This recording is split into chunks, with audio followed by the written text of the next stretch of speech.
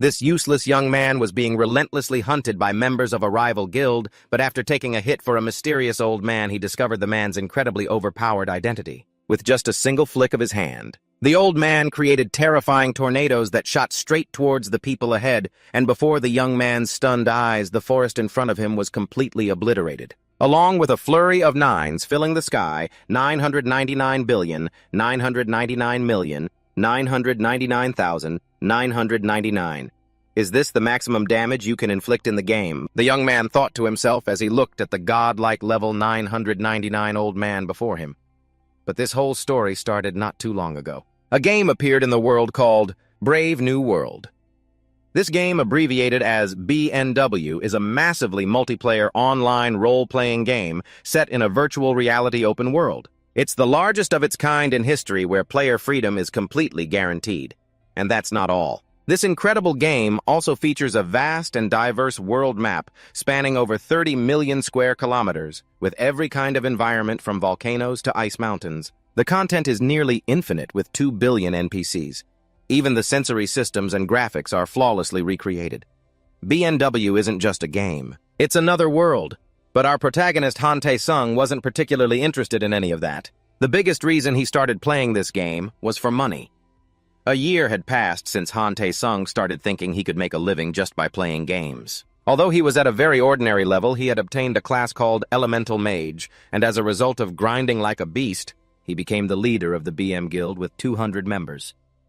All right, for now, this is enough to live comfortably for a while. Han Tae-sung was ecstatic looking at the pile of treasure before him. Just then, a guy next to him with a ridiculously ugly avatar also exclaimed cheerfully, "Boss, this is amazing. This can be exchanged for a ton of cash." "Dude, how did you manage to find such a sweet treasure hoard?" In response to his question, Han Tae-sung lightly patted the noob's shoulder and said with a laugh, "Haha, I have my ways." And after that, he turned to everyone around him and said, "Is everyone free? Let me treat you all to a meal." "Really? You're a great commander." Everyone cheered. I feel like I have a knack for gaming even without a good education or family background. It's true that fate gives everyone a chance. This game is the only way for me to survive and make a living. At least that's what Han Tae-sung thought back then. Scene changed to a rainforest. For some reason, our protagonist Han Tae-sung is being chased for his life by 2 guys dressed like bandits. "Stop right there, you coward." The guys behind him yelled as they saw Han Tae-sung start to speed up. And then right after that, once he'd put some distance between them, Han Tae-sung suddenly leaped to the side and vanished from their sight. Huh. He was right in front of us a second ago. Where'd he go? Damn it, I can't see clearly in this heavy rain. He must have gone this way. Hurry up and find him. He has nowhere to run, they said, moving slowly and scanning their surroundings. Meanwhile, Han Tae-sung, hiding right behind a tree near them, was breaking out in a cold sweat. This is so infuriating, those damned psychos from the Genesis Guild. To explain why Han Tae-sung was being hunted by these two, they both belong to some damn guild. It's called Genesis. They're a pretty influential guild in BNW, and they're the bastards who destroyed the BM Guild that Han Tae-sung had built and run. Thinking back on what had just happened, Han Tae-sung could only lament his rotten luck, even though their guild is that big. I never imagined the power gap between our guilds was so huge. I can't believe we were wiped out, even when we fought properly. And just as Han Tae-sung was thinking this, the system sent him a notification. Warning.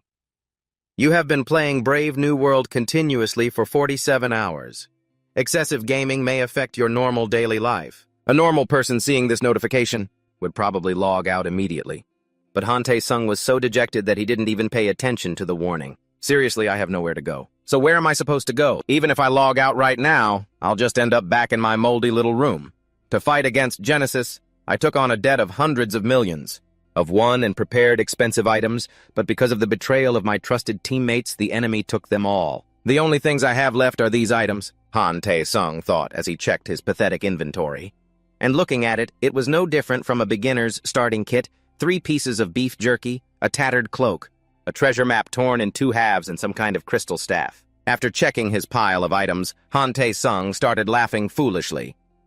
Ha ha ha, is it all over? Then Han Tae-sung gritted his teeth and said, Why? Why couldn't I do it even though I tried? I gave it my all and dedicated everything. Why do I always fail? As he spoke, his body began to tremble uncontrollably, and tears streamed down the young man's face, unable to contain his emotions. And right at that moment, A voice suddenly rang out in front of Han Tae-sung. Because you are truly weak. This world isn't for the weak. It's dog eat dog. This world follows such a cruel law. It's only natural for the weak to be trampled upon. Complaining is useless. And at this old man's words of wisdom, Han Tae-sung was a bit startled and looked up at him thinking, an old man. When did he appear in front of me? But before Han Tae-sung could even guess the man's identity, his lecturing words began again. How pathetic seeing a young man acting like a beggar with that pale look just begging for sympathy. Although it was true that he had hit rock bottom, but hearing those words directly still made him feel incredibly angry. How dare you call someone a beggar? Han Tae-sung thought angrily, then stood up to leave. Sir, please don't mind me and just be on your way. I don't have time to chit-chat with you, Han Tae-sung said irritably. The old man behind him frowned slightly. What's this kids these days? Don't they even know how to listen to their elders? And right after he said that, Han Tae-sung suddenly sensed something. He quickly turned around and warned, Sir, danger! But as Han Tae-sung looked, one of the two men who had been chasing him was charging in to attack from behind. Then a huge explosion erupted in the forest, and the other member of the Genesis Guild had now arrived. He praised the brown-haired man. Wow, that was amazing. You took him down in one hit. I told you to come with me, but you went on your own. That's because you're so slow, the brown-haired man complained. Turning to the bald man after the dust settled, he looked at the scene in front of him a little surprised and said, But is he really not going to log out? From his line of sight, it seemed Han Tae-sung had lunged forward to take the blow directly to avoid it hitting the old man behind him. Back to the story. At this moment, the brown-haired man also shared what he'd heard about Han Tae-sung. That's what he said himself. He doesn't want to log out because his real world is no different from hell. It's like he's in trillions of debt or something. Is it that serious? The bald man asked in surprise. Back to Han Tae-sung, because of his foolish move, he was now clutching his arm in pain. Damn it, I don't even have a weapon to use, Han Tae-sung thought to himself. Then he quickly turned to warn the old man behind him. Old man, it's dangerous here. Get out of here quickly. But unfortunately for Han Tae-sung, his concern was misplaced. Looking at the old man, he didn't seem the least bit worried. He even nonchalantly asked back, Why should I do that? Hearing that, Han Tae-sung was furious. Damn it, this is no time for jokes. And while these two were bickering, the bald man noticed the old man. He wondered, Who's that old geezer? An NPC? Hearing this, the brown-haired man said, That guy's funny, isn't he? Worrying about an NPC. And while these two were enjoying the show, a voice rang out from behind them. He's always like that, always acting so noble and kind. Han Tae-sung on the opposite side heard this voice. He growled, You traitor Kim Jin-woo! At Han Tae-sung's words, Kim Jin-woo smiled casually and said, Traitor, isn't that a bit harsh? I just transferred. Because I received a better offer, that's all. Turning back to Han Tae-sung, he then said some very meaningless things. How could you do this to me?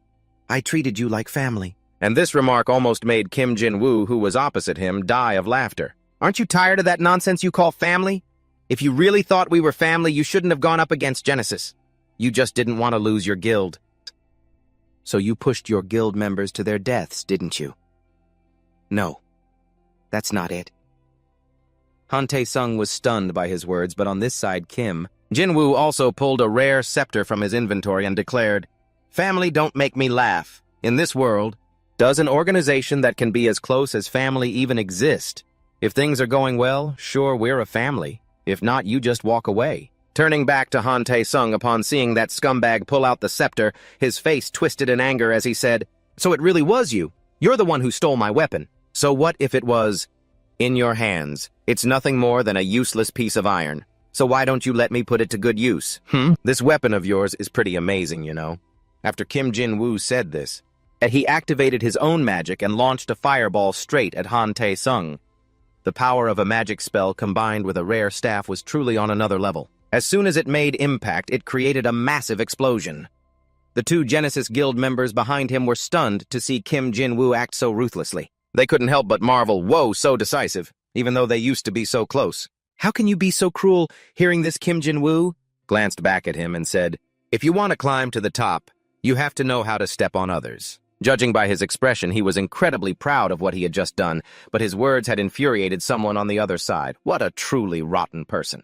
No matter how much of a scumbag someone is, they don't bite the hand that fed them like you did. I can never forgive you. These words came from the old man. It seems he had blocked all of Kim Jin-woo's magic with just one hand. Han Tae-sung, standing behind him, was now completely speechless with shock. The old man. Facing him, Kim Jin-woo was just as shocked. What the? That old man blocked my attack, Attack, you call that child's play an attack? Allow me to show you what a real attack is. As the old man spoke, he began gathering energy into his right fist, and then he casually swung his fist forward. And with just that one casual swing, it created a massive gale that shot forward, sweeping away those guys from the Genesis Guild. Han Tae-sung, on the other hand, didn't even have time to process what was happening. As the storm suddenly erupted, all he could do was shield his eyes and yell, What is this?" Then, he strained to open his eyes and look ahead only to fall back in shock at the sight before him. The forest, which had been lush and green moments ago, had now been turned into a wasteland, and a string of numbers 999,999,999,999 began to appear. Is that the maximum damage possible in this game? Han Tae-sung wondered, and at that very moment, a strange symbol suddenly appeared on his hand. Arcs of lightning shot out from it. Then the system displayed a notification, activating ancient language, comprehensive appraisal passerby, old man, existence form NPC, race human, level 999. Upon seeing level 999, Han Tae-sung's jaw dropped as wide as it could go. Oh my god! That level! It can't be level 999! Han Tae-sung's eyes were nearly blinded looking at this Grandmaster. This was despite the system announcing that he was just an old man. Passing by, turning back to the old man. After he had dealt with the small fry blocking his way, he turned to Han Tae-sung and said, "No. I've been watching you for a long time. You have no talent. You have no money and not even any luck." These 3 no's from the old man dealt so much psychological damage that Han Tae-sung practically coughed up blood. "No, this old man? Why would you just come out and say all that?" Han Tae-sung muttered to himself. The old man grew thoughtful for a moment, then continued. "But even so, I like the way you struggle with all your might." And as soon as the old NPC finished speaking, a notification message appeared beside Han Tae-sung. The destined bond of master and disciple. Quest classification epic. Content sincerely bow to the old man on the road. Reward unknown. Note: you must be completely sincere. Otherwise, he will beat you to death. After Han Tae-sung finished reading the quest description, he was so overjoyed he jolted to his senses. Oh my god, an epic quest for real, this is amazing. Besides, the quest itself isn't difficult at all. The note is a little strange, though. I don't know what that means, but an opportunity like this won't come a second time. There's no reason not to do it. With that thought, Han Tae-sung immediately clasped his hands, knelt, and spoke in the most sincere voice he could manage. Please accept me as your disciple. Thank you for saving my life, Master. It seemed the system deemed Han Tae-sung's sincerity sufficient as it immediately displayed a notification. Confirmation quest. The destined bond of master and disciple completed. Congratulations. You have become the disciple of Deus. You have successfully changed your title. Your in-game class has changed from elemental mage to disciple. The sudden class change left Han Tae-sung a bit bewildered, but it was mostly because of this new disciple class. That sounds a little strange, but Deus could see the question on his face, so he confirmed, "Yes, that's right. You have become my disciple. Since you are my disciple, I will open the path to invincibility for you," Deus said, extending his hand toward Han Tae-sung. For his part, Han Tae-sung quickly grasped his hand and said, "Yes, Master." And the very moment their hands touched, an incredibly complex magic circle appeared beneath their feet. The great elder Deus didn't seem to feel anything, but Han Tae-sung was right in the center of this magic circle. His guts felt like they were being twisted into knots. Oh crap, this is teleportation magic. Just as Han Tae-sung had that thought, his body vanished along with the magic circle. The scene immediately shifts to the Kunlun Mountains. At that moment, an enormous pillar of light suddenly appeared on the mountaintop, and after this pillar of light faded, Han Tae-sung's disheveled figure appeared once more. The moment he materialized, he started gasping for air, as if he had just survived an accident. To be able to use teleportation magic, something even high-ranking masters have trouble using instantly like this. Is this old man really an NPC, or is he a game master? Han Tae-sung silently speculated about the true identity of his NPC master. And while he was still thinking, Deus turned back and prompted him. "Don't hesitate. Follow me. There is a suitable place here where I will train you."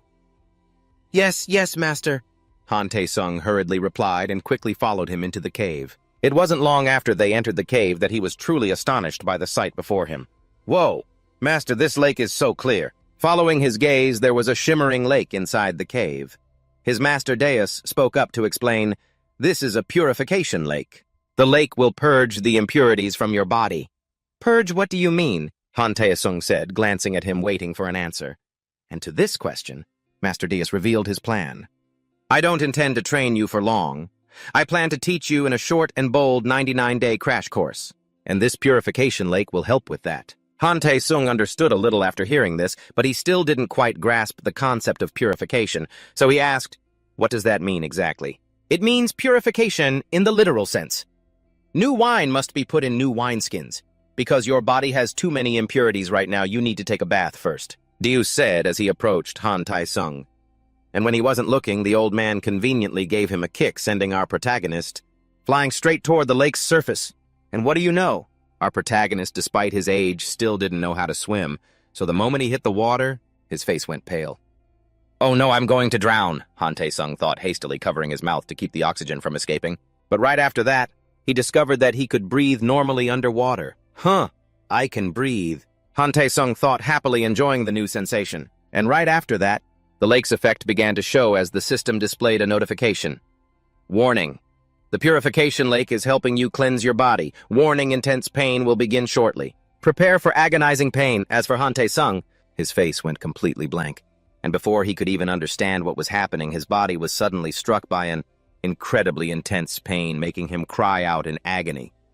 At the same time, a countdown timer appeared. Time remaining 59 minutes and 59 seconds. And his tortured screams from below only made Master Deus on the shore feel delighted. "Hey, kid. It's great to hear you can let out." In such a loud scream, he cheerfully praised the disciple he had just taken on. Back to Han Tae-sung, he was in so much pain that his mind was in chaos. "My whole body. No, it feels like every single cell is being set on fire. How can the game system allow this level of pain? This is impossible. I have to log out. I have to log out." Han Tae-sung thought to himself and began to raise his trembling hand toward the system window.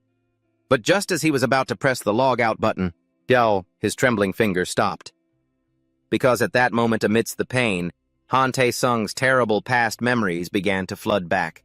From the guild he worked so hard to build being destroyed by the Money MD Genesis Guild, to being chased until he was exhausted by 2 of its members, and even the unpleasant memories of his family life back in high school, and even the days he had to toil away at a construction site. These memories and this suffering seemed to give Han Tae-sung the mental strength to endure this pain. "No, I can't run away like this again." Han Tae-sung gritted his teeth and endured, waiting for the time to pass. And so it went. An hour of hell on earth has ended. The very moment the countdown timer hit 0 minutes and 0 seconds, Han Tae-sung immediately surfaced and successfully swam to shore. "I did it! I did it!" Han Tae-sung grinned with immense satisfaction. And as a reward for his efforts, the system displayed a confirmation notice warning. The purification process is complete. Player's character information will be reset. Name Han Tae-sung. Level decreased from 201 to 1. Classification Adventurer. Class Disciple. This reward couldn't be any better. Looking at his level being reduced to 1, Han Tae-sung was so thrilled, his face twisted. Level 1, Han Tae-sung said, trembling as his eyes bulged. He pressed his face right up against the screen to see if it was a mistake. But unfortunately for Han Tae-sung, there was no mistake. Because Deus standing behind him confirmed, "Oh, the purification process was completed perfectly." Han Tae-sung's face turned pale upon hearing that. He turned back and asked his master, "What is this? Why is my level 1 just 1 hour ago I was just a piece of trash?" Deus threw him a towel and said, "If you're talking about 1 hour ago, that was before you met me, wasn't it?" Across from him, Master Deus began to enlighten his disciple. "Your strength, stamina, speed, none of it was any good, with such unbalanced stats. Tell me, how could you possibly become invincible?" Hearing his master's words, Han Tae-sung began to vaguely understand something. Does he mean he reset my level because my stats were a complete mess? He turned towards Deus, who continued to explain, "I will help you overcome all the weaknesses of your body and help you unleash your potential to its absolute limit. In other words, when others gain 1 mana upon leveling up, you will be able to gain 1.2 mana. That's about 20% more. After hearing his master's explanation, his mind raced. Wait, if that's the case, then using a standard of 100 when others get 100 mana, I can get 120 mana.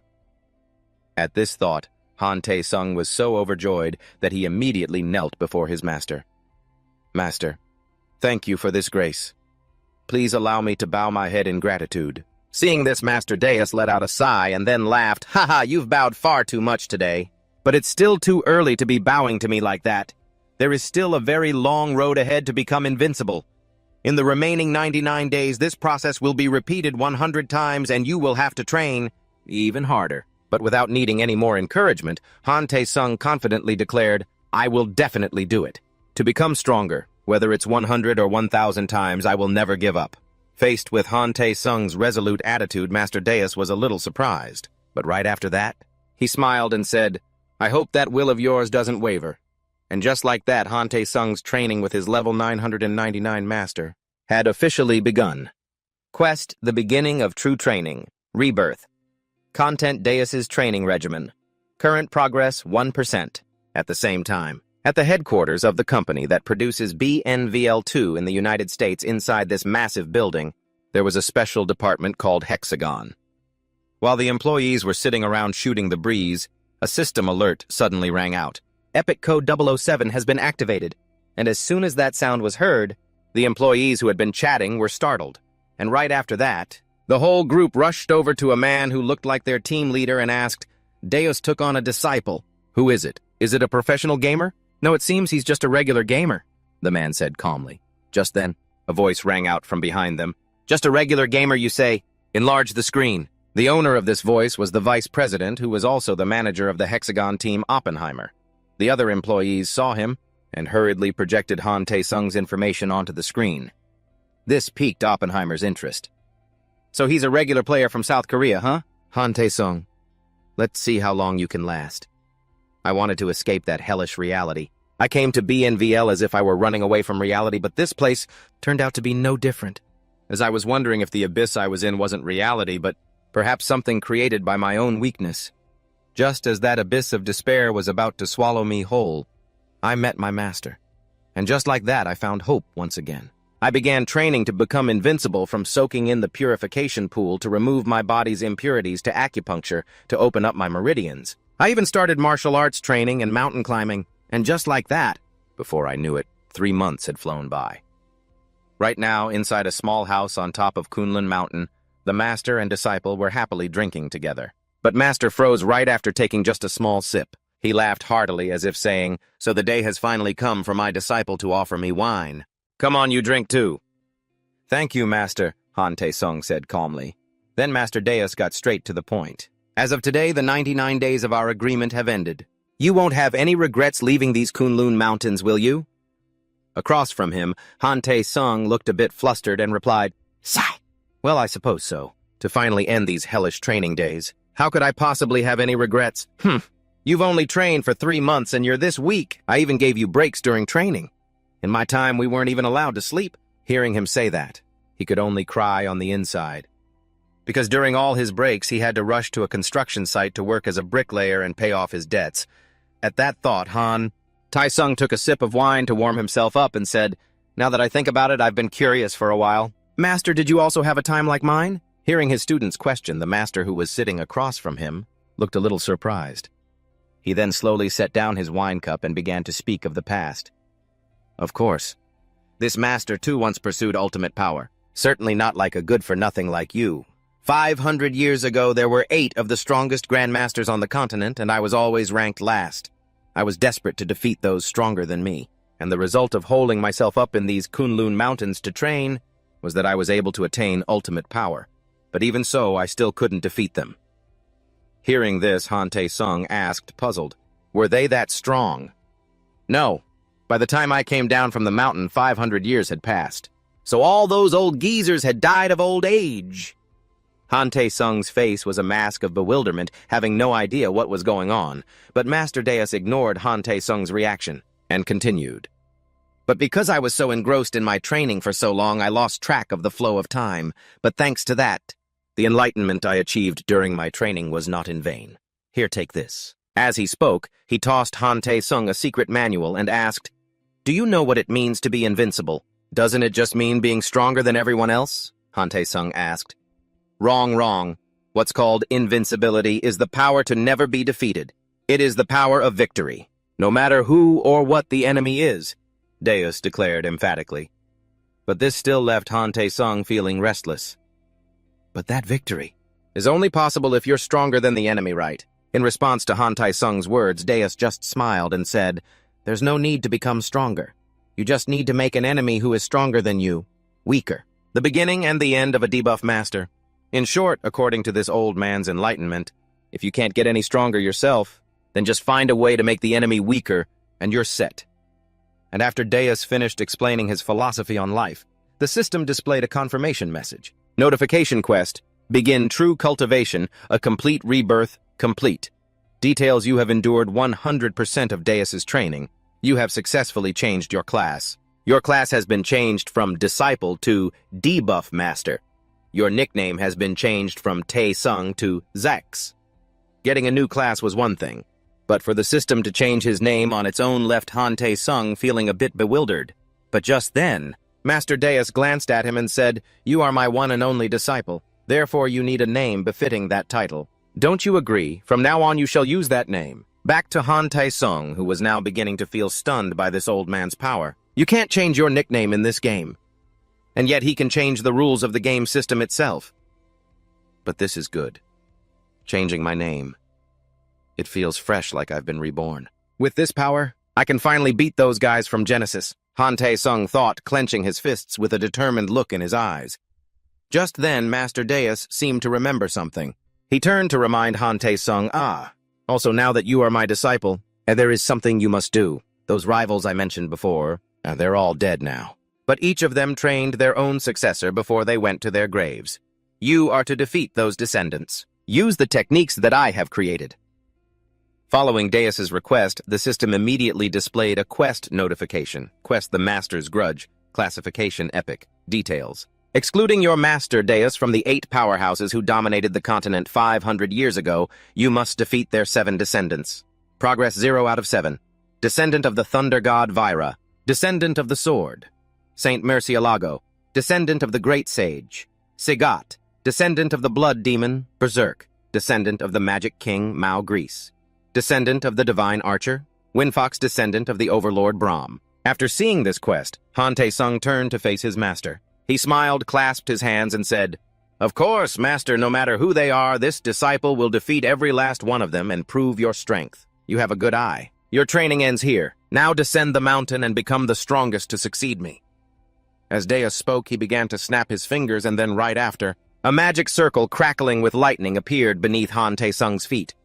Finally, a pillar of light shot straight down from the sky above, and Han Tae-sung himself vanished along with that beam of light. But after Han Tae-sung had left, Deus realized that they had only had 1 cup of wine before getting down to business, and they hadn't eaten a single thing. The scene shifts to the far western region of the continent, Burman territory. After Deus's teleportation magic ended, Han Tae-sung had been thrown into this very place. "Burman territory, huh? He didn't teleport me very far, did he?" Han Tae-sung mumbled upon arriving in the territory. This actually made Han Tae-sung feel a little relieved. "This is good, actually. My current level is only 1. In my present state, I'm still too weak to confront the Genesis clan. The most urgent task now is to reach at least level 100 without any interruptions." With that in mind, Han Tae-sung sat down on a nearby log and began to check his class information. Hidden Class Debuff Master. Role: Melee Damage Support. Area of Effect Damage. Description: uses debuffs. Various debuffs and physical attacks to weaken enemies. Main weapon: Heavy Weapon. Main defensive gear: Heavy Armor. Equipment Mastery Level 1 Tool. Proficiency: S. Level 1. Shield Proficiency: S. Level 1. Greatsword Proficiency: S. Level 1. Spear Proficiency: S. Level 1. Gauntlet Proficiency: S. Level 1. Heavy Armor Proficiency: S. Skills: Debuff Master. Total Weaken Annihilation. Field. Fatal Blow. Speed Restriction locked. Contempt for the Strong locked. Note: Fatal Blow is an active skill. Kared. So, Total Weaken and Annihilation Field are area of effect debuff skills, huh? Han Tai-sung mumbled and began to carefully examine each skill. Annihilation. Field Level 1 creates a circular field centered on the caster that reduces the enemy's defense and resistance. As the skill level increases, the affected area expands. Total Weaken Level 1 creates a circular field centered on the caster that gradually reduces the enemy's health and mana. As the skill level increases, the affected area expands and the amount of damage increases. Since this is a fixed damage method proportional to the caster's mana, it is not affected by the enemy's defense or resistance. This is it. After Han Tai-sung finished reading the skill descriptions, his eyes practically bulged out of his head. Isn't this totally insane? It doesn't just lower their defense, but their resistance too. And on top of that, it's fixed damage that scales with my mana. This is just too perfect. I want to try it out right away. Are there no monsters around? Or maybe I should just grab a passing NPC and rough them up a bit. Han Tai-sung was so excited his thoughts started to run wild. And as if the heavens themselves wanted to satisfy Han Tai-sung's primal urge, an opportunity presented itself at that very moment. Suddenly, a desperate cry rang out from ahead of him. "Ah, I'm not your enemy!" Hearing this, Han Tai-sung quickly turned his head toward the source of the sound. In his line of sight, a massive tiger was charging toward him like a tank, and clamped in its mouth was a cage. And the voice from earlier was coming from a hamster trapped inside that very cage. Just then, the hamster spotted Han Tai-sung and shrieked even more desperately, "Hey, you human! Save me!" Its cry for help triggered the quest system. Hidden Emergency. Quest Rescue the Great Spirit. Objective: defeat the mutated tiger 0 out of 1. Free the Great Spirit 0%. Reward unknown. As for Han Tai-sung, after seeing the terrifyingly huge tiger, his first instinct was to run, but the moment he saw the hidden quest, he stopped in his tracks. A hidden quest that hamster is a great spirit. Besides that mutated tiger, how can there be such a high-level monster in a beginner area? Mutated tiger level 25. A tiger mutated by a mysterious energy, and because of the quest's unknown reward, Han Tai-sung glanced at the log beside him and made his decision. Master did say, no matter how strong the opponent is, all I have to do is make them weaker. With that thought, Han Tai-sung picked up the log, and in the next moment, he simultaneously activated Annihilation Field to reduce the enemy's defense and magic resistance, while also activating Total Weaken to model to drain this tiger's stamina and mana. But as soon as the tiger and the mouse entered the skill's range, their speed decreased. Looking at the mouse over here, it already looked completely wasted. It seems this weakening effect is just too overwhelming for its body, which barely has any meat on its bones. Han Tai-sung also took the opportunity while the tiger was slowed down to swing his club right at its mouth. This sent the cage holding the mouse flying, but this tiger was completely worthy of its mutant title. A strike from a level 1 player only served to piss it off more. It hadn't caused much damage at all. It immediately retaliated with a lightning-fast pounce, but luckily for Han Tai-sung, the tiger had been slowed down considerably. So he was able to duck in time and dodge the attack. And right after that, Han Tai-sung gifted this stupid tiger 4 or 5 club strikes right to the body. Of course, it still didn't cause much damage to the mutant tiger. It didn't even bother to defend itself. It only focused on attacking Han Tai-sung. Just like now, it started swinging its paw as big as a fan right at his face. Faced with this devastating blow, Han Tai-sung calmly observed and ducked his head just as the blow was about to land. As a result, the mutant tiger missed again while the fat mouse in the back watched the human and tiger fight. It had been staring wide-eyed this whole time. Awesome. Too awesome. A mere level 1 human could go toe-to-toe with a level 20-plus mutant like this. Thinking this, it seemed to see its hope for survival in Han Tai-sung, and it cried out desperately, "Hey, human over there, please win and save me." Back to Han Tai-sung.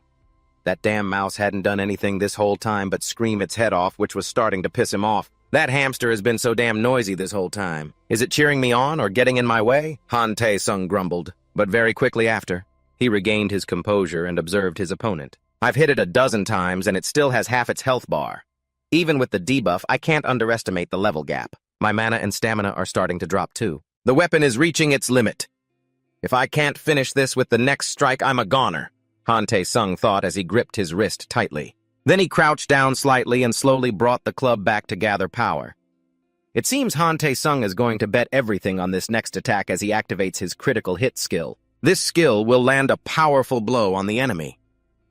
At this moment, on the opposite side, it seems the mutant tiger also realized that Han Tae-sung was about to unleash some kind of terrifying move. So it didn't rush forward to attack, just like that.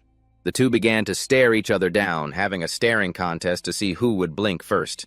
And it seems the loser was the mutant tiger. After a moment of staring, it couldn't hold back any longer and lunged forward. With just one leap, it instantly vanished from its spot and charged straight at Han Tae-sung. But from Han Tae-sung's perspective, the stupid tiger's 5 sharp claws were already right in front of his face. And in this dangerous moment, Han Tae-sung began to use 120% of his visual ability to carefully observe the attack's trajectory, then slightly tilted his head to the side to dodge. And just as the tiger was attacking and unable to defend Han Tae-sung, swung the club in his hand infused with the critical hit skill straight into the mutant tiger's maw. And the result was right after that. A shattering sound rang out. The blow was so powerful it created a shockwave in the air that spread outwards, and the club in Han Tae-sung's hand shattered into pieces. As for the mutant tiger, needless to say, its teeth and jaw were utterly destroyed. Poor guy didn't even get to enjoy its mutant powers for long, before it kicked the bucket and turned into nutrients for Han Tae-sung. And thanks to this tiger right after that, a series of "You have leveled up" notifications appeared next to him. As a result, with just this one monster, Han Tae-sung reached level 15, straight to level 15 just like that. It was worth risking my life to fight for this. I defeated something that was supposed to be unbeatable. So this is the power of a debuff master, Master Han Tae-sung said to himself, looking at the corpse of the tiger with its tongue hanging out. Meanwhile, the fat mouse in the back, after seeing the stupid tiger had been defeated, screamed as if its house was on fire. "Hey, human, don't just stand there. Hurry up and get this thing off me." "So noisy," Han Tae-sung mumbled. But then, he still helped this pig mouse get out. As for this hamster, as soon as it was released, it was overjoyed. "Phew, I'm alive." "Thank you, human. I really want to repay this favor. Aren't you lonely exploring by yourself? Especially if you want to, I will come along." It seemed to want to go with Han Tae-sung, but before it could even finish its proposal, Han Tae-sung turned and walked away, saying, "But I'm not lonely." The fat mouse behind him heard this, and it seemed he hadn't considered the possibility of Han Tae-sung refusing him, seeing his decisive departure. It made the pig mouse hurriedly hug Han Tae-sung's leg and wail, Wait, I've lost all my memories now. I don't have any power at all. Take me with you." Back to Han Tae-sung after seeing this little thing.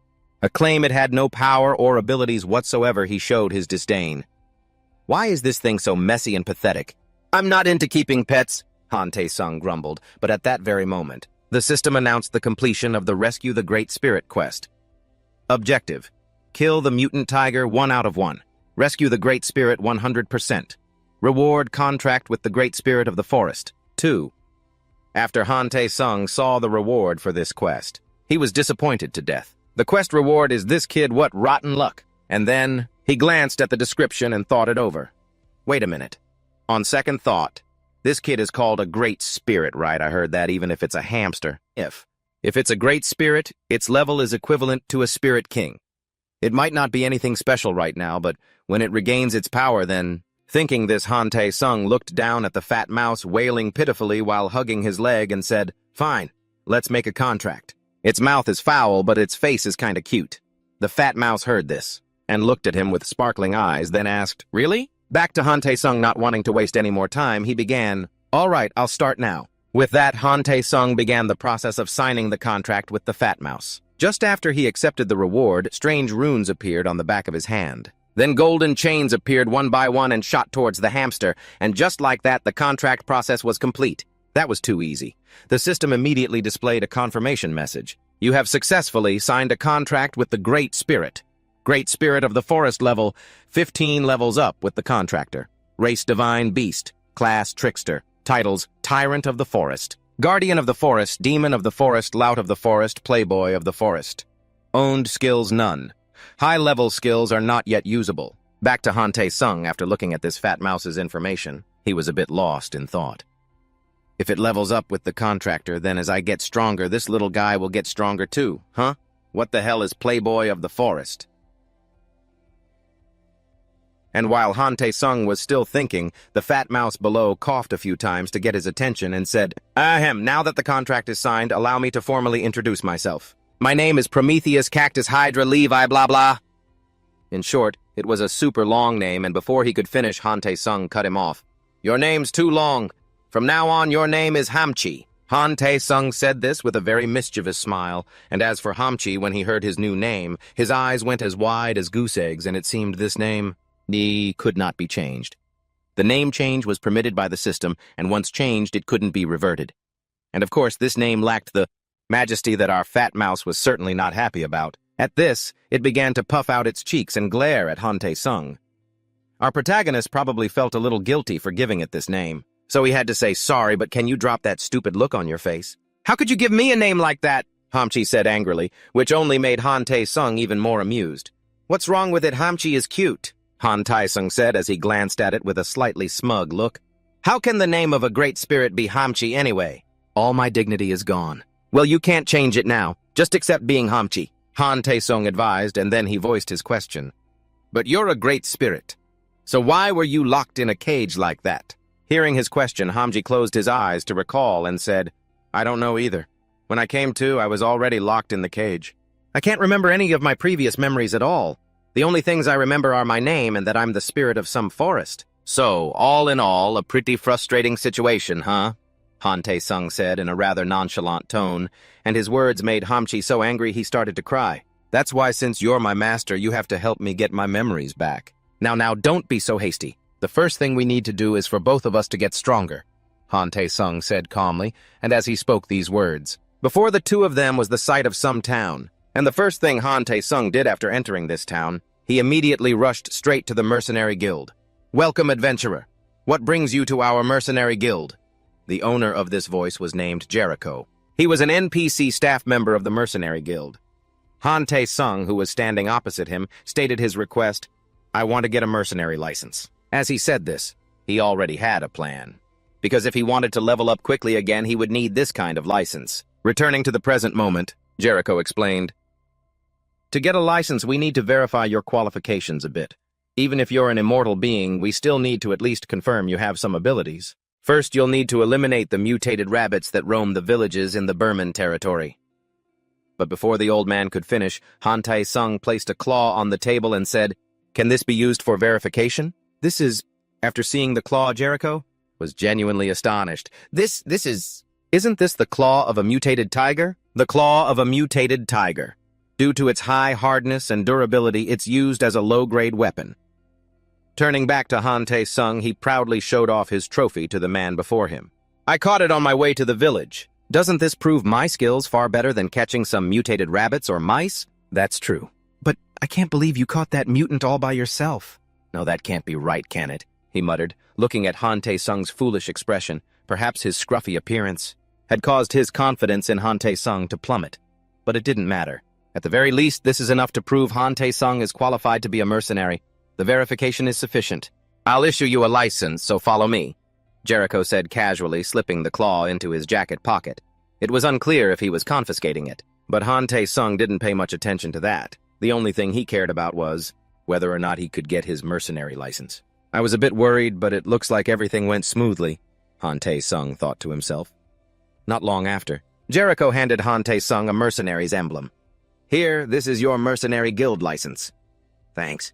Han Tae-sung happily took the license, and while he was still celebrating, Jericho, who was in front of him, looked a bit troubled and said, If you have a moment, and could you listen to my story? The thing is, lately, mutated monsters have been flocking here in unusual numbers.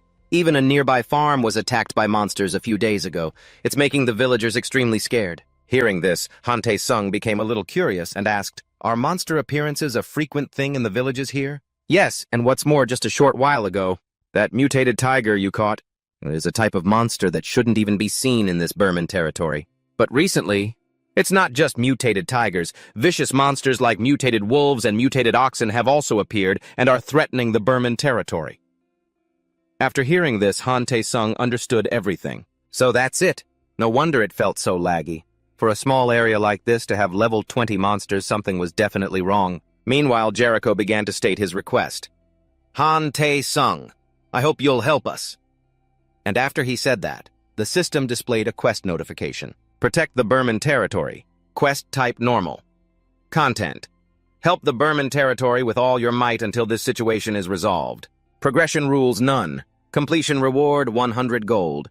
Returning to Hante Sung, since the system had already issued the quest. He couldn't really refuse, but he still complained a little, "But my level is too low to help you guys." Hearing this, Jericho said awkwardly, "It's a bit embarrassing to say this, but in this village, the only person who has single-handedly caught a mutated tiger is you. Besides, our territory is in the backwoods of all backwoods, so we don't even have a magic communication circle. If we want to get help from the outside, it would take a week at the very least." Han Tae-sung's head was spinning after hearing this. Is this place really that much in the boonies? Normally I wouldn't take on an overwhelming quest like this, but with this quest, this has the smell of a tyrant's doing. Thinking this, Han Tae-sung made his decision and said, "I understand what you're saying, sir." "All right, just leave everything to me," Han Tae-sung said with a smile. At the same time, a short distance from the Burman territory in a city within the Australia territory, there was someone else. He was trying to drag his blood-soaked body forward. Unfortunately, one of his legs had been cut off so he couldn't run, and at that moment, he could only cry out in despair, "Help!" And that would be the last word this man ever spoke, because right after, an axe blade swung straight towards the man. Then a cold voice rang out, "I told you not to raise your head. As expected, humans are a foolish race. But don't worry, I am far superior to you, and I will become your king." These words seemed to come from some kind of mutant goblin. Back to Han Tae-sung as he prepared for this new mission. He got himself a new set of clothes. After seeing his new outfit, that little guy Hamchi couldn't help but praise him. "Oh, young master, a moment ago you looked exactly like a beggar. Now you just kind of look like a beggar." "What do you mean, kind of look like a beggar?" Han Tae-sung said angrily. After that, he waited for Hamchi to climb onto his shoulder and explained, "I had to buy clothes because I couldn't keep wearing that tattered old training uniform." After speaking, he looked at the sharp, four-sided mace in his hand and thought, "This weapon should be more than enough. I can't wait to try it out." And while Han Tae-sung was still feeling excited, that fat mouse Hamchi ordered him, "Well, shopping's done. Time to eat right." Hearing this, all of Han Tae-sung's joy vanished instantly. This glutton, we just bought mana crystals and you've already eaten them all. Those were just low-grade mana crystals. They weren't even enough for a snack. "What, do you have any idea how expensive those were, you pig hamster?" Han Tae-sung yelled. And so, the man and the mouse started bickering loudly, neither one willing to back down. And while the two of them were glaring daggers at each other, a voice called out from beside them. It caught both of their attention. "So you're the adventurer who caught that mutant tiger, huh? It's a pleasure to meet you. I'm Jang Manbok. I'll be completing this mission with your party." He said this while extending his hand toward Han Tae-sung. At the same time, Jang Manbok also introduced his two teammates beside him. The young man with the ponytail is Thompson, and the one with the center-parted hair is Rudy. Turning back to Han Tae-sung, he looked at the three of them and recalled, "So these are the other mercenaries that old man Jericho mentioned." Thinking this, Han Tae-sung shook his hand and introduced himself. "I'm Secret. I look forward to working with you."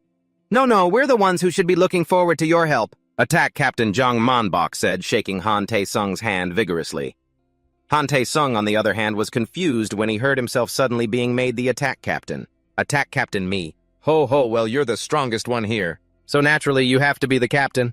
We're just newcomers. We couldn't even catch a mutant tiger on our own. Are they really this blatant about freeloading?" Han Tae-sung thought with resignation, then said, "I understand." After the introductions were over, Thompson stepped forward from the back and asked, "All right, the team is formed. What should we do now?" Across from him, Han Tae-sung replied, "Old man Jericho's request was to protect the village alongside the Burman regular army, so let's start at the Bugatti farm. The situation there is said to be the most serious." Not long after that, at the Bugatti farm inside the Berlin territory, a squad of soldiers was struggling to fight off the mutant wolves attacking the area, and Han Tae-sung's group had already joined the battle. "Thompson?" Jang Manbok yelled as he blocked an attack from a mutant wolf with his shield. Thompson reacted instantly as soon as he saw the opening. Created by his teammate, he charged forward with his spear and ran the wolf through, finishing it off in one go. "Over here." On seeing this, Jang Manbok collapsed to the ground, gasping for air. "Phew, I'm exhausted. Even if I were 10 years younger, I wouldn't have the stamina for this," he complained. But before the old man, I could rest for long. Thompson spotted something up ahead and said, "Is that thing coming this way?" "What's coming?" Jang Manbok asked, puzzled, then glanced forward. Following his gaze, he saw a mutant bull charging straight towards them like a tank. Anyone who dared stand in its way was sent flying. without mercy, and Zhang Manbok and Thompson themselves couldn't escape. The fate of being knocked away. This was a level 25 mutant bull, a cow mutated by an unidentifiable energy. And its target right now seemed to be Han Tae-sung, who was busy wiping the floor with the wolves. The soldiers nearby saw the bull charging and ran for their lives, but luckily there was one guy who still had a bit of a conscience left, so he immediately shouted a warning that it was coming. Run! Seeing this, Han Tae-sung also hurriedly faced forward, but by then the bull was already too close. With no other choice, he instantly used his critical hit skill and prepared to fight this bull to the death. And just as this bull entered his attack range, he landed a mountain-shattering strike right on its head. The blow was so powerful that the bull collapsed to the ground instantly. The ground beneath its feet also cracked into many pieces, and the bull's defeat gave Han Tae-sung enough experience to reach level 20. But even so, he wasn't happy at all. Damn it, there are too many people watching, so I can't use my debuff skills. At this rate, it would have been better to hunt alone, Han Tae-sung thought, gritting his teeth. Just then, Ruji started helping Mr. Kang Man-bok over and asked, "Hey, are you okay?" "I'm fine. Are the others all right?" "I think a few people were hit by the bull just now," Han Tae-sung asked worriedly. In response, Mr. Kang Man-bok could only sigh and say, "I'm the tank, so I'm okay. But Thompson is pretty badly injured. It's not life-threatening, but for now he can't get up." At this, the man had to praise Han Tae-sung. "Still, you're really skilled. Taking down a mutant bull all by yourself. I guess the rumor about you catching a mutant tiger alone wasn't a lie, huh? Have you considered becoming a pro gamer?" "It was all just luck," Han Tae-sung said shyly. After all, for a player who had reached level 200 to now be praised for killing a few weak monsters like this, was a little embarrassing. He turned back towards the horde of monsters. Suddenly a voice echoed in their minds, "Return." This sound was like a switch for the monsters. As soon as they heard it, they all turned in one direction and fled immediately. Han Tae-sung watched stunned as the monsters suddenly took off like the wind. It left him completely bewildered. "They've run away. Is the quest complete just like that? That's strange. All those mutants are running in the same direction as if they've been summoned. It looks like they received an order to retreat." And just as Han Tae-sung had guessed right after that, the system sent him another quest. Investigation quest. Classification normal quest. Content. Find the reason why the mutants caused the monster wave. Completion 0%. Completion reward. 200 gold. Note none. Is this a linked quest with the Defend the Territory quest? So that means it's not over just by wiping out the monsters, right? Han Tae-sung thought to himself, then turned to Kang Man-bok and Ruji. "You guys go back to the tent first. I'm going to find out where these monsters went." Seeing this, Mr. Kang Man-bok asked worriedly, "Will you be okay going alone?" "I'll be fine. I'm the only one in perfect condition anyway." Hamchi, hiding in the scarf around his neck, added, "And he has me, so there's no need to worry." "All right then," the man said, bewildered at the sight of the talking rodent. After that, Han Tae-sung and the Fat Mouse set off after the monsters, following their tracks. From the footprints they left behind, he was able to deduce a few things. "As I thought, they're all heading to the same place. But this direction, this must be toward the territory, east of Schreier. Could it be they've changed their target to Schreier?" Han Tae-sung wondered. Just then, the Fat Mouse Hamchi noticed something and called out to him. "Hey, Kidmaster over here. I was wondering where you'd gone. So you were just playing around here, huh?" The Pig Mouse didn't pay much attention to Han Tae-sung's complaints. Instead, the little guy looked ahead and said, "Look over there," following its gaze. Before them stood a magnificent castle. Han Tae-sung immediately recognized it. "So this is the stronghold of the Schreier territory. But why is it so run down it looks like an abandoned city?" And just as Han Tae-sung said that, the castle gates suddenly swung open. The sight that followed made Han Tae-sung's expression turn serious, because as soon as the gates opened, a goblin appeared. A bright yellow one, holding a giant axe and riding a majestic tiger, began to walk out. The surrounding mutant monsters and goblins all knelt down upon seeing it, as if welcoming their king. This yellow-skinned goblin was the legendary Golden Goblin, one of which appears once every 100 years. Race Goblin. Class Goblin Lord. Attributes Dark and Fire. Special ability Domination. Mental control over monsters only. Back to Han Tae-sung. After seeing the description of this monster, he broke out in a cold sweat. A Goblin Lord. What's more, it has a mind control skill. So the recent mutant uprising, it must be this guy's doing. Just then, Hamchi, the pig rat at his side, also figured out the problem and said, "Well, we know the cause now. So what do we do? First, let's head back to the tent. I can't handle this situation alone." Han Taesung said worriedly, then quietly slipped away, before this yellow-skinned creature could spot him. The scene shifts to the camp area of the Burman territory. As soon as he returned, Han Taesung rushed here immediately, to report everything he had seen. The commander of this place personally came to greet him. "Greetings, I am the commander-in-chief of the Burman army. I am Christopher. It's a pleasure to meet you." Han Taesung said cheerfully, "I've heard about your achievements. Jerry has recommended you highly. Honestly, I'd like to talk with you more. But the situation is extremely urgent, so I'll get straight to the point." With that, he looked at the regional map and began to summarize the situation. "The Australia territory that we're looking at here has fallen to the goblins. If that's the case, then the main cause of the mutant situation is the goblins." Han Taesung on the side, hearing him say this, added what he had seen, saying, "To be precise, it's a goblin lord. That thing used its mind control ability to command the mutants and destroy the Australia territory. And now it's targeting this Burman territory." A knight standing nearby heard this and said worriedly, "Commander, if that's true, then our Burman territory is finished. A goblin lord is not a monster we can handle." Even Han Taesung had to agree with this opinion. "We need to evacuate the lord and the people now," he suggested. And while the group was tense, Uncle Kong Monbok suddenly raised his hand to speak. It feels a bit strange to say this all of a sudden, but the Australia territory is our next-door neighbor, and it was destroyed. So why is it that we still don't know about it until now?" Commander Bridge heard this and calmly explained, "We didn't have much interaction with Streer to begin with, and a small territory like that doesn't have a proper communication network either." And just as he said that, Han Taesung helped him explain a few things. "There's another reason. The Burman soldiers didn't have the spare time to investigate because they had to focus on fending off the mutant attacks. The Goblin Lord definitely targeted that weakness. It isolated Burman to create this exact situation." After hearing Han Taesung's words, Commander Bridge was truly resentful. "Our Burman has a proud 300-year history, and it's about to be destroyed just because of some goblins. How can I possibly report this to the Lord?" His arm trembled with anger as he spoke, but right at that moment, Han Taesung's voice rang out. "It's not like there's no way." "What is it?" Bridge hurriedly turned to ask, and in response to his eager question, Han Taesung calmly said, "I can't be 100% sure, but if we have time, it's worth a try. Time for me to train and level up more." Han Taesung's face showed a look of extreme confidence as he said this. "The plan is pretty simple. We'll form a commando unit with the fastest members.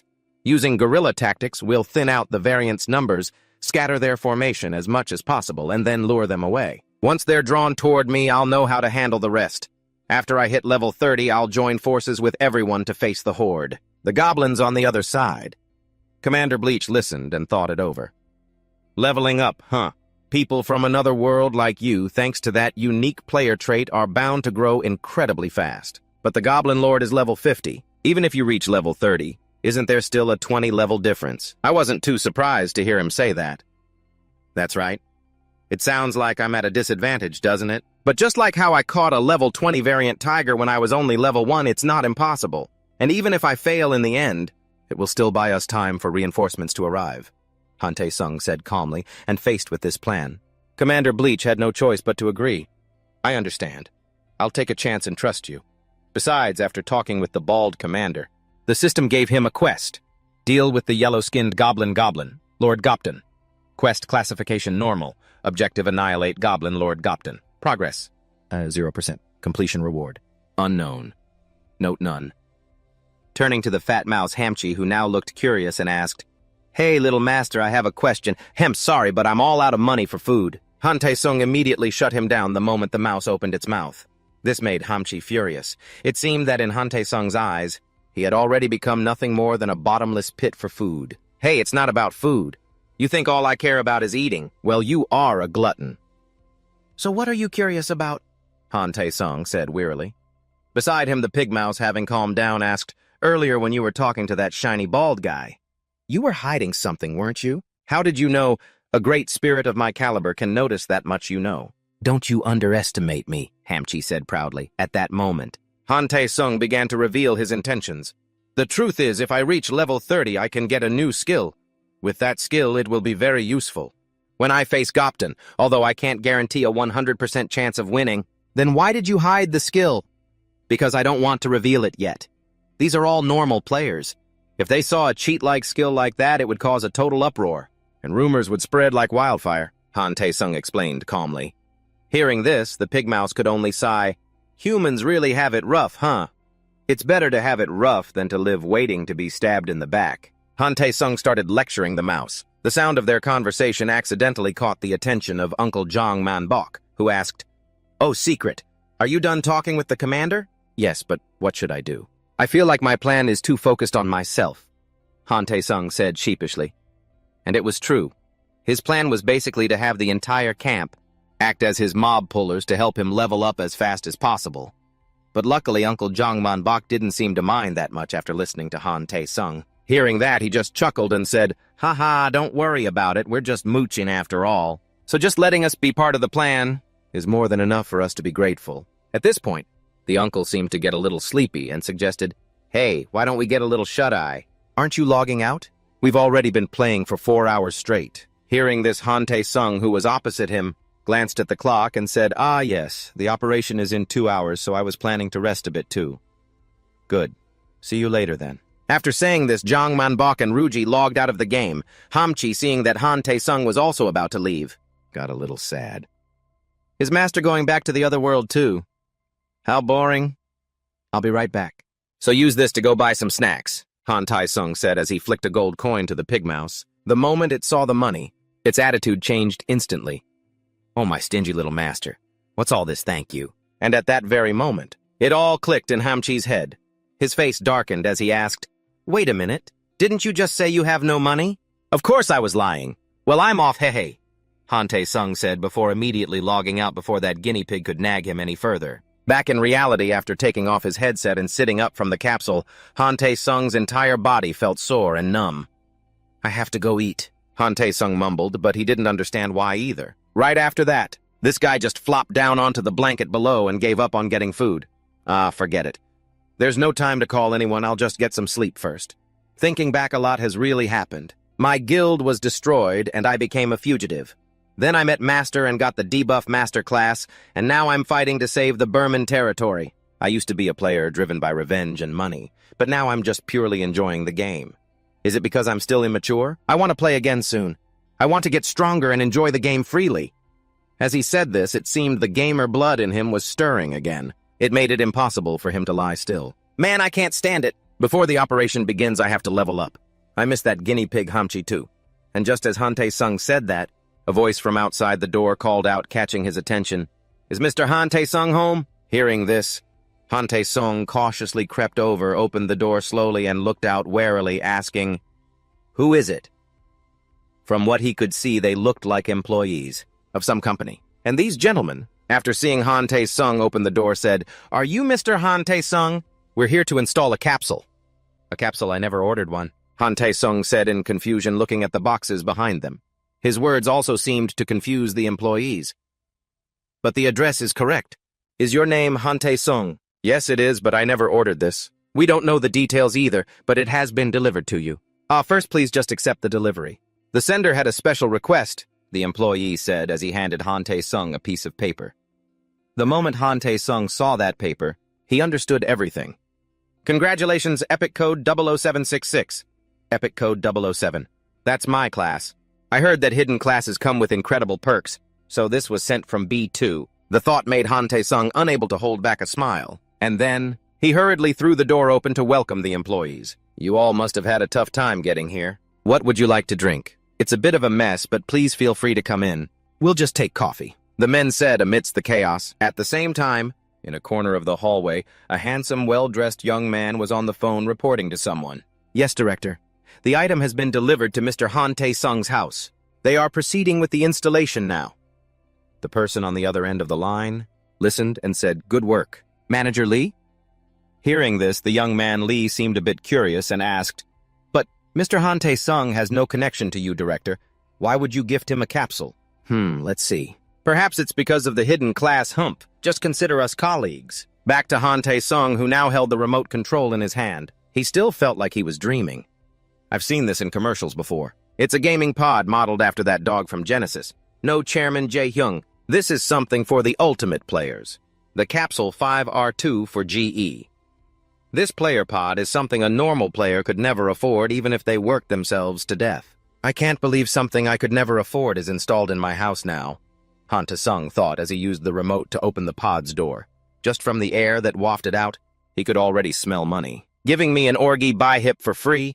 Are they insane? This thing is super expensive even if it's used. Are the perks for a hidden profession really this good? Han Ta-sung muttered as he started feeling it all over, and then he slipped right inside the gaming pod. This is no time to sleep. I'll sleep when I'm dead. I have to try this thing out right now. Han Ta-sung thought as he initiated the login, and right after that, his consciousness connected to the virtual space. Whoa, this feeling. It's definitely completely different from the old-style pods. It's so gentle, wrapping around my whole body. And even though I'm in VR, my mind is still completely clear. Plus, it feels way more real than before. A hot gust of wind and the smell of burning. Wait a minute, the smell of burning. Thinking this, Han Ta-sung was startled by his own senses because the very first thing he saw after logging into the game was the sight of the territory. Vermin engulfed in a sea of flames. And the cause of this? It seemed to be a horde of mutated monsters that started attacking the Burman territory while he was logged out. The situation didn't look good at all as the soldiers were continuously being overwhelmed by the monsters. They were being ganged up on and taken down with ease. What is going on here? Han Ta-sung was stunned by the scene before him. He was only offline for a little while and it's already turned into this. And while Han Ta-sung was still wondering what on earth was happening, Hamchi's cry for help rang out nearby. Help the Great Spirit! Hearing this, Han Ta-sung quickly turned around and discovered the pig rat Hamchi being chased by a mutated wolf running for its life. And Hamchi at this moment seemed to have reached its limit. I can't run anymore. Is the Great Spirit's life going to end here? Hamchi sobbed. And just as the wolf was about to chomp down on its butt, Han Ta-sung flew in from the side like a superhero. And he slammed the sharp, four-pronged mace in his hand straight into the wolf's head, causing it to stick its tongue out instantly. After taking care of the wolf, he calmly turned to Hamchi and asked, Hamchi, are you hurt? You idiot master. What took you so long? I thought I was a goner for sure. Hamchi cried as it launched itself straight at his face, forcing Han Ta-sung to quickly pull the little guy off. Hey, calm down and tell me what in the world happened. Hearing this, the pig rat angrily shouted, Can't you tell just by looking? The moment you guys went back to your world, the goblins led the mutated creatures and attacked the territory as if they'd been waiting the whole time. And against the overwhelming power of the mutated monsters, and without the help from the otherworlders, the territory was completely helpless. Back to Han Ta-sung. After hearing Hamchi's explanation, he gritted his teeth. Those sons of bitches. They waited for us to log out to attack. What kind of monsters are this smart? As he thought about it, he realized something and quickly asked, Wait a minute, so out of all the adventurers, I'm the only one here right now. Right, that's why this place is a total mess now, the fat rat screamed. But Han Ta-sung, on the other hand, wasn't angry at all. In fact, after hearing what the fat rat said, he felt ecstatic. Then this is perfect. This way I don't have to worry about what other people think. Hamchi, I have a mission for you, our protagonist said with a smile, looking at the fat rat with a dangerous glint in his eye. And that look caused the alarm bells in Hamchi's head to go off. Why do I have such a bad feeling about this? Cut to another corner of the territory where 3 soldiers are trying to protect a family behind them. But the current situation was incredibly difficult for them. Damn it, this is tough. I thought everyone had already been evacuated, the black-haired man thought as he glanced at the family behind him, and then he looked back at the goblins and mutated wolves ahead and realized it would be difficult for the people to escape now. It's not just 1 or 2 mutants, there are so many. This is crazy. For now, I'll just have to deal with whatever comes my way. Just as this guy was thinking that, it seemed one goblin couldn't contain its bloodlust any longer and charged straight at him, sword in hand. But in that very instant, as it was leaping through the air, a 4-sided mace flew in from the side, smashing straight into this goblin's face. It sent the creature's jaw flying. The black-haired soldier saw this and stared blankly, not understanding what had happened. And then, before his astonished eyes, Han Ta-sung rushed forward like the wind grabbed his weapon, activated the skill Critical Hit, and served it up to this greenskin. A blow to the mouth sent its teeth and jaw flying in different directions. After finishing off the goblin with an incredibly cool move, Han Ta-sung turned around. He glanced back and instructed everyone, I've heard the whole situation. I'll handle things here, quickly get everyone to safety. The soldier heard this and said worriedly, But we can't just leave everything to a mercenary like you. We'll fight with you. Thanks for the offer, but I'm the type who prefers to fight alone, Han Tae-sung said calmly. At the same time, he activated two of his debuff skills. The first was the Annihilation Field skill, which reduces the enemy's defense and stamina, and the next skill was Total Debilitation. It reduces the enemy's health and mana. As soon as the skill was activated, a highly complex magic circle appeared at Han Tae-sung's feet with all sorts of strange ancient characters floating up from it. And all the monsters within his skill's range were hit with a debuff, causing their stats to drop continuously. Beside the soldiers, after seeing Han Tae-sung use this skill, they immediately understood the situation. I get it. In that case, at least take this. It's nothing special, but it might help a little, he said, tossing Han Tae-sung a belt full of recovery potions. That's more than enough, Han Tae-sung said confidently. As a frontiersman, it's a bit shameless to ask, but we're counting on you, the black-haired soldier said hurriedly, and after that, they quickly began helping the civilians move to the evacuation point. Meanwhile, Han Tae-sung stored the pile of recovery potions in his inventory and thought, as long as it's an NPC who saw it and not a player, it should be fine, right? But just as Han Tae-sung said this, he was startled to realize that a mutated wolf had charged straight at him while he wasn't paying attention. This attack also forced Han Tae-sung to quickly raise his mace to block its sharp fangs. But that wasn't all. While Han Tae-sung was struggling with the wolf, a goblin from the side also quickly raised its weapon and rushed him. Seeing this, Han Tae-sung gritted his teeth, punched the wolf in front of him away, and simultaneously dodged the knife in the hand of the greenskin by a hair's breadth. Look how desperate you are. Seems like annihilation and debilitation are really hurting you guys, huh? And just as Han Tae-sung predicted, the goblin in front of him went mad with pain. It started to let out a terrifying scream and wildly swung the blade in its hand to attack Han Tae-sung, but because a bunch of its stats had been lowered by the debuffs, Han Tae-sung was able to easily parry its simple attacks. He even managed to offer the greenskin some advice while blocking. Your posture is already collapsing. If it hurts that much, you should use this chaos as a chance to run away. Of course, that's if you can run away, Han Tae-sung said as he deliberately stepped back a bit to regain his stance. And once he had a firm footing, with just one hand, Han Tae-sung easily grabbed the goblin's head and slammed it straight into the ground. The impact was so strong it shattered the floor into pieces, and after a few flashy moves against this goblin, Han Tae-sung had to admit the performance of the new game capsule. As expected, an expensive game capsule is on a whole other level. The enemy's movements are much clearer now, although before this, thanks to my master's training, my reflexes had already gotten much better. But now, with the help of this new game capsule, I can dodge any attack. So this is why those rich guys are so strong for no reason. They must be using high-end stuff like this, huh?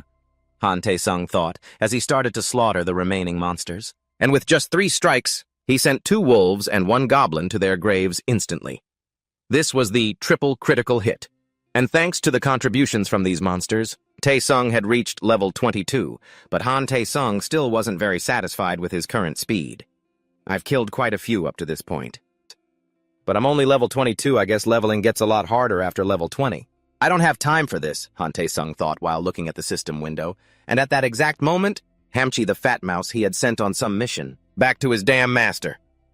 The little guy screamed desperately as if he were being chased by something horrible. And just as I predicted, behind the fat mouse were dozens of monsters.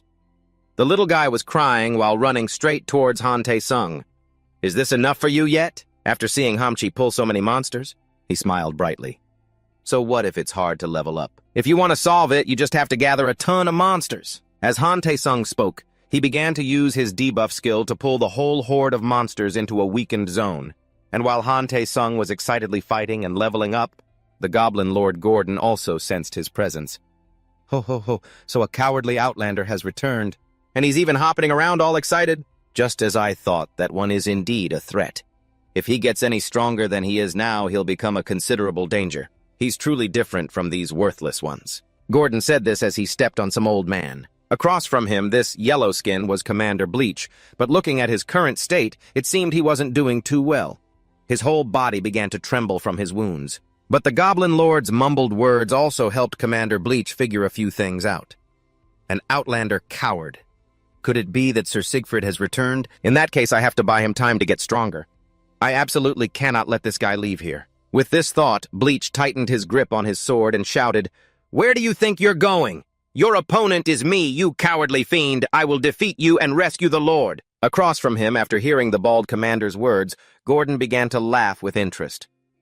Cowardly, the one who couldn't even properly protect his own monarch. Dares to call me a coward. Come on and try saving him. Although I don't know how long you or your monarch can last. As Gordon spoke, he placed the blade of his axe right against the Lord's neck, making him tremble violently in fear, while Commander Bleach prayed silently in his heart. I can't hold on much longer. You have to hurry, Siegfried. Back to about 30 minutes ago, as soon as the fat mouse Hamchi heard Han Tae-sung's plan, he had hurriedly refused. What? No way, I'm a great spirit, not bait. Besides, what if I'm luring them and get caught? Hamchi yelled angrily, but in the face of this anger, Han Tae-sung just calmly explained it to him. But there's no other way. Do you want your master to be some third-rate losing adventurer who only knows how to run away? Besides, if we run away, all the people here will die. Don't drag me into my master's fight, Hamchi said in a panic. I'm not fighting alone. We are fighting together. I'm counting on you. Great spirit, Hamchi, Han Tae-sung said, holding his fist out towards the fat mouse. Seeing this, Hamchi could only sigh, touch his tiny fist to Han Tae-sung's, and say, I know. But later, you'd better prepare all kinds of nuts for me. Of course, Han Tae-sung said cheerfully. Back to the present. The fat mouse was in an extremely sulky state. His cheeks were puffed out, looking incredibly cute. And this attitude from the fat mouse made Han Tae-sung say earnestly, I already said I was sorry. Hamchi, sitting on his head, was still angry after hearing that.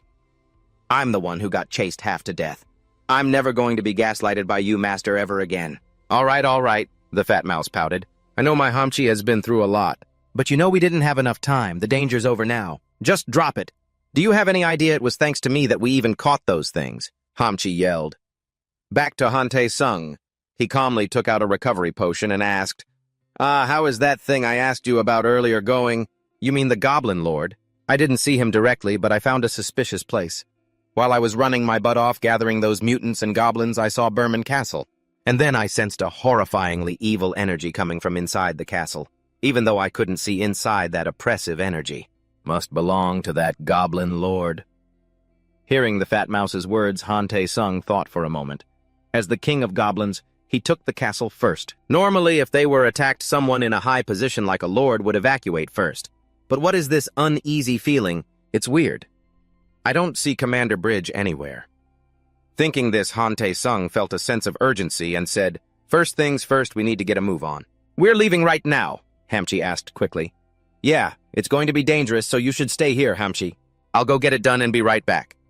The fat rat was about to stay behind as told, but then he saw the monster corpses nearby seemingly twitch and got so terrified that he scrambled after Han Tae-sung, shouting, Hey, wait for me, master, I'm coming with you! And not long after, the master and servant duo arrived at the city of Berman. So that's Berman. It's bigger than I thought, Han Tae-sung muttered to himself. And just as Hamji had said, even from a great distance, Han Tae-sung could sense it with perfect clarity. I can definitely feel a sinister mana coming from inside the city. If I just walk in, I could be in danger.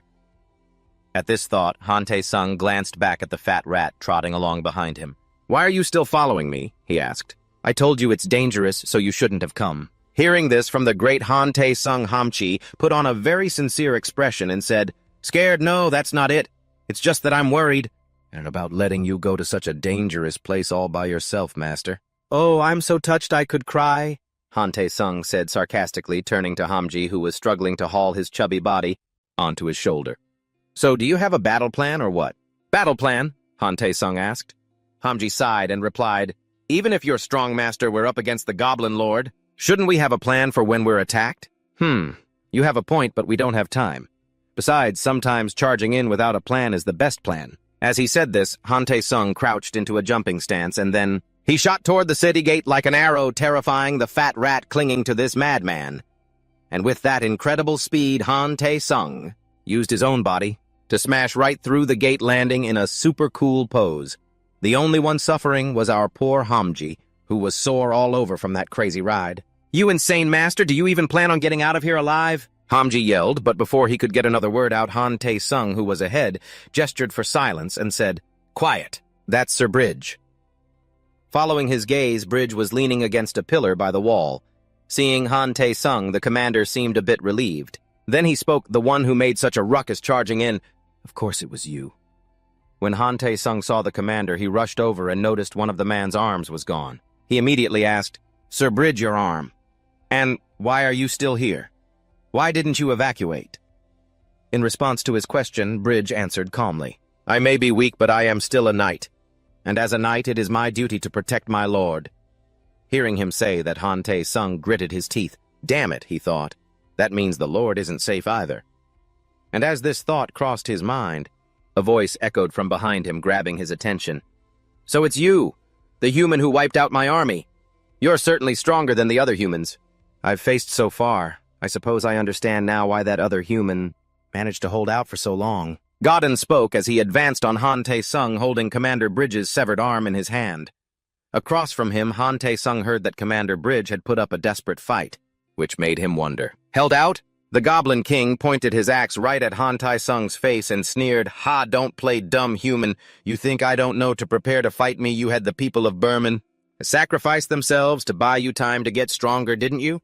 In the end, they waited for you. And for what? To die like fools." The more he spoke, the darker Han Tae-sung's expression became. It grew darker and darker until even at a glance you could see it. The look in Han Tae-sung's eyes was now just like that of a rabid dog about to attack. Commander Bridge at his side saw it too. Fearing Han Tae-sung would be consumed by rage, he quickly advised, "Don't listen to him, Siegfried. We simply did what we had to do." But unfortunately, it seemed Han Tae-sung wasn't listening. Instead, he stared coldly ahead and asked, "Sir Bridge, the unconscious person behind that goblin, that's the Lord, isn't it?" "Please wait just a moment," Han Tae-sung said, gripping his weapon tightly as he slowly stepped forward. His action startled Bridge. "Siegfried, don't let him provoke you." Turning back to the Goblin King, Godden, upon seeing Han Tae-sung approach, let out an amused laugh. "Heh, putting away your weapon, are you? Lost your mind from guilt, have you? All right then, I'll send you to join that lowly human trash." As he said that, he brought his axe back, preparing for a super-powerful swing. At that moment, Han Tae-sung, who was opposite him, also used the skill Speed Control. This is a debuff skill that reduces the enemy's movement speed, attack speed, and casting speed. And with the Goblin King afflicted by a series of these negative effects, Han Tae-sung was able to easily dodge its axe swing while closing in on the Lord behind it. The Goblin King still didn't understand what had just happened. Did I just lose track of his movements? Was that just a fluke? Or was it an item? He wondered as he glanced at Han Tae-sung, and what met his eyes was the boy's incredibly dangerous gaze. "Don't you dare use those filthy hands to touch Bleach's arm again," Han Tae-sung said in a commanding tone.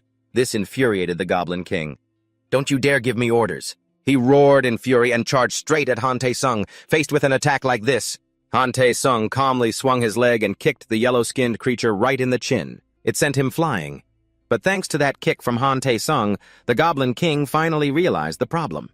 So it wasn't a fluke. He definitely did something. Did he get faster? No, that's not it. It's my body. It's gotten slower. This filthy feeling, it's like countless chains are wrapped around my body, restricting my movements. "What in the world did you do?" The Goblin King screamed furiously at Han Tae-sung.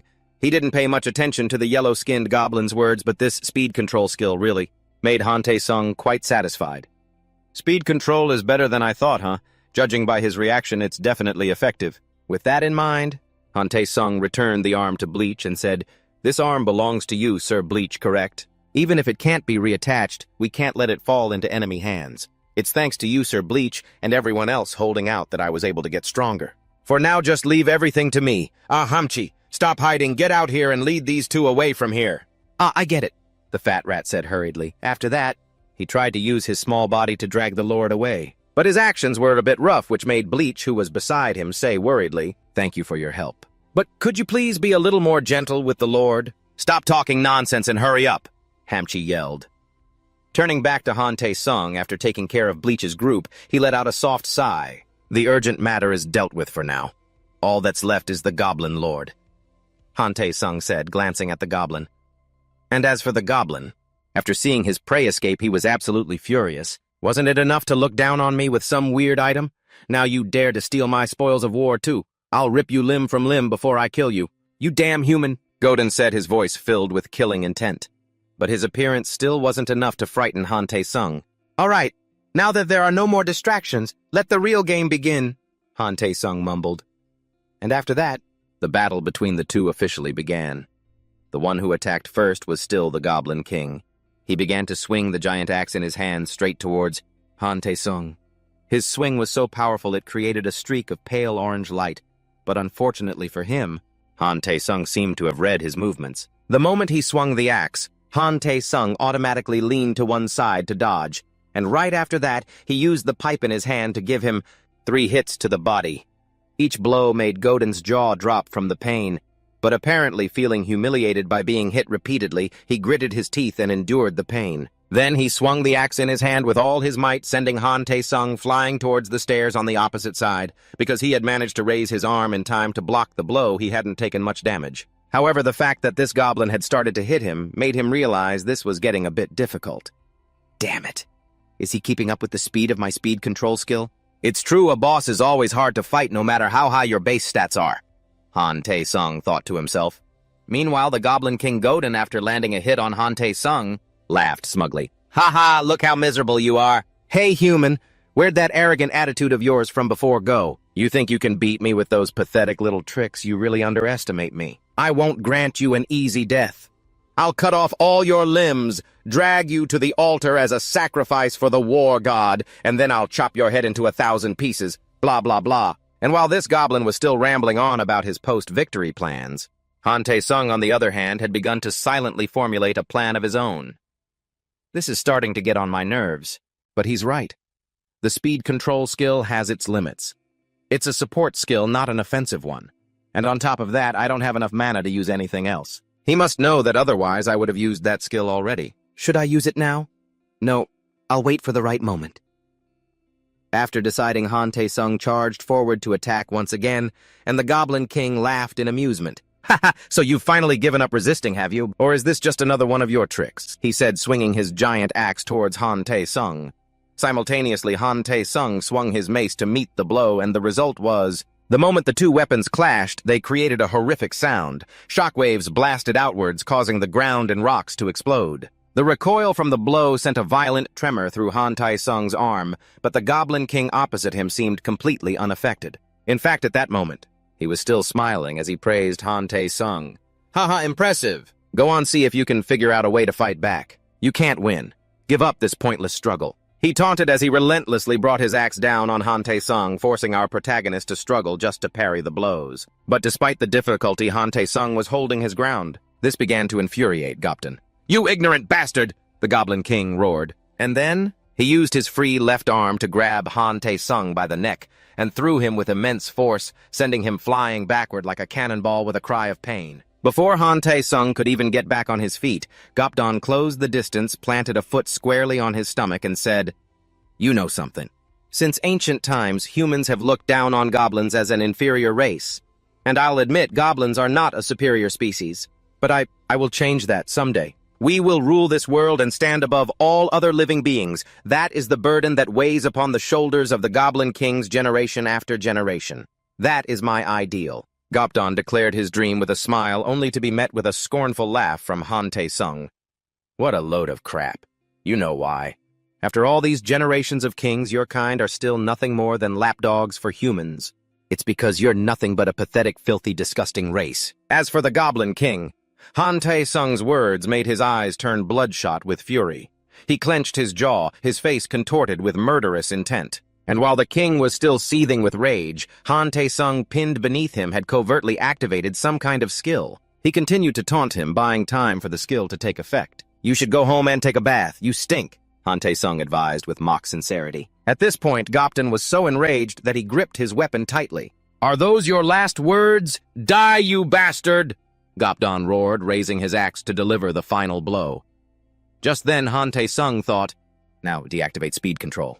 The sudden loss of the skill's suppression made the goblin's swing suddenly faster and more powerful. "My body. It feels so light. What did he just do? I can't pull my weapon out," Gopdon thought, struggling to pull his axe, now wedged deep in a rock. It was then that he finally realized. Han Tae-sung had been aiming for his weapon all along. Back with Han Tae-sung, while the goblin was stuck with his weapon, he unleashed a merciless combo with his mace. He battered the goblin from all sides, leaving it no room to defend. It seemed that even hitting it with a mace wasn't enough, so he followed up by landing a direct blow on the goblin's chin making it let out an unholy scream. And just as Han Tae-sung was about to deliver the final blow to finish the goblin off for good, the Goblin King suddenly put 2 fingers in his mouth and let out a sharp whistle. Before Han Tae-sung could even figure out what Gopton was planning, he was sent flying by the massive body of a mutated tiger. The force of the impact even created a visible shockwave in the air, throwing Han Tae-sung back several meters. The Goblin King, Gordon, also slowly approached the tiger, saying, "Tisk, tisk. I don't want to destroy the entire castle, but this is quite a surprise, that you could actually push me this far. Every party has to end sometime. The true power of a Goblin King is mind control. I'll show you the power of the mutated tiger I've spent so long studying," Gordon said. As he began to climb onto the body of this giant tiger, he used his manipulation skill on it, and it seems this skill forcibly made the tiger unleash power beyond its normal capabilities. Right after Gordon used it, the giant tiger's whole body grew a size larger. Just looking at that pile of muscles is enough to make your scalp tingle. And after seeing the mutated tiger go berserk, Gordon commanded, "Go on, chew his head off." At this goblin's command, the mutated tiger immediately charged straight towards Han Tae-sung and unleashed a terrifying blow. Before this attack, the stone floor was no different from a piece of paper. Although Han Tae-sung was lucky enough to dodge it, he was still hit by the shockwave from this earth-shattering blow. He was pushed back against the wall. "Ha ha ha! You should feel honored to be killed by the great Goblin King and to be buried in such a beautiful castle," Gordon said joyfully. But before he could celebrate for more than a few seconds, Han Tae-sung on the opposite side spoke coldly. "No, you're the one who's going to die. A moment ago you called me a worthless hunting dog, right? I'm not a worthless hunting dog. I am the master of buffs," Han Tae-sung said as he began to activate his game-breaking skill, Disdain for the Strong. And right after this skill was activated, the system began to check the levels of both. After checking and seeing that Gordon was level 50 higher than Han Tae-sung's level 30, the system issued a notification. Damage you deal to Gordon increases. Damage you take will decrease. And then before the Goblin King's fearful eyes, Han Tae-sung unleashed a powerful critical blow on him and the tiger beneath him. Another long day comes to an end. With the death of the Goblin Lord, the mind control over the other monsters was broken. The remnants were wiped out by the remaining players. Among all those who remained, the lightly injured were gathered to rebuild the territory once again. As for Han Tae-sung himself, he was resting in a barracks tent, chugging health potions like they were plain water. Finally, it feels like I'm truly living. A potion that can bring someone back from the brink of death? It's amazing.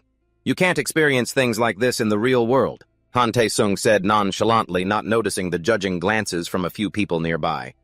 And then, he also recalled what had happened. Even so, he still couldn't believe that he had defeated such a powerful Goblin Lord all by himself. If I didn't have enough mana to use Disdain for the Strong back then, I would have been the one to die for sure. Not quite, but the greater the level difference, the more effective it is. 4. Disdain for the Strong increases damage dealt to opponents with a higher level than yourself, and reduces damage received. It lasts for 1 minute with a 12-hour cooldown.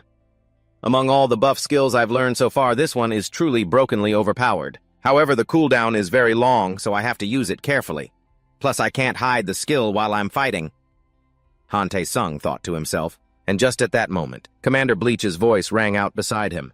"Can we talk outside for a moment?" Hearing this, Han Tae-sung was a little startled, then looked up at the bald commander and greeted him. "Commander Bleach, seeing you like this, you must be fine, full of vitality." Turning towards Han Tae-sung after seeing the commander come out, he felt a little worried and said, "Are you really okay, sir? Why don't you rest a little longer? Ha ha ha, it gets stuffy staying in the tent. Besides, I just received an order from the Lord to bring you to the castle. Let's talk on the way there," Bleach said with a smile. Turning to Han Tae-sung, he only now remembered the mighty Lord and asked, "Come to think of it, the Lord was also injured, right? Is he okay now? If you had arrived a little later, he would have been in real danger. But he's being treated now and is doing much better." Contrary to his appearance, he's known for being a very sturdy general. Hearing that, Han Tae-sung felt a bit concerned. It was a bit awkward to bring this up, but it seems he's going to be very busy from now on, Han Tae-sung thought to himself, and then he also noticed Bleach's severed arm and said, "Sir, Bleach, I'm sorry. If I had arrived sooner, you wouldn't have lost your arm." Bleach, who was up ahead, was a little surprised to hear him say that, but he immediately smiled and said, "Don't you worry about that. I should be the one thanking you. If it weren't for you, we would have lost this land for good. This arm is just a small price to pay to protect our territory. Sir Bleach is truly a real knight." "That's enough flattery. Let's get going. Everyone is waiting for you." Bleach said with a smile, and just like that, the two of them quickly made their way to the castle to meet the Lord. But when Han Tae-sung saw the old Lord, he got the feeling that the old man could ascend to the heavens at any moment. Oh my. So you're the one who saved our land. I am Baron Wyman, Lord of the Burman territory, he said with a trembling voice. Han Tae-sung, who was standing opposite him, quickly introduced himself. My name is Christopher, sir. What a strong name like that of a hero. But this is no time for such talk. Thank you for saving this land. Please accept this old man's bow. As he spoke, Wyman began to kneel, and this action made Han Tae-sung flustered. Sir, you don't have to do that, he said, turning to Wyman. He was about to offer a few more words of thanks when suddenly his back let out a few alarming cracks.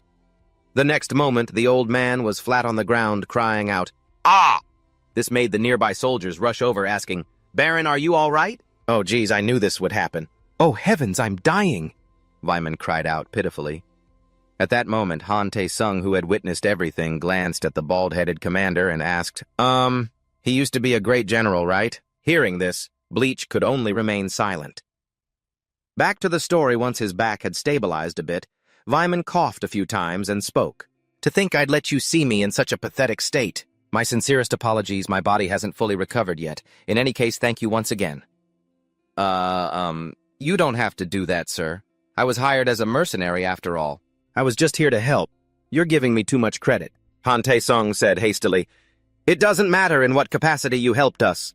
What matters is that you were willing to risk your life to protect this land. If it weren't for you, this peaceful and beautiful land would have fallen into the hands of those wicked goblins. But that's enough talk. Follow me. I have a gift I want to give you. Hearing there was a gift, Han Tae-sung's eyes lit up like car headlights. This is it. This is it. The mission reward. Since the difficulty was way too high for my level, this reward must be amazing. Han Tae-sung thought happily to himself as he followed the old man. And as he followed the Lord inside, it was only then that Han Tae-sung had the time to really observe the castle. This is the place we rested at after fighting the Goblin Lord, isn't it? I didn't realize it was so spacious back then. It's even bigger than I thought. It looks just like a shrine. And while Han Tae-sung was thinking this, Wyman, who was up ahead, opened a chest and said, This is the treasury created by my ancestors who loved to collect antiques. However, most of it has been lost or sold off. There are almost no treasures left in here, but there is still one thing that can be called a true treasure. Take it, he said as he handed Han Tae-sung a small box. And as soon as Han Tae-sung opened it, a stream of golden light flew out from inside the box, forming a piece of paper with strange characters on it. This is a voucher from the Mercedes workshop, Han Tae-sung muttered, looking at the paper floating before him. Throughout the long history of the continent of Newbert, it was a world where magic, alchemy, and metallurgy greatly flourished, and over thousands of years those techniques continued to develop, becoming so closely intertwined that the boundaries between them blurred, and a phenomenon of fusion between the techniques emerged. That crystallization became known as an artifact, a combination of magic, alchemy, and metallurgy. This led to the emergence of mega-scale workshops dedicated solely to these artifacts. Autonica with its technological power, Bimarian with its destructive power, and the ultimate Mercedes. People regarded these three workshops as the best and called them the three great houses of the continent. Among them, the Mercedes workshop voucher was highly prized. And this was the reward for the Slay the Goblin Lord quest. A Mercedes workshop voucher for a 12-time enhancement with a 100% success rate. An official enhancement voucher provided by the Mercedes workshop allows any artifact to be enhanced 12 consecutive times with a 100% success rate with no level restriction. Type consumable coupon. Value 1,000 gold. And that was all the information on this incredible voucher. After reading it, Han Tae-sung's jaw dropped as wide as it could go. A plus 12 enhancement scroll from the Mercedes workshop with a 100% success rate. A scroll of this level was truly priceless. And while he was still marveling at the scroll, Lord Wyman explained its origin. 700 years ago, when the Mercedes workshop first opened, it ran into financial difficulties because it was new. And as a desperate measure, they sold those discount vouchers for only 1,000 gold, but back then 1,000 gold was still too much to invest in a new workshop. At that time, Mercedes was nothing more than a money pit, but my ancestor Count Graham, who decided to help Mercedes, was ignored by everyone. I don't know if he foresaw the future or simply liked collecting knickknacks, but it turned out to be the best investment. In any case, it seems that scroll has finally found its owner. Hearing this, Han Tae-sung composed himself and explained, This is too much. Right now this thing must be worth 10 million gold. Hearing this, Lord Vyman sighed and said, It was just an ownerless item. Originally, we intended to give it to a descendant with the makings of a strong leader, but there was no one. My son is the most outstanding descendant, but even he... The old man didn't say any more, but that was enough for Han Tae-sung to guess the rest. I don't even need to look to know, Han Tae-sung thought to himself. Then Lord Wyman made a request. I have a request. Would you be willing to accept it? A request, Han Tae-sung wondered. To be honest, when I briefly regained consciousness, it seemed like someone was dragging me out, and at that moment, I saw your strong and determined eyes. I'm certain you will become a hero who will shake these 6 lands. Ha ha, you're embarrassing me with such praise, Han Tae-sung said shyly. Turning to Vyman, he now officially stated his request. Then in the future, if you become a hero, will you help my son? Just as my ancestor did, I also want to invest in a hero like you. I may not know much, but I recognize bravery and courage. Hearing this, Han Tae-sung's mind was in a whirl. But the offer was too good, so he couldn't possibly refuse. Since you've put it that way, I can't refuse. Rest assured, my lord, I will definitely help your son. And with Han Tae-sung agreeing to this request, the system displayed a notification. Quest A, promise to Lord Vyman. Quest classification general. Requirement. Once you reach the master level or higher, 1. Repay your debt of gratitude to the Burman territory for today's help. Requirement 2. Go to the capital and establish a relationship with Lord Vyman's son. Progress 0%. Completion rewards, fame, and unknown rewards. Additional note. The higher the quest taker's level, the more fame will increase. And after making his promise to Lord Vyman, Han Tae-sung left the castle immediately. At that moment, he looked at the divine scroll in his hand and wondered to himself, what should I use this for? If I auction it off, I could make at least several hundred million. With that money, I could pay off all my debts and even buy my mom a mansion. But if Master Diot found out, he'd surely get angry and say something like this. You idiot, I feel like hitting you. Why can't you look at the bigger picture? Just imagining his master's angry face, Han Tae-sung didn't want to think about what would happen next. Well, I'll think about it later. Investing in myself is always the right choice. Once I become skilled, I won't have to worry about a lack of money anymore. As Han Tae-sung thought this, he tucked the scroll into his inventory. Then he remembered the fat mouse and muttered, Where's Hamchi anyway? I haven't seen him all day. I hope he's not up to anything weird. And contrary to Han Tae-sung's hopes at that very moment, at a certain log cabin, the pig mouse Hamchi was fooling around. All right, I'm exhausted, Hamchi said, swaying his body and even shaking his butt. He was doing all of this for the other players to see. Haha, this squirrel is so cute. My daughter used to do cute things like this when she was little. Hearing this, Hamchi warned them, Let me tell you, I'm not dancing for free.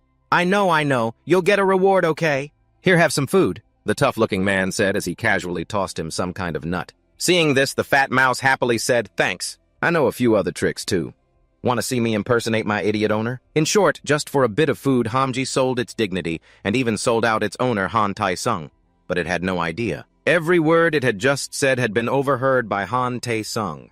Right now, Han Tae-sung's face had darkened as he said, Idiot owner, huh? And as soon as he spoke, the fat rat instantly froze solid.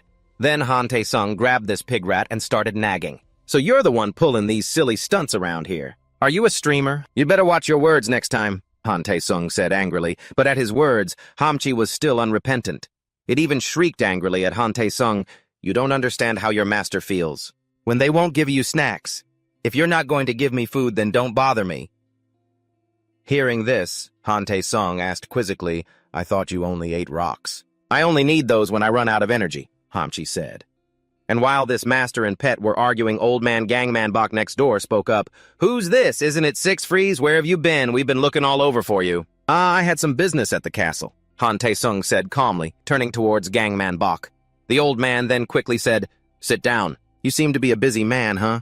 Have you collected your quest reward yet? Only then did Han Tae-sung realize he still hadn't collected his reward and said, That's right. I was just about to go get it. I've lived here for a long time, but I've never seen a reward this large before. If that coward Thompson who ran away, I knew how big the reward was, he'd be green with envy, haha, the old man said with a bright smile, but his smile made Han Tae-sung feel a bit uneasy. I'd better not mention the discount coupon. That would just make him even more excited. And as Han Tae-sung thought this, Old Man Jericho appeared behind them and asked, "Secret, you're here, Mr. Jericho. I'm glad you're safe," Han Tae-sung said as he turned towards Jericho. The reason he came to this place was also to give the reward to Han Tae-sung. After hearing Han Tae-sung, he replied, "Well, it's thanks to you all that I'm safe. Ah, here is your reward. The repair costs completely emptied my pockets, but I still managed to take care of it. Your reward is 5,000 gold coins." "My condolences," Han Tae-sung said awkwardly as he took the pile of gold coins. Just then, Old Man Jericho leaned into his ear and whispered, "You went to the castle for the side reward, didn't you? But you didn't tell the others. Your source of information is really good," Han Tae-sung said, embarrassed. Then, thinking of something, he tossed the bag of money aside and asked Mr. Jericho, "Can I ask you something? When I went to the castle, I couldn't find the Goblin King's corpse anywhere. Do you know where it was taken?" At Jericho's side, hearing his question, he handed our main character a glass of water and said, "About that corpse. I heard it was put by Lake Veerman. The Lord hung it up to make an example for those who intend to escape. The dismembered corpse is very gruesome. I heard them describing it this morning. It was enough to make my hair stand on end." And the old man's words made Han Tae-sung break into a cold sweat. He really is a tough old fox. Lord Veerman is more ruthless than I thought. But my work here is done anyway. My level has also reached 30. Should I leave the Veerman territory now? Even though I was only here for a short time, I've learned so many new things. Master must have known that when he sent me here. In any case, thank you, Master," Han Tae-sung thought with a smile.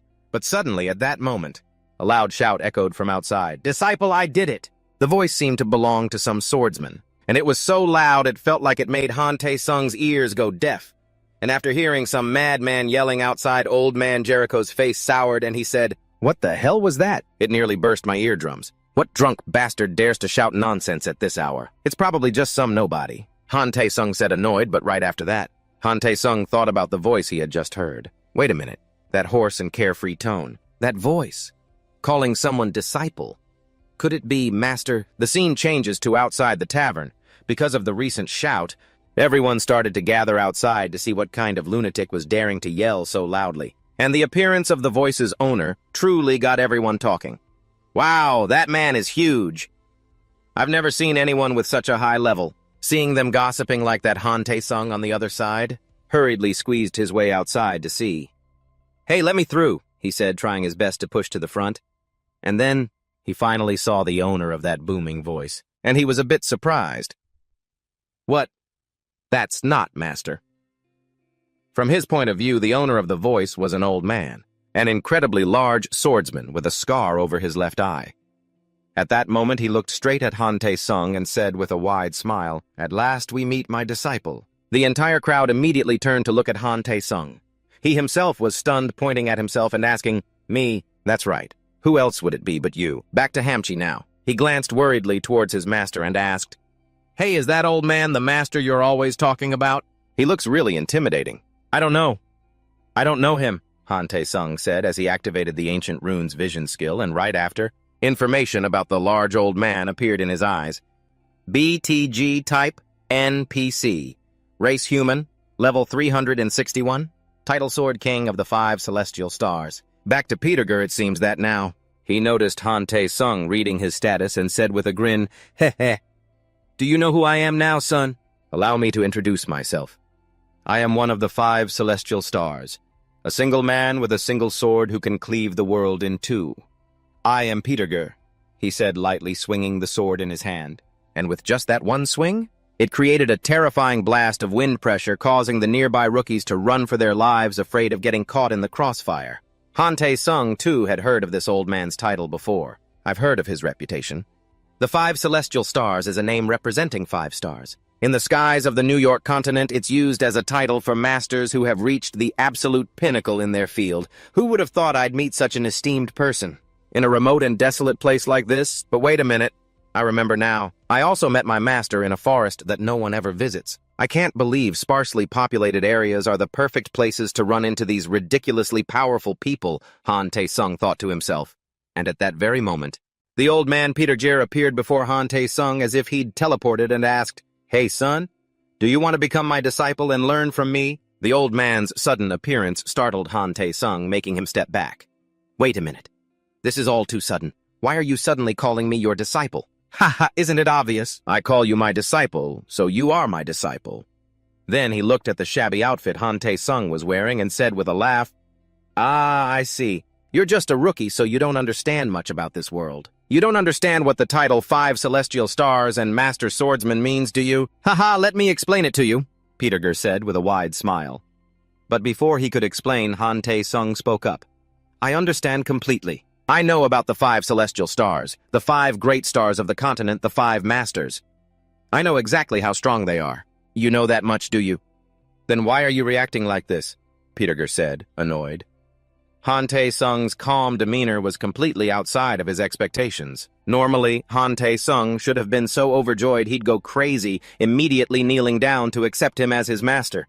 Back to Han Tae-sung, he calmly said, I'm sorry, but you're too late. I have already taken someone else as my master. So what? So what if you have? Just forget about him and come with me. Bethel picked his nose as he spoke. From his demeanor, it was clear this old man couldn't care less whether Han Tae-sung had taken a master or not. And his attitude was starting to infuriate Han Tae-sung, who retorted, You? Don't even dream of it. My master is much stronger than you. I've learned many incredibly powerful techniques from him. Across from him, Bethel broke into a bit of a sweat and asked, Is your master a Samjan? Author's note. Samjan is a term referring to the 3 most powerful entities akin to gods. Now back to the story. Han Tae-sung confidently declared to the old man before him, No, he's even stronger than that. And this declaration from Han Tae-sung made the old man, Bethel, a little curious. Stronger than a Samjan. I'm not entirely sure, but probably. He says he's invincible. Turning to Bethel, he now looked truly dumbfounded and muttered, Invincible, Invincible. Kid, you've got that a bit wrong. I am the one who is truly invincible, the old man said, releasing an intense aura that blew everything away as if to assert his own power.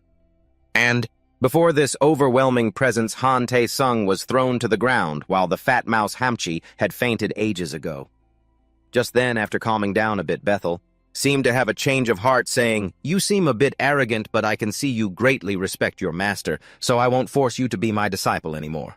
But I can't go home empty-handed now, can I? So let's make a deal. My future disciple. And at the old man's proposal, it triggered a mission. Emergency quest. Win the deal with Bethel, one of the 5 heavenly stars. If you lose the deal, you must become Bethel's disciple. A little about the past of Bethel, one of the 5 heavenly stars. This is what Bethel looked like at 26 years old. From a young age, he walked the path of the strong. With a sword in hand, and after countless years of relentless effort, the results of his many years of grueling, arduous training finally paid off. Finally, upon turning 120, Bethel achieved the master level he had always longed for. However, deep inside his heart, Bethel felt empty instead of happy. At that time, he decided to leave the forest where he trained and began to travel. I wondered, what is this emptiness? I've achieved what I wanted. So why do I feel so dissatisfied? Maybe it's just a phase, Bethel told himself. And at that same moment, he noticed a master and student training by the river. Relax your shoulders and focus. Is this how you plan to become the strongest swordsman? The master spoke as he used a stick in his hand to adjust his student's posture. And the moment he saw this, Betagil realized something. That's right. It was that even the most perfect skills would become meaningless once he died. I need a disciple to inherit my transcendent skills.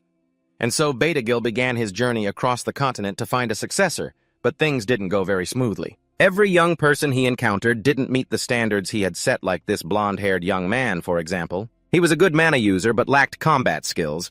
Or this scrawny kid. His muscles didn't seem to be developing healthily, so no matter how much he trained, a guy like him would always have limitations to becoming the strongest. Betagil had heard there were many young talents here, but it seems they were all overhyped. There was even some genius who got hit by a carriage and died before Betagil could even meet him. And at that moment, this old man was getting seriously worried. To train a proper successor, I need to teach them for at least 25 years, but I'm already 130 years old. At this rate, I'll die of old age, while still looking for a disciple. I've searched everywhere, and the only place left is the Burman territory. Back in the present, the old man Betagil was still rambling on. I came to this Burman territory with the determination to catch someone, even if it was just a stray sheep. And the moment I saw you, I realized that this arrogant and insolent brat must become the disciple of me, Master Betagil. He spoke while confidently pointing at Han Tae-sung, and the act of unilaterally appointing someone as his disciple without any regard for their opinion infuriated Han Tae-sung. What kind of nonsense are you spouting? I have no intention of becoming your disciple or anything of the sort. Hearing this, Beta-Gil sighed and said, So that's not why you're showing restraint and concern for the one who's pressuring you. If you don't want to be my disciple, then win. Turning back to Han Tai-sung, he gritted his teeth. He thought to himself, wrong. From the very beginning, you've been an old man who refuses to listen to anyone. What kind of bad luck is this? I don't know what to do now. I can't just brush off someone of his stature. And on top of that, I'm still stuck with that other quest. If I lose, I'll have to become his disciple immediately. This is not good. I guess I have to make a deal with him. With no other choice, Han Tae-sung had to speak up and accept the offer. Fine, so what are we betting? Hearing this, Beta-Gil put on an incredibly serious expression and said, It's to strike me. Across from him, Han Tae-sung's face went completely blank upon hearing this baffling request. But before he could even question it, Beta-Gil continued, You have exactly one chance. Whether it's a physical or a magical attack, as long as I receive even the smallest wound, you will be the winner. Humph, don't worry too much. Considering your current abilities, I'll limit my mana usage and only use my bare hands. As Beta-Gil spoke, he confidently stuck his sword into the ground, and then the old man even flexed his muscles for Han Tae-sung to see. Of course, this body had been honed to its absolute peak, so it had no physical weaknesses whatsoever. Back to Han Tae-sung, watching an old man showing off his body, was just making him sick to his stomach. I don't want any part of this. But wait a minute. Did he say he'd use his bare hands? Thinking about it, it seemed Han Tae-sung had just come up with a plan. Meanwhile, the old man Beta-Gil was still smiling as he advised him, If you're not confident, it's not too late to become my disciple now. And in response to his offer, Han Tae-sung said coldly, Old man, do you know my name? A name that's not very important, is it? After all, I'll find out eventually, won't I? Beta-Gil said nonchalantly. If you're not even curious about my name, it means you don't care about me as a person. You just need a tool to pass on your skills, not a disciple. I would rather die than become the disciple of someone like you. As he spoke, Han Tae-sung activated his skill, Great Annihilation Formation, Disregard the Mighty and Pulverize. The old man stared right back at Han Tae-sung, his eyes filled with interest. You talk as if you've already won, kid. Rest assured I have no intention of losing, Han Tae-sung said. With that, he charged straight at the old man with godlike speed, but with over 100 years of experience, Better could already predict his next moves. His reckless actions are so predictable. Is he dispersing the skill to apply a debuff to a single part of his opponent's body? He's probably aiming to weaken that one spot. However, tricks like that only work on common thugs. Fool. It's easy to counter if I can just find the body part affected by the debuff and turn the tables. Where did he put the debuff, that cunning brat? The old man muttered, starting to scan his body to see which part had its stats lowered. And right after that, his face immediately darkened when he discovered the debuffed area was unexpectedly his nether region. And while he was still in shock, Han Tae-sung on the other side had already gone wild. He was already swinging his mace right at him, and the target he aimed for was the very spot with the debuff, as it was now the most poorly defended area. Faced with an attack on such a critical spot, even one of the continent's 5 heavenly stars was in so much pain his eyes bulged out. Then a huge explosion erupted, sending dust flying everywhere, and the crowd of extras nearby took the chance to start chattering. What's happening? Looks like they made a bet or something. The dust is flying everywhere, I can't see anything. Turning to Gang Manbach in the crowd, he was sweating a little as he said, Come to think of it, this is the first time I've seen Siegfried fight properly. Is he really on the same level as us? Hearing this, Jericho chimed in, I figured he didn't defeat the Goblin Lord by himself. For nothing. And right as he finished saying that, Jericho flinched, looked forward, and said, Look, did he just drop dead? From their perspective, the old man Bettercole had completely frozen in place. And this made everyone a little worried since he was quite old after all. Looks like he's unconscious, not dead. Oh man, this is pretty serious. Back to Han Tae-sung. He felt a little guilty about what he'd done to the old man. Even though he's reached the master level, it seems he still hasn't trained that area enough. As one man to another, I'm sorry. Next time, don't go around making reckless bets like that. As Han Tae-sung said this, a message popped up in front of him announcing a quest reward.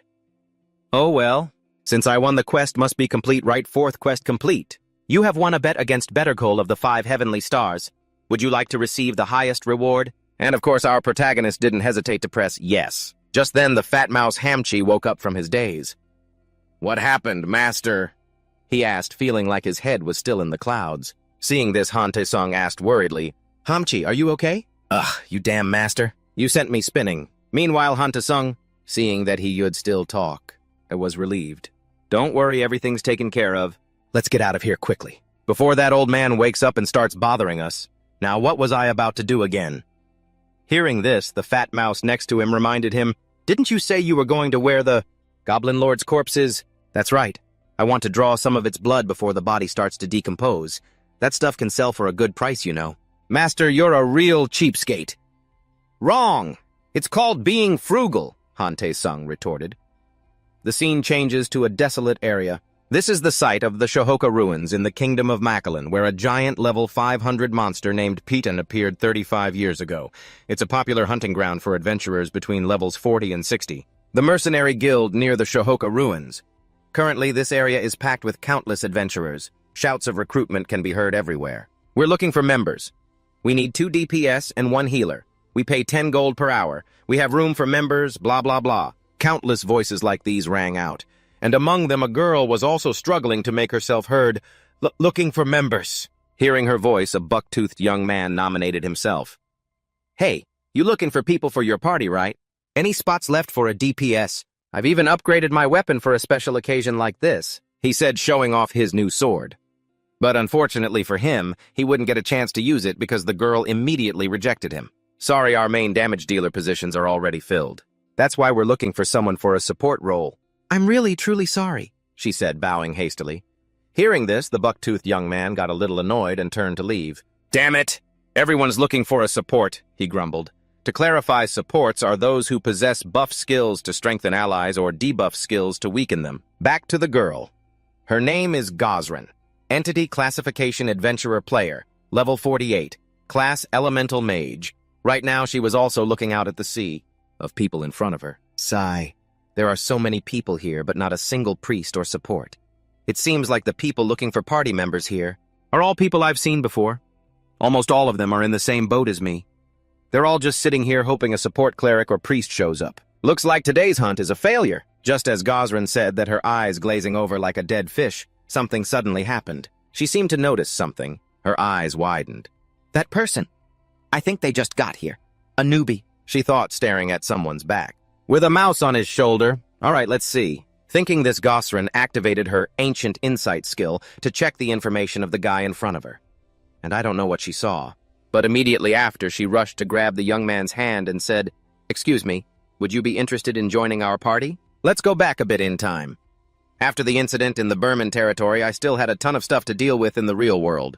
But it's all good because at least I finally paid off that debt. 200 million won in bank loans and another 100 million won from personal loans. Plus all the interest.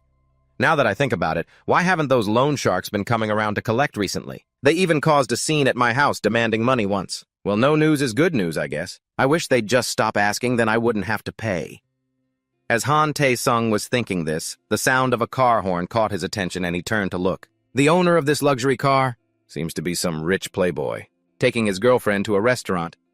Meanwhile, Han Tae-sung could only watch, admiring the car. That car must be crazy expensive, huh? I made a good amount of money from that last quest. But that was just a lucky break. A low-level player like me rarely gets a quest with such a high reward. In the game, there are clear milestones. Level 1, Level 50, Level 100, Level 200. BNV is a world with a class system just like in real life. On the other hand, after reaching Level 200, players get a lot of quests, with generous rewards and rare items. Plus, there's the Yule Merchant Guild that regularly helps out rookies. If you've got good health and a brave spirit, you can become a professional gamer. If you've got a knack for media, you could be a streamer. Whatever works as long as it makes money. Right now, I only have this old shabby capsule, but one day, I'll own luxury cars, live in a huge mansion, and marry a beautiful wife. Back to reality, Gosrin was smiling as she spoke. So what kind of skills do you have? But in response to her question, Han Tae-sung was still lost in his daydreams, which made the fat mouse beside him smack him. It gave him a slap and said, "Master, why are you zoning out like that? Are you imagining some unrealistic fantasies again?" And thanks to that slap from Hamchi, Han Tae-sung finally snapped out of it. He hurriedly said to the girl in front of him, "Oh, sorry, I was just thinking about something. What did you ask me?"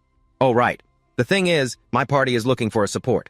Like a priest, if you're not on a team. Would you be able to join us?" Hearing this, Han Tae-sung understood what this young woman was getting at. Turns out she saw my job class, because I currently have it set to Master Debuffer. She thinks I'm a support player. What kind of nonsense am I thinking? Thinking this Han Tae-sung was about to speak up to refuse, "I'm sorry, I plan to go alone." But before Han Tae-sung could finish his sentence, that troublemaker Rat Hamchi, who was beside him, quickly jumped in and said, We agree. Hey, why did you agree without asking me?" Han Tae-sung hurriedly turned to whisper to him, "Hey, look, you don't know anything about women. She's giving you the green light. The green light." "What's that? Are you planning to live a lonely life forever? From the look on your face just now, I knew you liked her." "Go for it." "That's not what I was thinking," Han Tae-sung said through gritted teeth. And after a few minutes of discussion, it seemed Han Tae-sung had lost the war of words with this rat, so he had to accept the current situation. "Besides, I can't hide my skills forever anyway." Han Tae-sung thought to himself, then said, "Look, I can only use reinforcement spells to support from the back. Is that okay?" Hearing this, Ghostran on the other side cheerfully said, "Of course. We have enough attackers, so you just need to relax and use your enhancement skills on everyone. You'll join us then, right?" she said with sparkling eyes, and Han Tae-sung, the target of her persuasion, immediately softened at her gaze. The fat rat Hamchi also glanced over at him with a meaningful look. And just like that, Han Tae-sung tagged along with Ghostran and her party. They headed to the western outskirts of the Sohoka ruins. The Sohoka ruins were once a prosperous urban area, but this unfortunate city was turned into a pile of rubble 35 years ago by the wrath of the Thunder Serpent. Although it was defeated, a large amount of its magic seeped deep into the ground, and light element monsters were born from it. So that's the reason why light element monsters are the main type here, Han Tae-sung muttered. At that moment up ahead, one of Ghostran's teammates spoke up, asking her, "Hey, Ms. Ghostran, what's going on easy here? You really found a debuffer." "A debuffer? But isn't his level too low? He's only level 31. This guy Easy said quietly, so Han Tae-sung, who was behind them, couldn't hear. In response to his question, Ghostran didn't see the low level as a problem. "Don't worry about him. We're the main fighting force. He just stands in the back applying effects, so we don't need to pay that much attention to his level. If anything happens, I'll protect him, so you don't have to worry." Turning back to Easy after hearing what she said, he could only sigh. "I don't know if she's just being kind or what. I've partied with buffers who give beneficial effects and with healers before, but this is my first time with a debuffer. I'm actually nervous." It seemed Ghostran noticed the worry on Easy's face, so she said awkwardly, Sorry. It's quite hard to find a healing priest or a strength-enhancing buffer. We're in the same party now, so let's just do our best together." And just as Ghostran finished speaking, she noticed something and quickly shouted, "Get down!" As she spoke, she grabbed Easy's head and pulled him down. Thanks to that, they were able to dodge an attack of some kind that came flying from the front. Han Tae-sung also looked at the source of the attack and thought, is that a monster created from the Thunder Serpent's magic? A light lizard. But as he looked, he saw several red-eyed lizards with bright yellow skin ahead of them. And perhaps due to the influence of the Thunder Serpent's power, their lower bodies looked like snake tails. Model. These are the mythical light lizards, spirit-type monsters born from the residual magic of a thunder python. They are numerous and aggressive, usually attacking in packs. Be careful when facing them. Level 35 spirit race gifted with light-based attacks. The scene turns to Ghostran as soon as she sees the monsters. She then shouted to everyone on the team, "Everyone to your battle positions, spread out. Easy. And I will hold the center position while the tanks block the monster pack." But following her command, the people on the front line immediately drew their shields to bolster their defenses. And then, Ghostran also turned around and said to Han Tae-sung, you use your enhancement skills on us from the rear?" "Ah, sure," Han Tae-sung replied, sounding bored. And with that, the battle officially began. The light lizards started to press their advantage, continuously opening their mouths and spitting lasers straight ahead. However, the tanks in Ghostran's party reacted quickly. As soon as they saw the attacks approaching, they raised their shields to protect their comrades. From the rear, Ghostran also seized the opportunity to attack with her magic.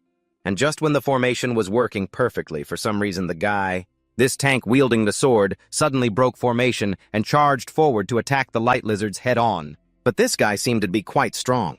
With just a single swing of his sword, he knocked several of the lizards flat on the ground. Even so, his act of breaking formation on his own made the other tank, a woman, complain, "Hey, I know you're a beast, but don't just charge in and face them head-on." "I like that." Hearing this, the black-haired guy replied with a bored tone, "They barely do any damage. All I have to do is block one hit, close the distance, and I can kill one. Besides, and why isn't anyone on our team using buffs or heals?" He said this while glancing back at Han Tae-sung, and then this guy started to look down on him. "A master debuffer? Why would we even need debuffs for trash mobs like these? What the hell did you guys bring him along for? Is he just here to leech rewards and experience? With that thought, the guy spoke up. Listen, I'll block all the attacks. The rest of you just finish them off quickly. The black-haired guy spoke with confidence, completely unaware that countless marks had already been placed on him. And while this idiot still hadn't figured out what was going on, he took a barrage of laser blasts right to the body. The result goes without saying. He was burned to a crisp. Immediately after, a sad notification was sent to the other players. Player Angel Smile has died. Seeing this, the other tank just wanted to slap him. But unfortunately, she couldn't because he was already dead. And right after that, the whole group realized they were surrounded by countless light lizards. Damn it! Where did all these monsters come from? There weren't this many here before, the blonde girl cried out. Next to her, Ghostran saw how bad the situation was and immediately suggested, let's go back the way we came. I can't believe it. That way is blocked too, Easy said in a panic, turning towards Ghostran. She was also preparing to make a difficult decision. There weren't this many monsters last time. I was too careless. There are 4 of us here, but we only have 3 teleport scrolls. I guess I'll have to be the one to stay behind. She thought to herself, preparing to use the scrolls to help the other 3 escape this place. But just then, Han Tae-sung confidently stepped forward and said, You can just hold on to those. A scroll like that is too expensive for me to use. And don't go sacrificing yourself for anyone. What do you mean? Ghostran said, flustered. In response, Han Tae-sung could only sigh and remark, You really are a good person, Ms. Ghostran.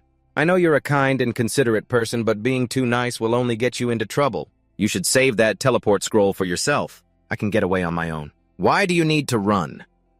We're not in any danger from these monsters, Han Tae-sung said, as he started activating his 3 ultimate debuff skills, and right after that, beneath their feet, an incredibly complex magic circle appeared. After seeing the circle manifest, Han Tae-sung continued, All right, there we go. The debuffs are active now. Now take them all down. He said, his voice full of excitement, and thanks to Han Tae-sung's weakening effect, the group started to go all out against these lizards. And you had to admit the weakening skill cast by Han Tae-sung was truly terrifying. With just 3 simple attacks, Easy was able to take down 3 of the lizards with ease. Gold right ahead, huh? This mob is so weak. Just normal attacks are enough to handle them, Easy said cheerfully. Perhaps he'd never felt that monster hunting could be this easy. But no matter how easy the hunt was, Han Tae-sung, who was beside them, still had to speak up and remind everyone, I know you're all really excited, but the monster's attack power is still the same. So if you let your guard down, you'll end up just like the tank from before. Yeah, I know. Back to Han Tae-sung, he was going crazy with excitement on the inside. Look at this.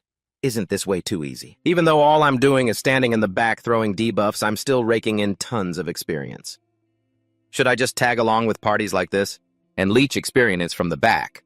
Han Tae-sung thought happily as he enjoyed the system's "You have received 50 experience" notifications, and while he was still enjoying it, suddenly Easy yelled, Watch out! Hearing that, Han Tae-sung quickly spun around to see that girl blocking a laser blast from some lizard for him, and after blocking the attack, the young woman didn't forget to ask, Secret, are you all right?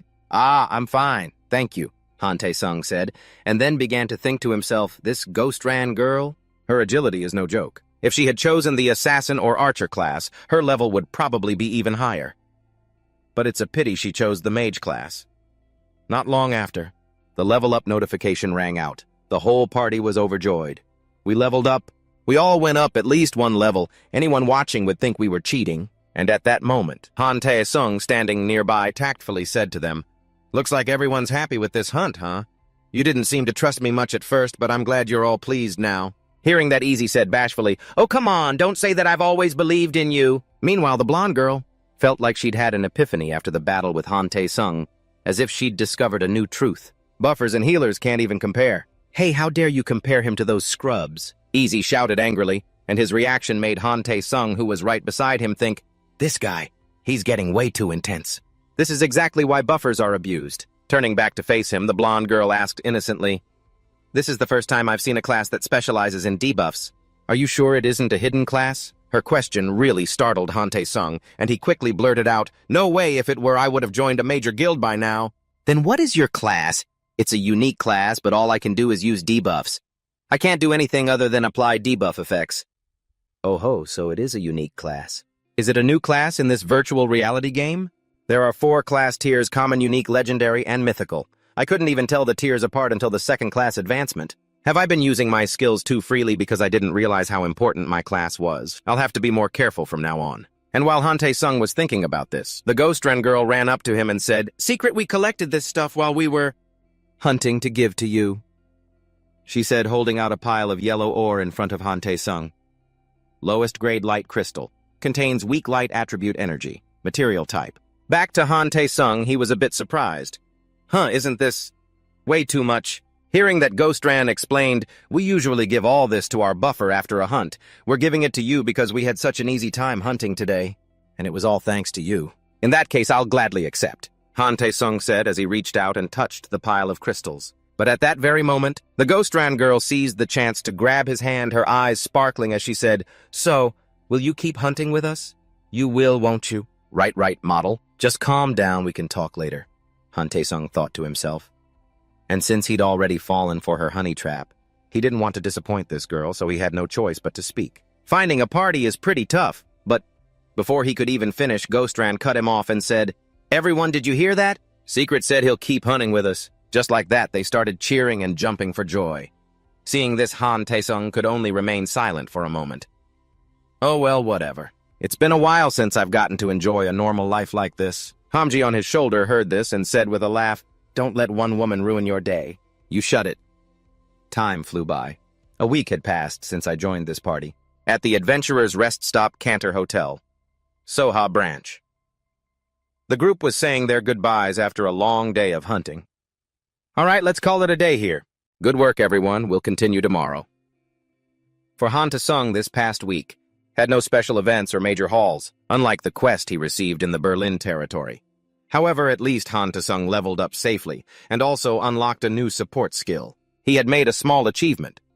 Just then, the fat rat Hamchi, who was beside him, asked, "So, Master, are you planning to do that tomorrow and return to the other world?" "Of course. I can't let this new skill I learned go to waste. First, let's take out the crystals we got today." As he spoke, Han Tae-sung took out a pile of yellow mana stones from his inventory and placed them in front of him. Then he activated that darn skill of his. I don't know what it's called. All I saw was that right after our protagonist activated this skill, a system message appeared. Attribute absorption activated.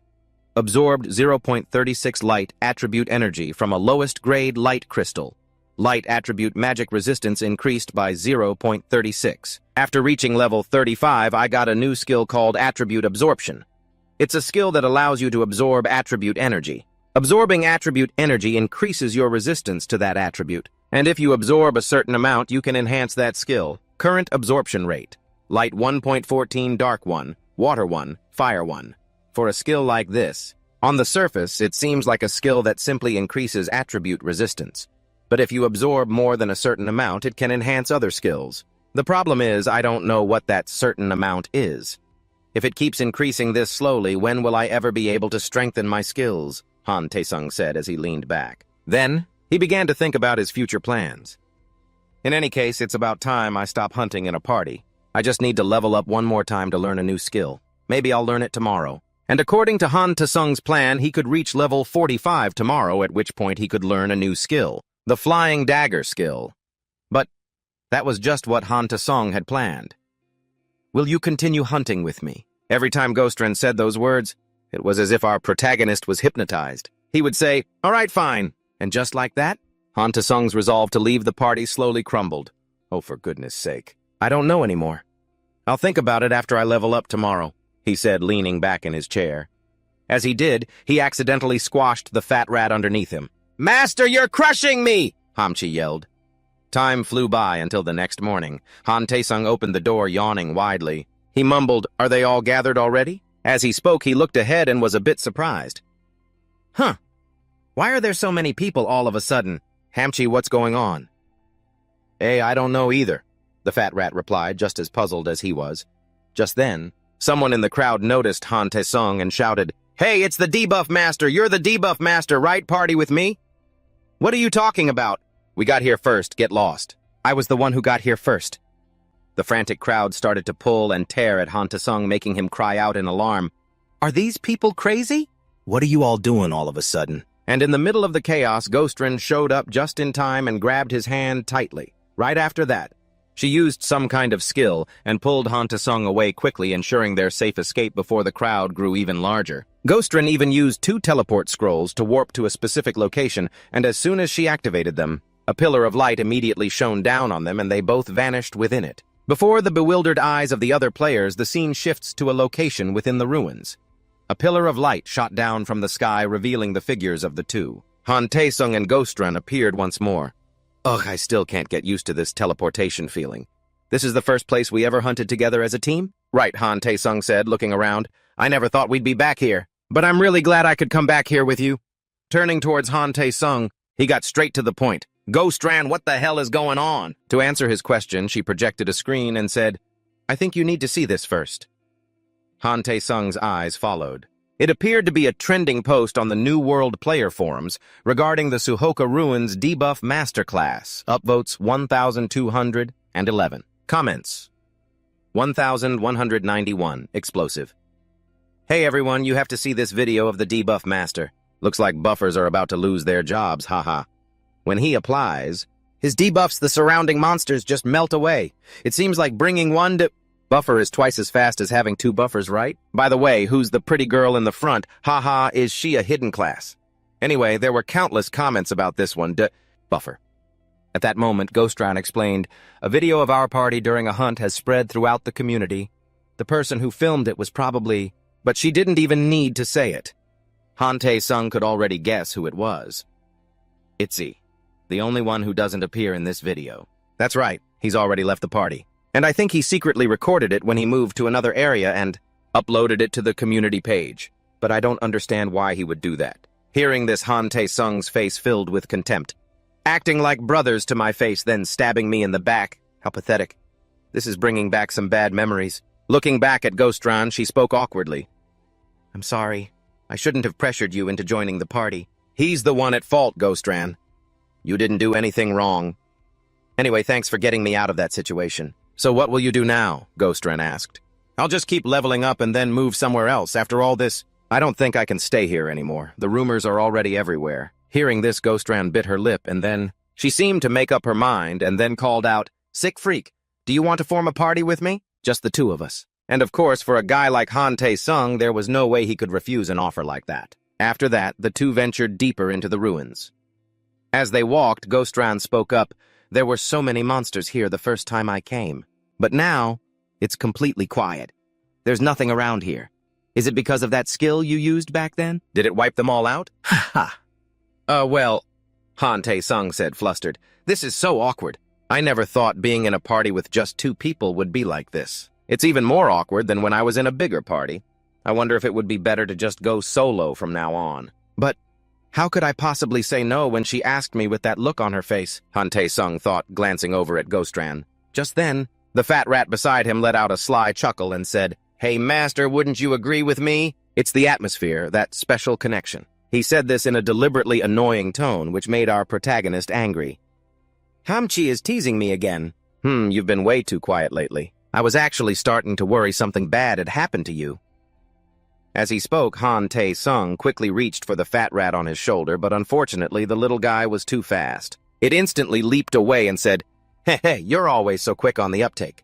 Except when it comes to romance, huh? And you know why I'm in such a good mood. It's because I think I'm finally getting my first skill back. Hearing this, Han Taesung's face lit up. Now that you mention it, if my level goes up, and then your level goes up too, so you'll get your skill soon enough. All right, let's take a look and see what that skill is. Han Taesung said, opening the new skill information window.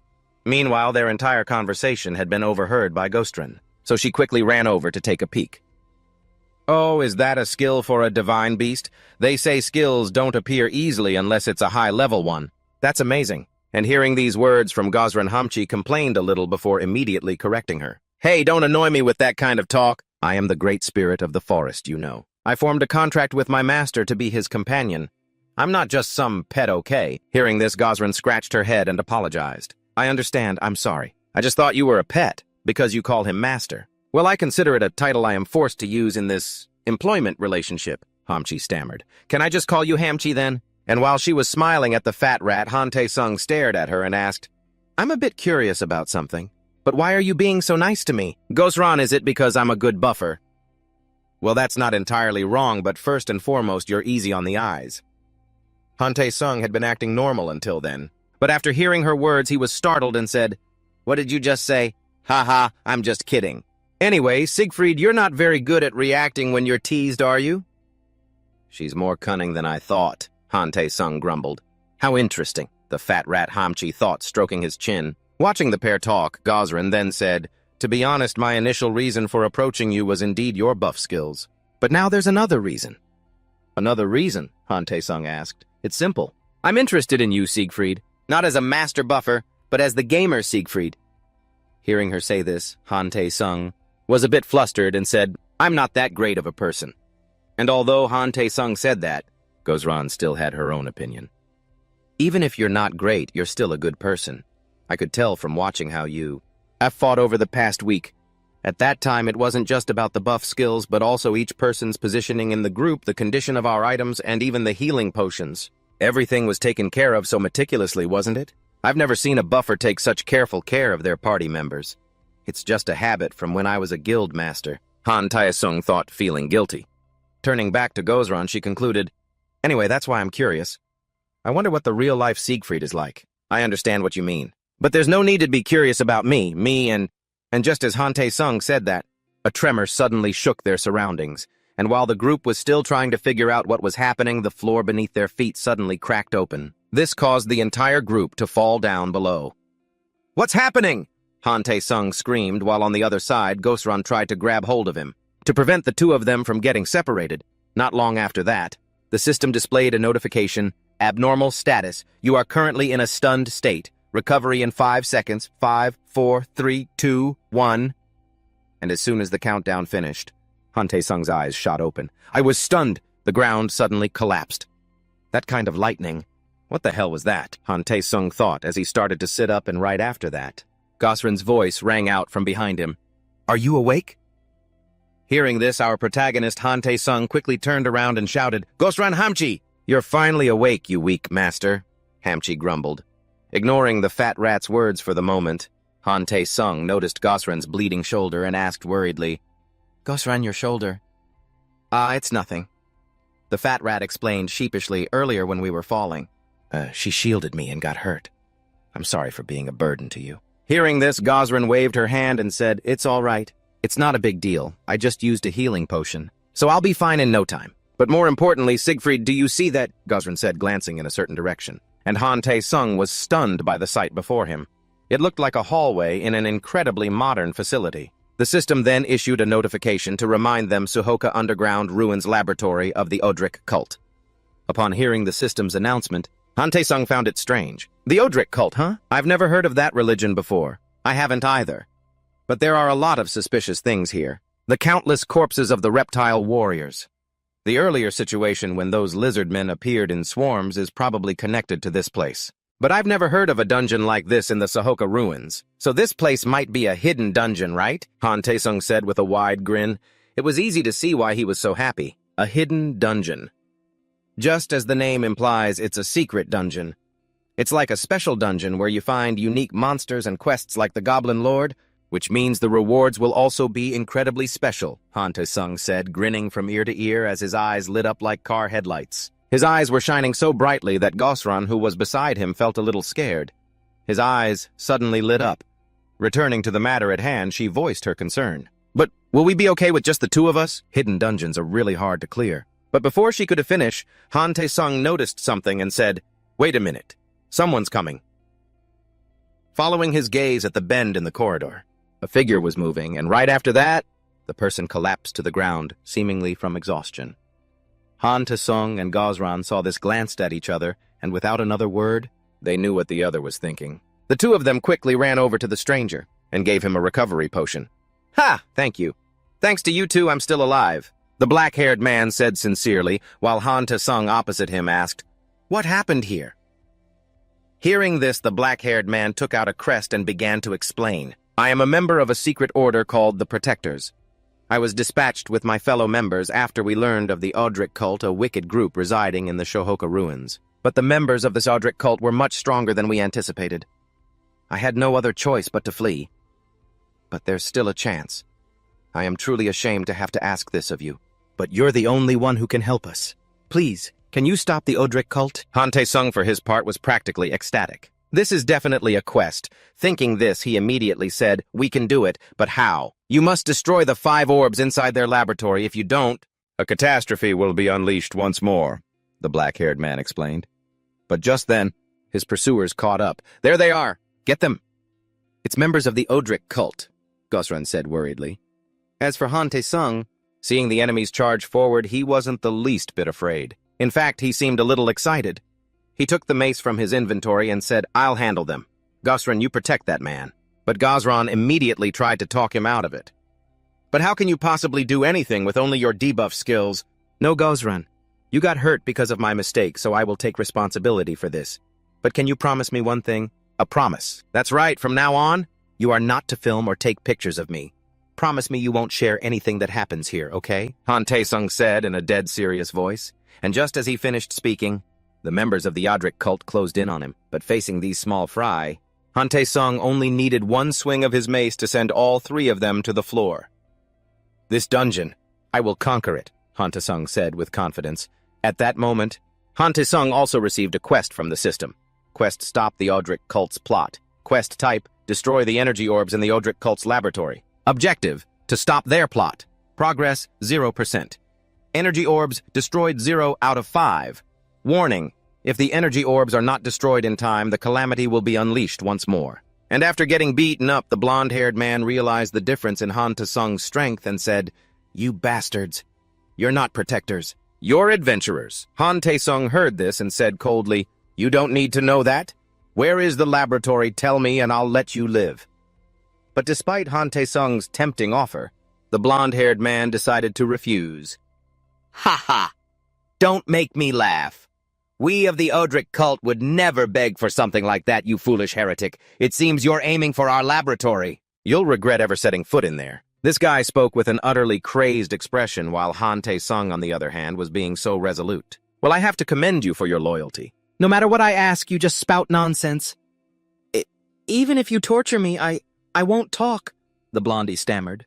Why would I torture you? That's just too cruel. I just want to blow off some steam. Honestly, it's been a while since I've had a good fight, so my fists are getting a little itchy. You can keep that loyalty of yours to yourself. I just want to smash something. As Han Tae-sung spoke, a vicious expression appeared on his face, making the blondie break out in a cold sweat. He quickly changed his mind to save his own skin. Immediately, the guy pointed in one direction and said, If you go inside, you'll see a 3-way fork. Just turn right and go straight and you'll find the research lab. The guy confessed everything with utmost honesty.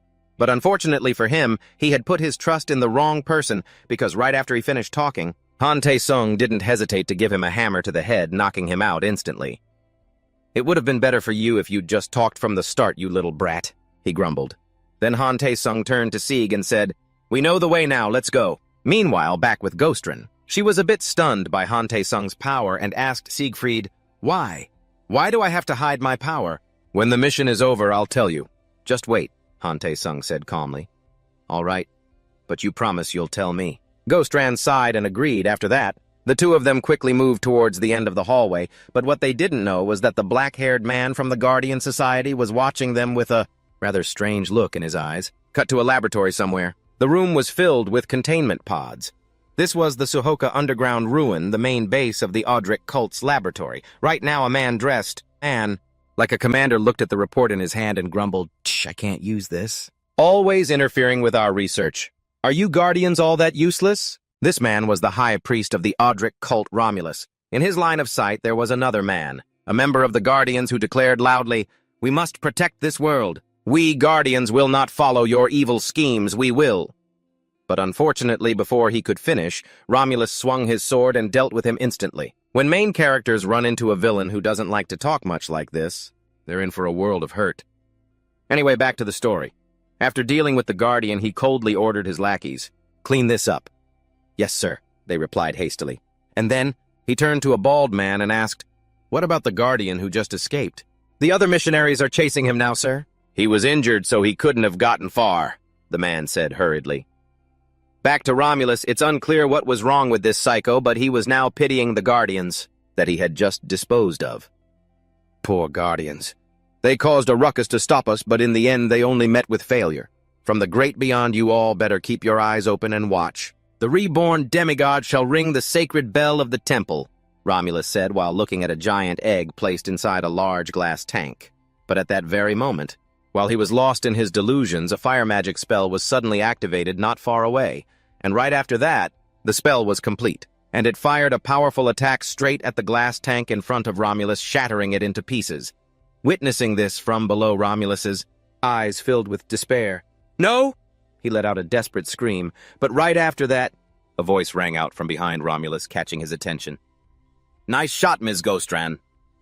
Following his gaze, the culprits were none other than Han Tae-sung and Ghostran. Their appearance made a Romulus yell, "Who are you? Are you guardians? Why does everyone I meet ask me that I'm a destroyer, you bastard?" Han Tae-sung said angrily. Back to Romulus, the appearance of the two strangers made him raise his guard to the maximum. Did they take out the priests outside? With that thought, he hastily gave an order. Research team, increase the output to maximum. Intruders have broken in. We must perform the resurrection ritual immediately. Following his command, the remaining people rushed to the control machinery and pulled the lever to activate the resurrection. And as soon as the lever was pulled, a terrifying surge of energy was channeled to the energy orbs. Right after that, a notification was sent to Han Tae-sung and Ghostran. The resurrection ritual has begun. You must destroy 5 orbs within 5 minutes to prevent the boss monster from regenerating. Orbs destroyed 1 out of 5. Time remaining 4 minutes and 59 seconds. Back to Ghostran after seeing the system notification, she said worriedly, "This is bad. It's a time-limited mission." Han Tae-sung, seeing the urgency of the situation, immediately assigned the OBS to Ghostran. "You handle them. I'll handle the rest. But are you sure you can manage on your own? There aren't that many of them," Han Tae-sung said confidently. "Only that Romulus guy is a bit of a pain, but it's not a huge problem." "All right then, you deal with the OBS." As he spoke, Han Tae-sung charged forward to buy time for Ghostran to complete her mission. Meanwhile, on the opposite side, Romulus also commanded his underlings, "Punish those insolent heretics for me." And just like that, the two sides clashed in a fierce melee. These two minions seemed to coordinate their attacks.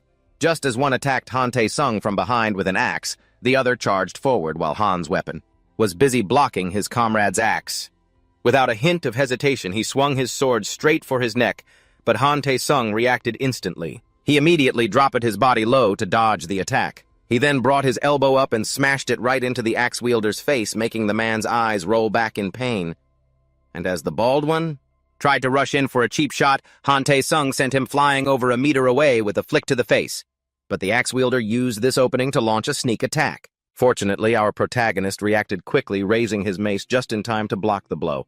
And at that very moment, while Han Tae-sung was occupied with the axe wielder, a magical attack suddenly flew straight towards him. A massive explosion erupted, kicking up a cloud of dust and debris. It seemed like Han Tae-sung was finished, but miraculously, he had managed to grab the axe wielder by the neck and use him as a human shield. "Having your lackeys gang up on me and then attacking yourself, isn't that going a little too far?" Han Tae-sung said, glaring ahead at the one who had cast that magic attack. It was none other than Romulus himself. To Han Tae-sung's taunt, he immediately shot back. "The one using someone else as a shield has no right to say that. I'll admit you are very strong. Powerful combat instincts and your situational awareness isn't bad either. You truly are a formidable opponent even for the great Romulus. But so what? You're all alone now? So planning to surrender." "Who told you I was alone?" Han Tae-sung said coldly. As he spoke, a phantom suddenly appeared behind him, its hands reaching for his throat. With his beast-like senses, Han Tae-sung instantly reacted, swinging his mace behind him. But when his weapon met the phantom, it passed right through, like hitting smoke.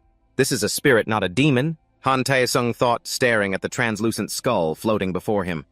The source of this skull was the corpse of the axe wielder lying dead below. And while Han Tae-sung was still trying to figure out what was going on, the crazed Romulus began to explain his power. "I am Romulus, a high priest of the great Audric sect and a dark priest. The souls of the dead are my power, as long as there are corpses around me. You cannot defeat me, so you heretic! You will die and become my power." He laughed as he spoke, as if victory was already in the palm of his hand. And you had to admit this ability was quite similar to our protagonist's. Here is the information on him. Romulus, High Priest of the Audric sect. Level 55. Race human. Class Dark Priest. Unique ability Corpse Shadow. And in order to finish Han Tae-sung off quickly, Romulus directed 3 phantom skulls to charge at him. Faced with these phantoms, which were immune to physical attacks, Han Tae-sung could only turn and run. But unfortunately for our protagonist, these monsters could also fly.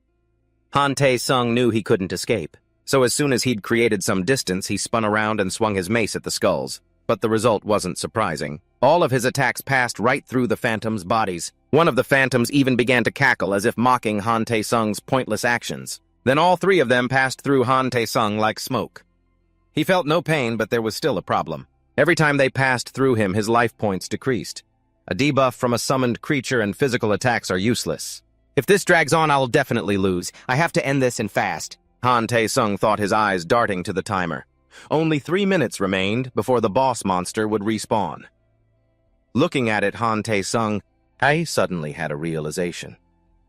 Don't tell me that bastard's goal is to stall for time, he said, glaring at the white-haired man. At that, the man burst out laughing like a rabid dog. Ha ha, you idiot! You can't catch my specters with those pathetic little swings! Is that so? Then I'll just have to hit you instead! Han Tae-sung shouted, launching himself at his opponent like a bolt of lightning. At the same time, he activated his skill smash. This is a skill that deals massive damage to the enemy. As soon as it was activated, the mace in his hand began to emit a faint but dangerous light. But this Romulus guy really lived up to his title as the commander of these minions. Even though he was a mage, he was still agile enough to react to the attack. He attacked and raised the sword in his hand to block. Of course, with his frail body, he was still sent flying backward after taking the hit. Oh, you managed to block that? Well then, can your face block this one? Han Tae-sung said in a provocative tone. And just as expected, after hearing that, the blood rushed to Romulus's head. You damned heretic, I'll kill you! Romulus screamed as he began to command countless wraiths to charge straight at Han Tae-sung. Right now, his whole body looked as if it were being engulfed by a storm of wraiths, all around him. And now it was Romulus's turn to taunt back. Come on, smash whatever you want. You can't defeat me and you can't stop the disaster's revival. As he spoke, he began to increase the speed of the phantom whirlwind. But unfortunately for him, at that very moment, Han Tae-sung's system displayed a notification. Reached level 45. You can now use the new skill, Flying Javelin. Flying Javelin throws the weapon toward the target, and in Romulus's eyes, at the very moment he thought he was about to win, a beam of light suddenly shot up from the center of the whirlwind, completely obliterating his wraiths. This is... Romulus stammered, speechless. It's divine punishment, you bastard, Han Tae-sung said with a smile, and right after that, he waved his hand to control the mace in his hand and attack Romulus, and then the mace suddenly transformed into a beam of light, flying at rocket speed and crashing straight into the white-haired man. It made him vomit a bucket of blood. At this rate, if he wasn't dead, he was barely hanging on. The mace then pushed him back, slamming him into a glass tank behind him, before finally stopping. Controlling it isn't as hard as I thought. If I had known, I would have used it sooner, Han Tae-sung said to himself as he began to control the mace, bringing it back to him. You could say this was a technique quite similar to telekinesis in wuxia stories. Now all that's left is to smash that OBS to bits, huh? Han Tae-sung muttered, turning toward Ghostran. At that moment, she was also unleashing a crazy amount of firepower on the energy crystals. All right, only 2 more OBS left. Come on, just hold on a little longer, she told herself. And at crucial moments like these, some guy is always bound to show up and ruin things, just like this bald guy. As soon as he saw Ghostran destroying the plan to revive the monster, he yelled, "Stop! Do not interfere with our ritual." As he spoke, he gripped Ghostran's injured arm, interrupting her spellcasting. Damn it, I'm almost out of time, Ghostran thought, gritting her teeth. The time remaining was 1 minute and 20 seconds, and while she was still unsure of what to do, a javelin suddenly flew in from somewhere, heading straight for the OBS, and causing a rather large explosion. A black-haired cultist saw it and cried out, "Oh no!" But before he could scream anything else, he took a punch straight to the face from Han Tae-sung.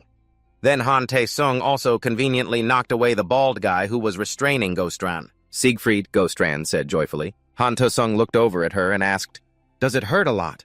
"Your shoulder's injured, so it's hard to aim right." "I caused trouble again. I'm sorry," she said sadly. "Don't worry about it. You have to destroy the last OBS anyway." Hearing that, Ghostran was a bit confused because it was clear that Han Tae-sung's mace control skill was more effective at destroying these things. Han Tae-sung could see her confusion and explained, "This skill is on cooldown. Flying Javelin throws the weapon toward the target. Cooldown 3 minutes. Normal attacks don't work on it, so we can only rely on your magic, Ghostran," Han Tae-sung said calmly, but for some reason, the more faith Han Tae-sung placed in her, the more anxious she felt. The protagonist knew she was very tense, so he tried to joke around a bit. If it were me, I'd at least give it a try whether I succeed or not. Time's going to pass anyway. We have to do something right." Ah, yes. I'll give it a try. But don't blame me if I miss, okay? Gostrin said as she began to aim her staff upwards, preparing for the final blow. There were only 15 seconds left, and if this shot missed, there wouldn't be another chance. Please, it has to hit. Gostron began to pray. Turning back to Han Tae-sung to keep her hand from shaking, he gently took it and helped her aim more accurately. And this act from our main character also helped Gostron become much more confident. She let out a powerful shout and then unleashed her own powerful magic straight at the OBS orb. In the end, with only 1 second left, that guy Romulus, who still wasn't dead, saw this and jumped out to block the magic spell. And as a result, he took a full-powered hit right to the center of his body. I am Romulus. I will bring a rain of flowers down upon this world. After saying his piece, the white-haired guy kicked the bucket.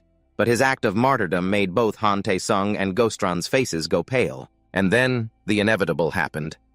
The system immediately issued a notification: time is up. You have failed to prevent the boss monster's resurrection. OBS destroyed 4 out of 5. Prepare yourselves. The boss is about to awaken. And as this notification appeared, the egg in front of the two of them suddenly began to emit countless streams of light. Meanwhile, Han Tae-sung was starting to regret it so much it hurt. That damn bastard. I should have taken him out way earlier. He turned back to Gostron, who was still focused on what was in front of them, and she pointed out, "Hey, that chain. Is that?" Following their gaze, they saw that after the egg shattered, a giant creature had appeared. It took the form of a great white serpent with countless bolts of lightning crackling around it. And to welcome the birth of this boss, the system issued a bright red quest notification: eradicate the catastrophe. Quest classification hidden. Objective: defeat the resurrected catastrophe, the Thunder Serpent. Progress 0%. Defeat the boss. 0 out of 1. Completion reward. Item dropped upon defeating the boss. After seeing the appearance of this giant monster, he laughed so hard he broke into a sweat. These crazy bastards. So the catastrophe they resurrected was this Thunder Serpent, huh? But why is it so small in the ancient myths, eh? The Thunder Serpent was a giant python that coiled around a massive mountain or something. But this monster in front of me, I mean, it's big, sure. But at most, it's only about 20 meters long. Thunder Serpent. The monster resurrected through the heretical experiments of the Odric cult, a creature from another world that once turned the prosperous land of Shohoka into ruins in a single night. Level 70. Species unknown. Rank boss monster. Class lightning nemesis. Special ability electric breath. After seeing its level, Han Tae-sung was genuinely shocked. It's only level 70, and this is what they call a catastrophe. Then what would you call me back when I was level 200? But even so, at this level we should probably run first. We can figure out the rest later. As she said this, she glanced worriedly at Han Tae-sung and asked, "You're not planning on attacking it, are you?" And her worry was completely justified, since right next to her, that guy Han Tae-sung already had his spear in hand. "Sorry, but I can't resist a rare monster. Just leave this to me. You get out of here." And as our hero Han Tae-sung said this, he was a bit surprised to see that Gostron had already started using some kind of potion. This is an elemental resistance potion. It's a low-grade one, so it's not very effective, but it's better than nothing, right? As she spoke, she handed Han Tae-sung another bottle. Before Han Tae-sung could even understand, she continued, "You're right.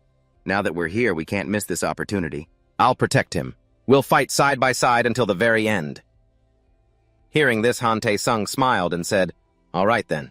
But if we die, I'm not taking responsibility for it." And just as Han Tae-sung said those words, the Thunder Serpent charged straight towards them. Seeing this, they both quickly jumped to the side to dodge its ramming attack. Its quick speed made Han Tae-sung praise it. For its size, that speed is terrifying. "I can't let my guard down," he said as he used the potion, and right after that, the system announced elemental resistance has increased by 50. Back to the Thunder Serpent, after missing its first attack, it immediately turned around and aimed straight for Han Tae-sung. The giant snake attacked like a race car, forcing Han Tae-sung to hastily back away to avoid being crushed. Then Han Tae-sung used the momentum to leap straight onto a pillar, bouncing off it to launch himself down from above. Let's see if it can block this critical hit. Or not. As Han Tae-sung spoke, he activated his Great Annihilation Formation skill to weaken the enemy's defense and magic resistance. At the same time, he also activated his Smash skill. The mace in his hand began to be enveloped in a bright light, and as soon as he landed, he hit the Thunder Serpent with 3 consecutive blows. But it seemed like it didn't do much damage at all, because right after that, The Thunder Serpent was still full of life and attacked as usual. It even took advantage of the moment Han Tae-sung was still airborne from dodging a blow, and the massive snake used the opportunity to gather power in its mouth, preparing to fire a laser.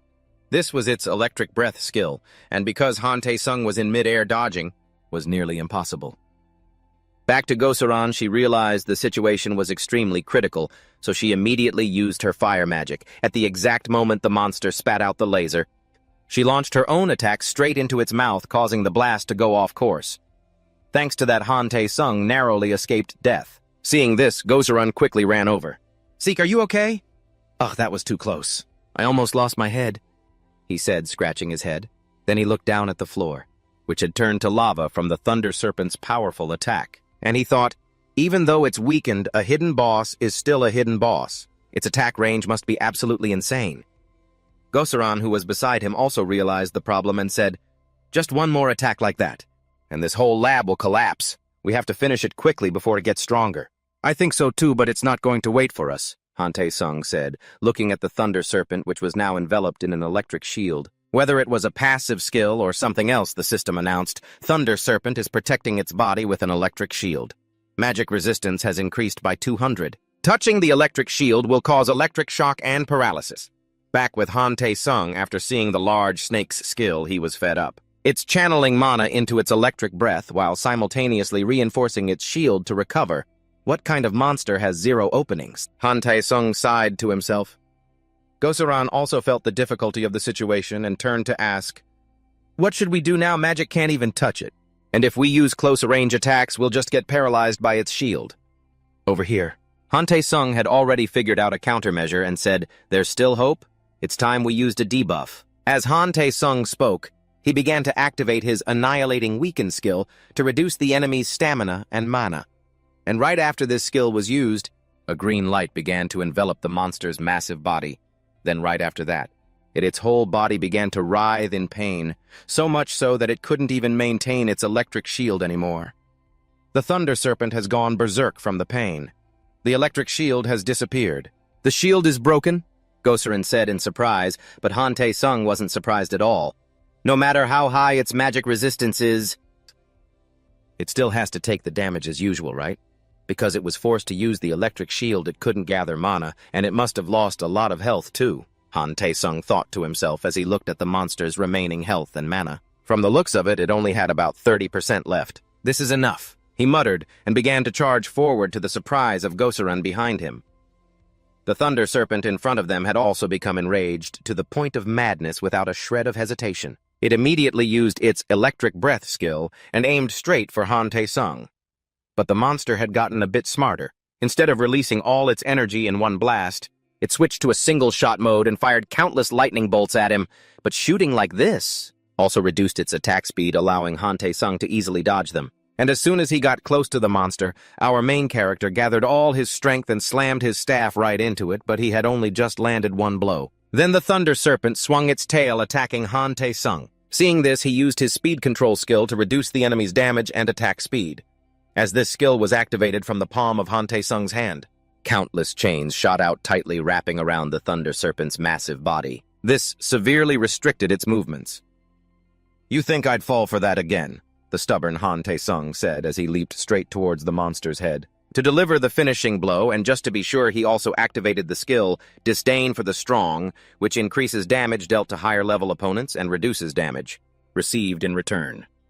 And after unleashing every skill he had, Han Tae-sung landed a mountain-shattering blow straight to the monster's neck area, and right after that, a system message appeared. "Prevent the Odric cult's plot mission complete." And from a top-down view, we can see that the Thunder Serpent's head and body had been severed by Han Tae-sung, and his contribution also earned him countless system notifications. Preventing the Odric cult's plot has been completed. Collect rewards from the Thunder Serpent's corpse. Leveled up. You have reached level 46, back to Han Tae-sung. He felt a bit disappointed. He thought he'd gain at least 2 levels. Who would have thought he'd only get 1? At this rate, when will I ever reach level 200? The experience points are a letdown, but at least the rewards aren't bad.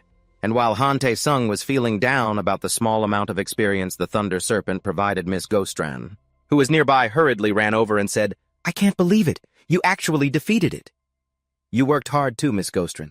By the way, why haven't the rewards appeared yet? Han Tae-sung wondered. Miss Gostrin also looked at him with suspicious eyes. He's definitely lying. He could have beaten it even without me. She thought to herself, then turned to look at the Thunder Serpent's head. Even with buffs, it would take 5 level 70 players to take down this boss monster. And yet at only level 45, he managed to handle it all by himself. It's truly unbelievable. And while she was lost in thought, Han Tae-sung suddenly spoke up, startling her. Sorry. I was thinking about something else. Shall we check the rewards? No. First, there's something else important. I knew it, you're still hiding something. And faced with Gostron's serious expression, Han Tae-sung said something completely out of the blue. Do you have any rubber gloves? And this sentence left the young woman completely dumbfounded, but right after that, she understood the reason when Han Tae-sung explained, but no matter how you look at it, I think we have to carve this Thunder Serpent up to get the rewards. Hey, game devs, you should fix this. That is indeed an important point, isn't it? Gostran said awkwardly. After that, the process of butchering the Thunder Serpent officially began, and not long after they had sorted through the materials, the system announced, Notification, you have obtained Thunder Serpent scales. You have obtained serpent blood. You have obtained serpent meat and serpent bones. You have obtained serpent fangs. A series of notifications began to ring out, making Miss Gostrin ecstatic. Just these few high-quality items are already so much. These giant bosses really make our efforts worthwhile. They're just so big, Han Tae-sung said, panting heavily. Are you not satisfied with the rewards? Gostron teased. Back to Han Tae-sung, he truly wasn't satisfied. We've already carved it up and all we got was this useless junk. What a boring hidden monster. The only useful thing is this, he said as he looked towards the Thunder Serpent's core. Serpent core. The energy mass inside the Thunder Serpent's body contains a large amount of energy. Classification, consumable. Serpent core. If I absorb this, I won't have to struggle anymore. But there's only one core. It can't be split, he thought, glancing over at Gostran. Then it seemed he had made a decision, so he stepped forward and said, Miss Gostrin, this might sound a bit strange, but you made an important contribution, Miss Gostrin. To be honest, though, I think I was the one who did the main part of the quest, but I have no intention of taking all the rewards for myself, so I'll just take this serpent core. The rest is all yours. This guy sweating bullets as he spoke. He takes all the good stuff for himself and just throws the trash to the girl to deal with. And sure enough, his sly-as-a-fox idea made the conversation fall silent for a moment. This clumsy attempt to cover his tracks didn't work at all. Han Tae-sung thought to himself while across from him, Gostran couldn't help but burst out laughing. Why are you laughing? You're giving me the creeps. Hearing this, Gostran smiled and said, The more I observe you, Secret, the more interesting you become. You don't have to overthink it. Of course, all these rewards should belong to you. Yes. But Han Tae-sung, flustered, tried to say something else. But before he could, the girl across from him cut him off. Do you remember when we hunted as a party? I took the experience points and you took the rewards. It's the same this time, so don't worry. I think just doing this quest with you was my reward. This was the most amazing quest I've ever done, so I'll definitely never forget it. Turning back to Han Tae-sung, hearing what she said, he reluctantly spoke. If you put it that way, I guess I have no choice. That's what he wanted to say out loud, but his inner thoughts were completely different. I can't believe this happened. It's not that I don't like it, but there's no way my inventory has enough space for all this. It would be better to split it. And while Han Tae-sung still didn't know where to stuff all these items, the fat mouse Hamchi appeared smiling and said, Is it time for this magnificent body to make an appearance? What is it, Hamchi? You want to steal the leftovers? You were hiding because of the smell, weren't you? Han Tae-sung said with a sigh. But the fat mouse jumped off his shoulder and replied, You foolish master, you still don't understand why I'm number one, do you? Choo! As it spoke, it raised both hands above its head and pulled them wide apart. And right after that, something miraculous happened as Hamchi performed this action. A stream of light appeared in its hands, transforming into a small bag. Look, this is my new magic. It's called the Bottomless Bag, Hamchi bragged cheerfully. But before it could boast any further, Han Tae-sung pulled it right in front of his face and said, Oh, so this is your new skill, huh? It's just an old piece of cloth, Han Tae-sung said, bored. But right after that, he noticed the inside of the bag. It was an endless space, just like the universe. Wait a minute, what is this? I've never seen anything like it, he exclaimed in shock. To answer his question, the system displayed a notification. Go ahead and take it. Bottomless Bag. A magic bag summoned by Hamchi's skill. It is an item, but from the spirit world representing the emptiness of the void.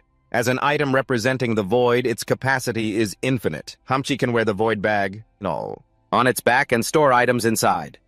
Back to Han Tae-sung after reading the description, his jaw had already dropped. Infinite capacity. People usually have problems with limited inventory space, but this skill completely solves that. Thinking about this, Han Tae-sung couldn't stop grinning and said, "Hamchi, you little rascal, you've finally become useful." I'm always ready to be the center of attention," Hamchi said indignantly. Seeing this, Han Tae-sung quickly tried to soothe him. "Is there anything you want to eat? It's my treat today." While he was in high spirits, from behind them a man's voice rang out. "It seems you really did defeat it." This sudden voice caught the attention of both Han Tae-sung and Gostran, who quickly turned around. "Who are you?" Han Tae-sung shouted, thinking at the same time. I didn't sense his presence at all until he spoke. At that moment, the mysterious man continued, "Ha ha ha, don't misunderstand. I am not your enemy." The man spoke as he walked towards them. At that moment, Han Tae-sung had a jolt of recognition and said, "You're that injured guard I just met, aren't you?" Hearing that the black-haired man seemed a bit surprised, then he burst out laughing. "Ha ha! I forgot I was still in this form. I was planning a grand entrance, but now I feel so embarrassed."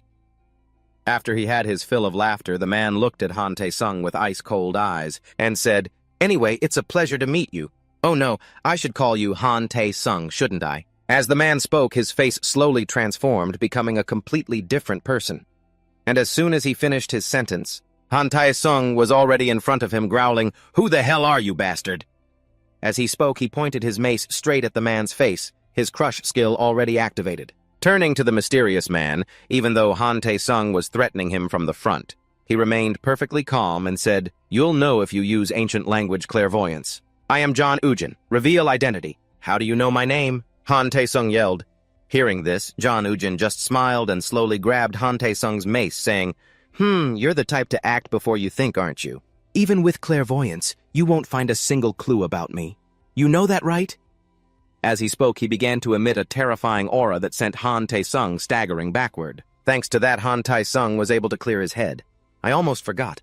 If the level gap is too big, he can hide his own information. With that thought, he calmed down and asked, "So what does a powerful person like you want sneaking up on me like this?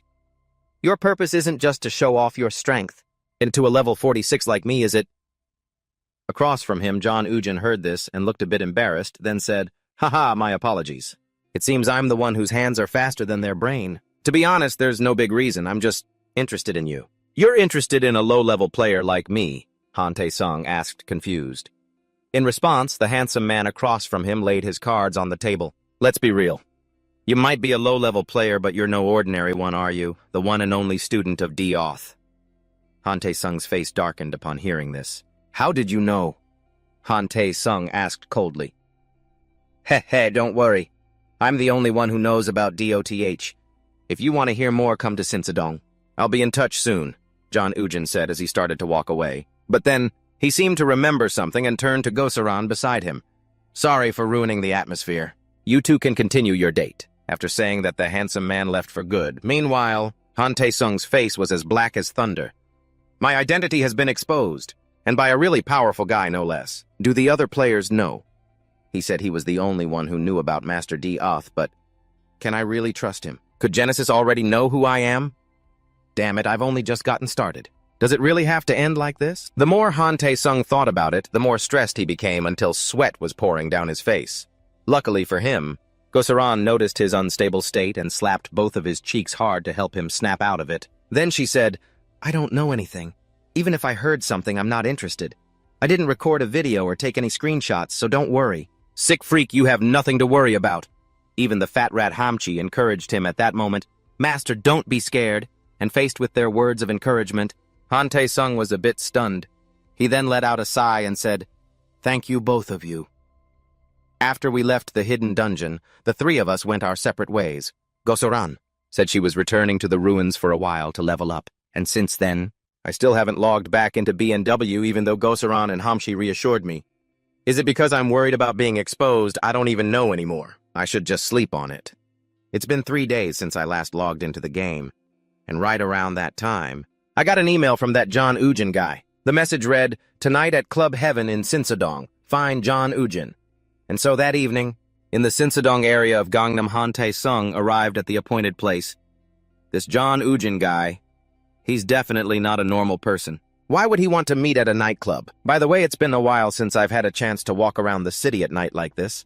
While everyone else is out having fun, all I do is bury my head in games, Han Tae-sung muttered, as he watched the people passing by. Not long after, he found the place he was looking for.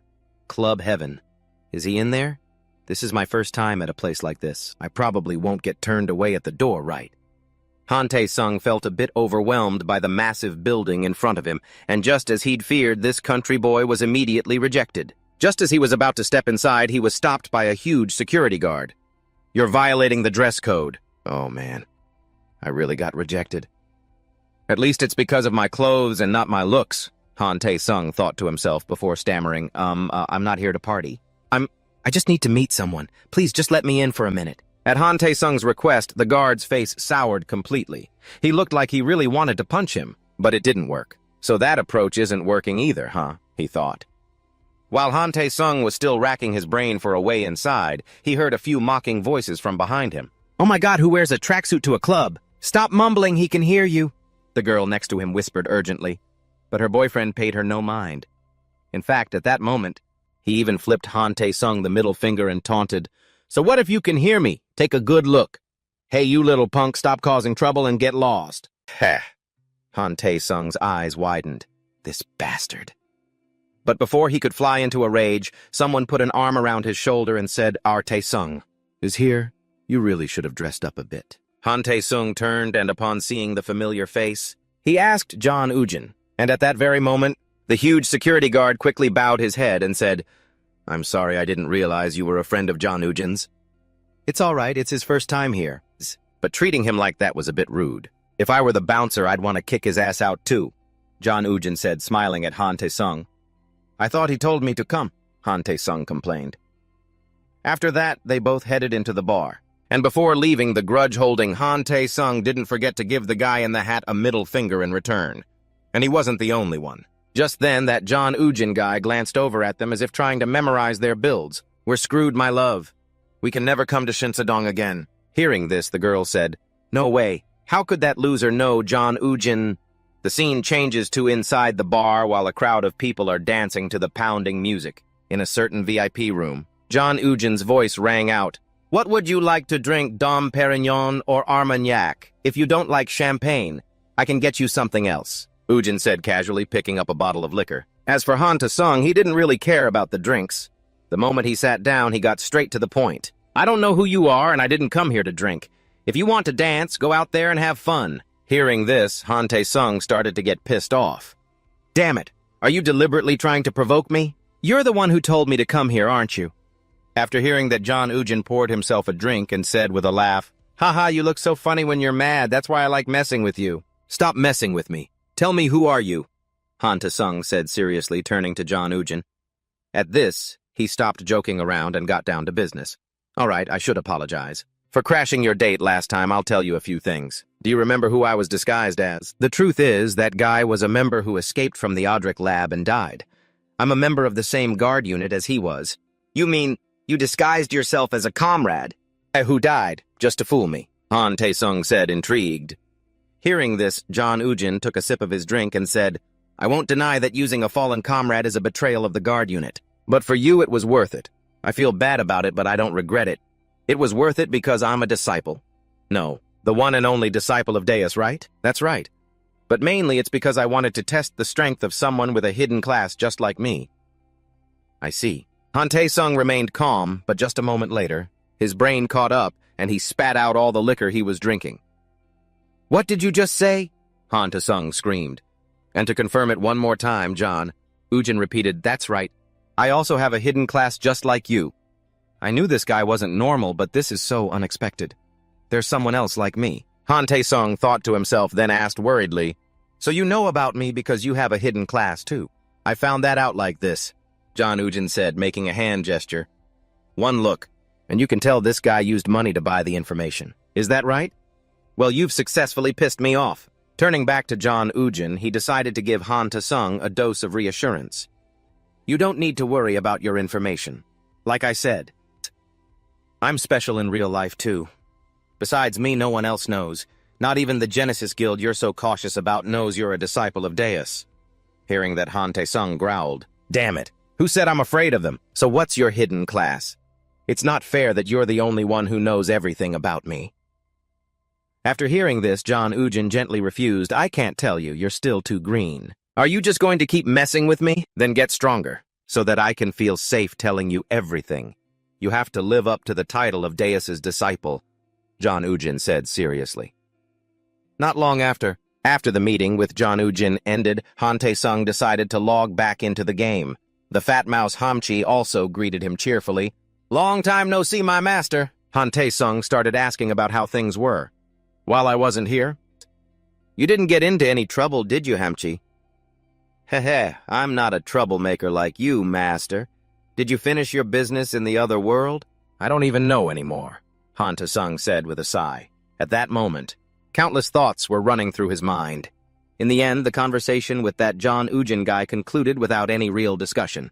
What's up with that mysterious guy? What's his goal, anyway? It doesn't seem like he wants to build relationships with other players who have hidden classes.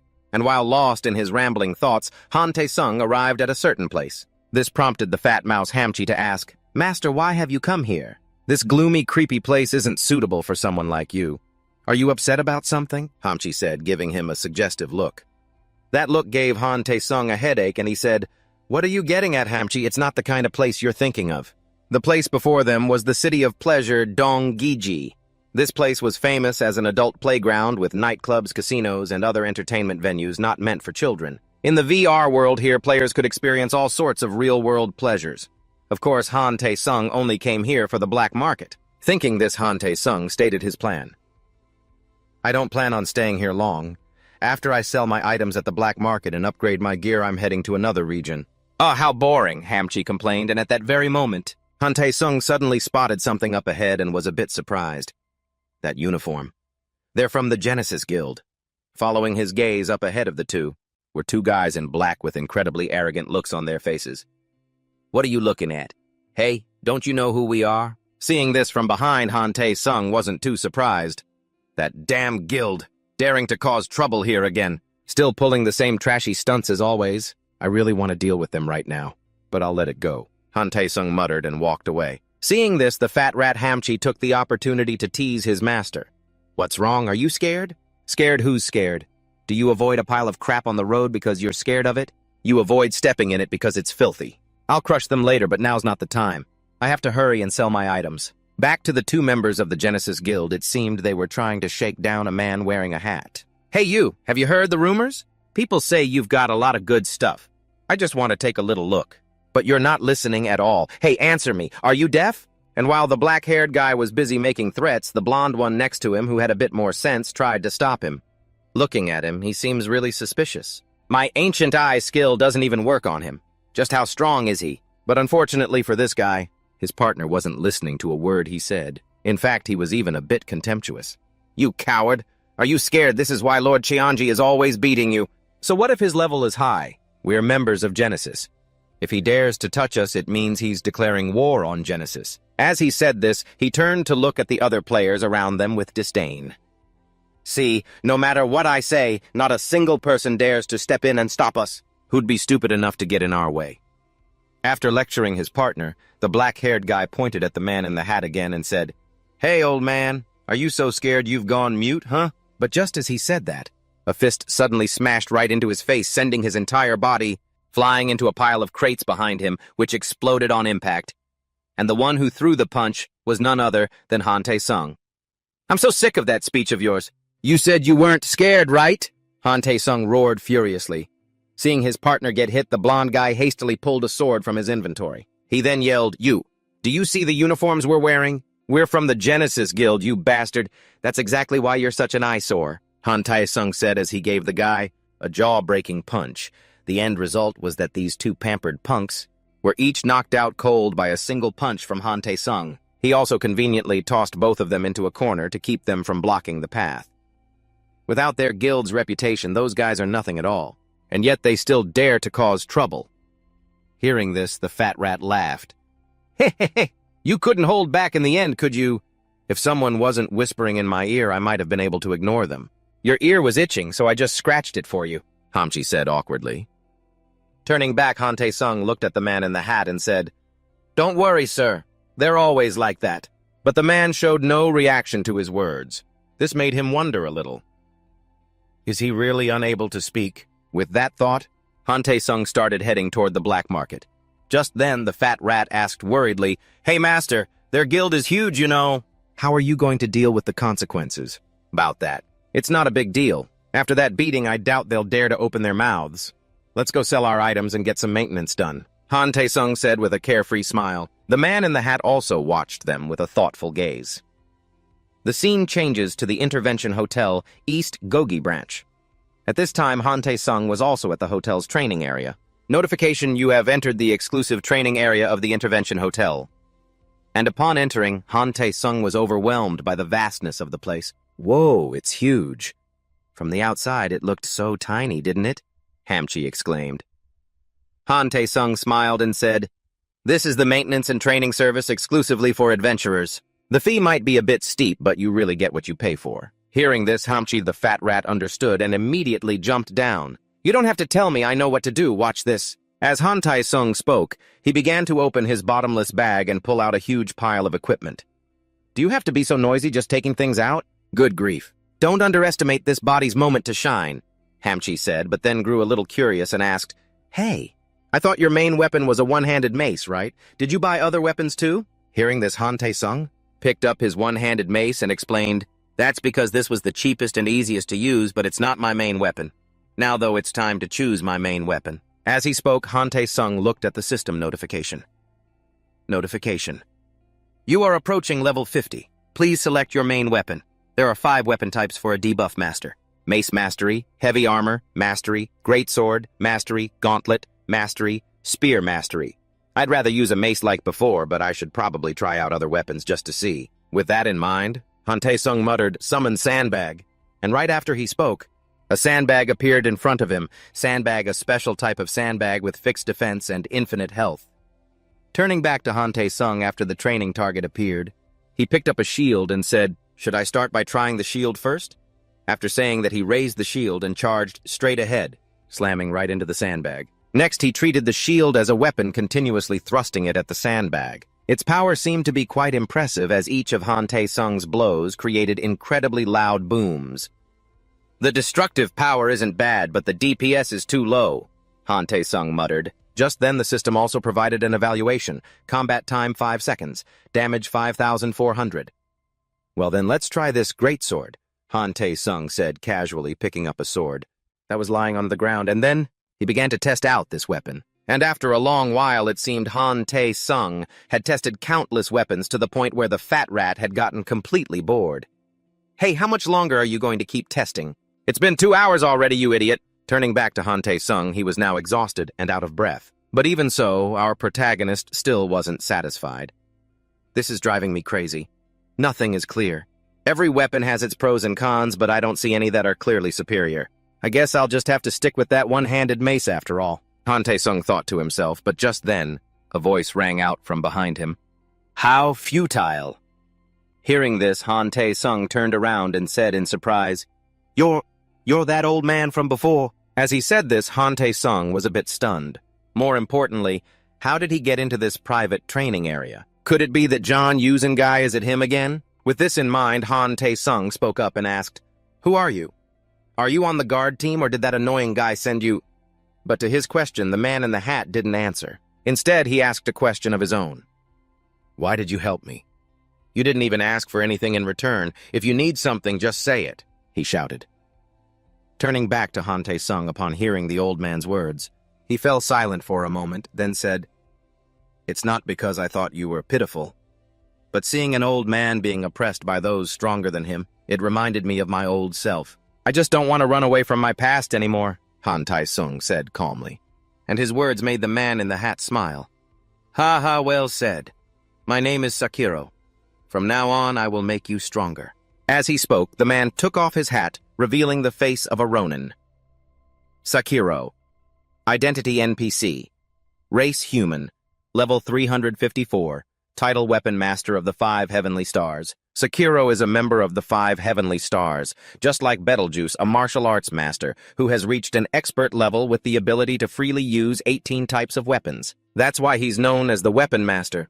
So that old man was Sekiro all along. That hat of his must have had an ability to nullify appraisal magic, but I never expected that.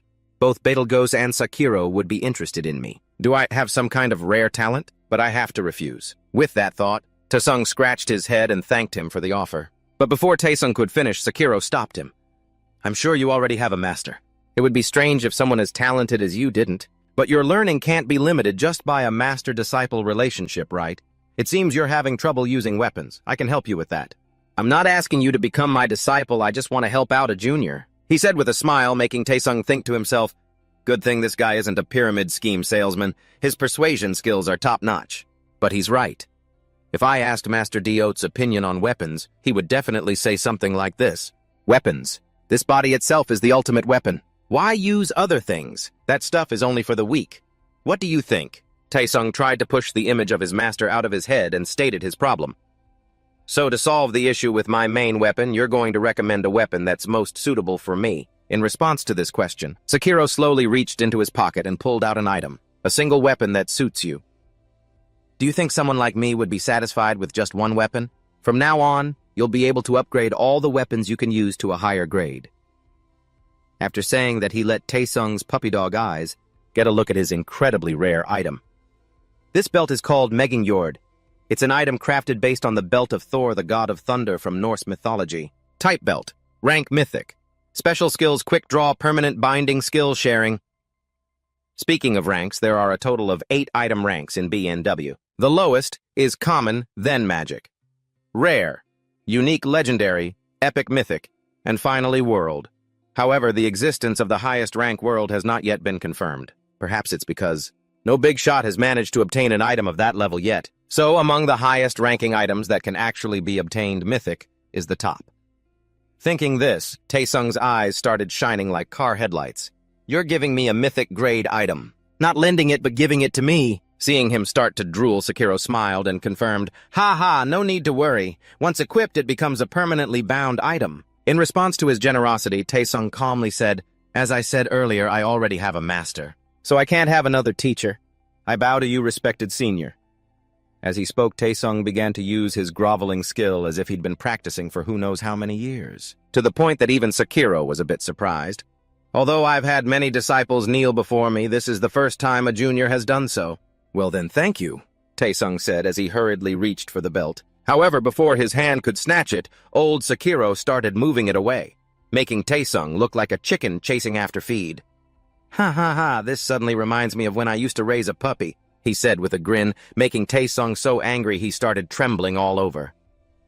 Are you messing with me? He said, turning to look the old man in the eye. And at this point, he finally dropped his teasing act and revealed his true purpose. You want to get sweet loot without putting in any effort.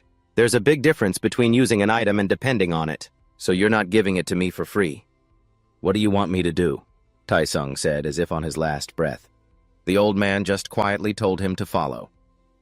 The scene then changes to some kind of arena. Amidst the cheers of the crowd, a bald guy used his spiked mace to break his opponent's sword. At the same time, under the force of the mace, the swordsman fell to the ground. Seeing this, the young referee opened his mouth and yelled, "The winner has been decided. The winner is Miles, the god of death." Hearing this, the crowd roared even louder as if they'd gone mad.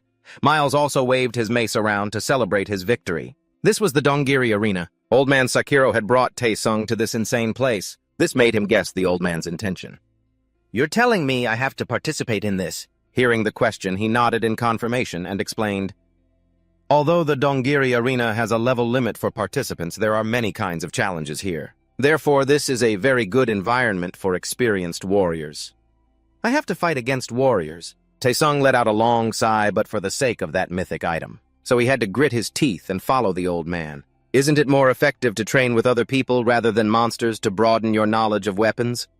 Sekiro said calmly, handing a piece of paper to the gatekeeper. He added that Taesung would be participating.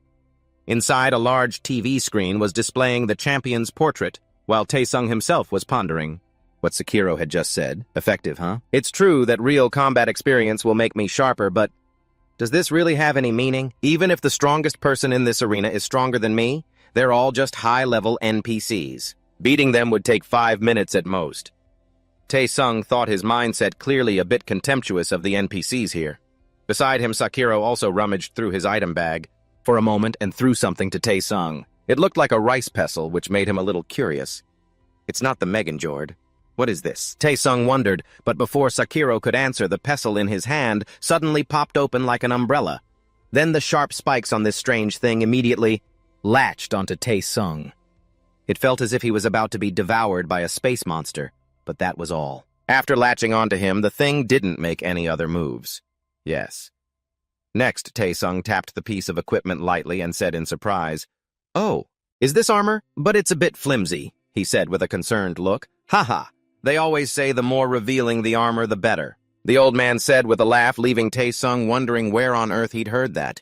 Setting that aside, Sakiro's expression turned serious as he said, "It's almost your turn. Hurry up and go, and don't use any skills. You have to fight using only basic skills." Across from him, hearing this, Tae-sung's eyes lit up with excitement. "Got it. In return, if I defeat the champion, I'll take..." "The Meganjord is promised," Tae-sung said confidently, making the old man burst out laughing. "Ha ha ha! We'll see if you can even do it." After that, he took the fat mouse Hamchi and went to the audience seats. Tae-sung, meanwhile, was still smiling smugly, thinking he was about to get a legendary item. "Sakiro, you underestimate me. You probably think I'm going to struggle in this arena by telling me not to use my skills and giving me weapons I'm not used to. But with my experience using countless weapons in the battle against Genesis, and the training sessions with my master that made my stats skyrocket, this place is nothing more than my playground. I'll finish this challenge quickly and take the Meganjord." Tae-sung chuckled to himself and strode confidently out into the arena. Above the octagon, the familiar referee shouted, stirring up the crowd's passion. "Ladies and gentlemen, the moment you've all been waiting for has arrived. A new warrior has appeared to write a new page of history in this holy arena. He is the warrior Scotland, the weak man."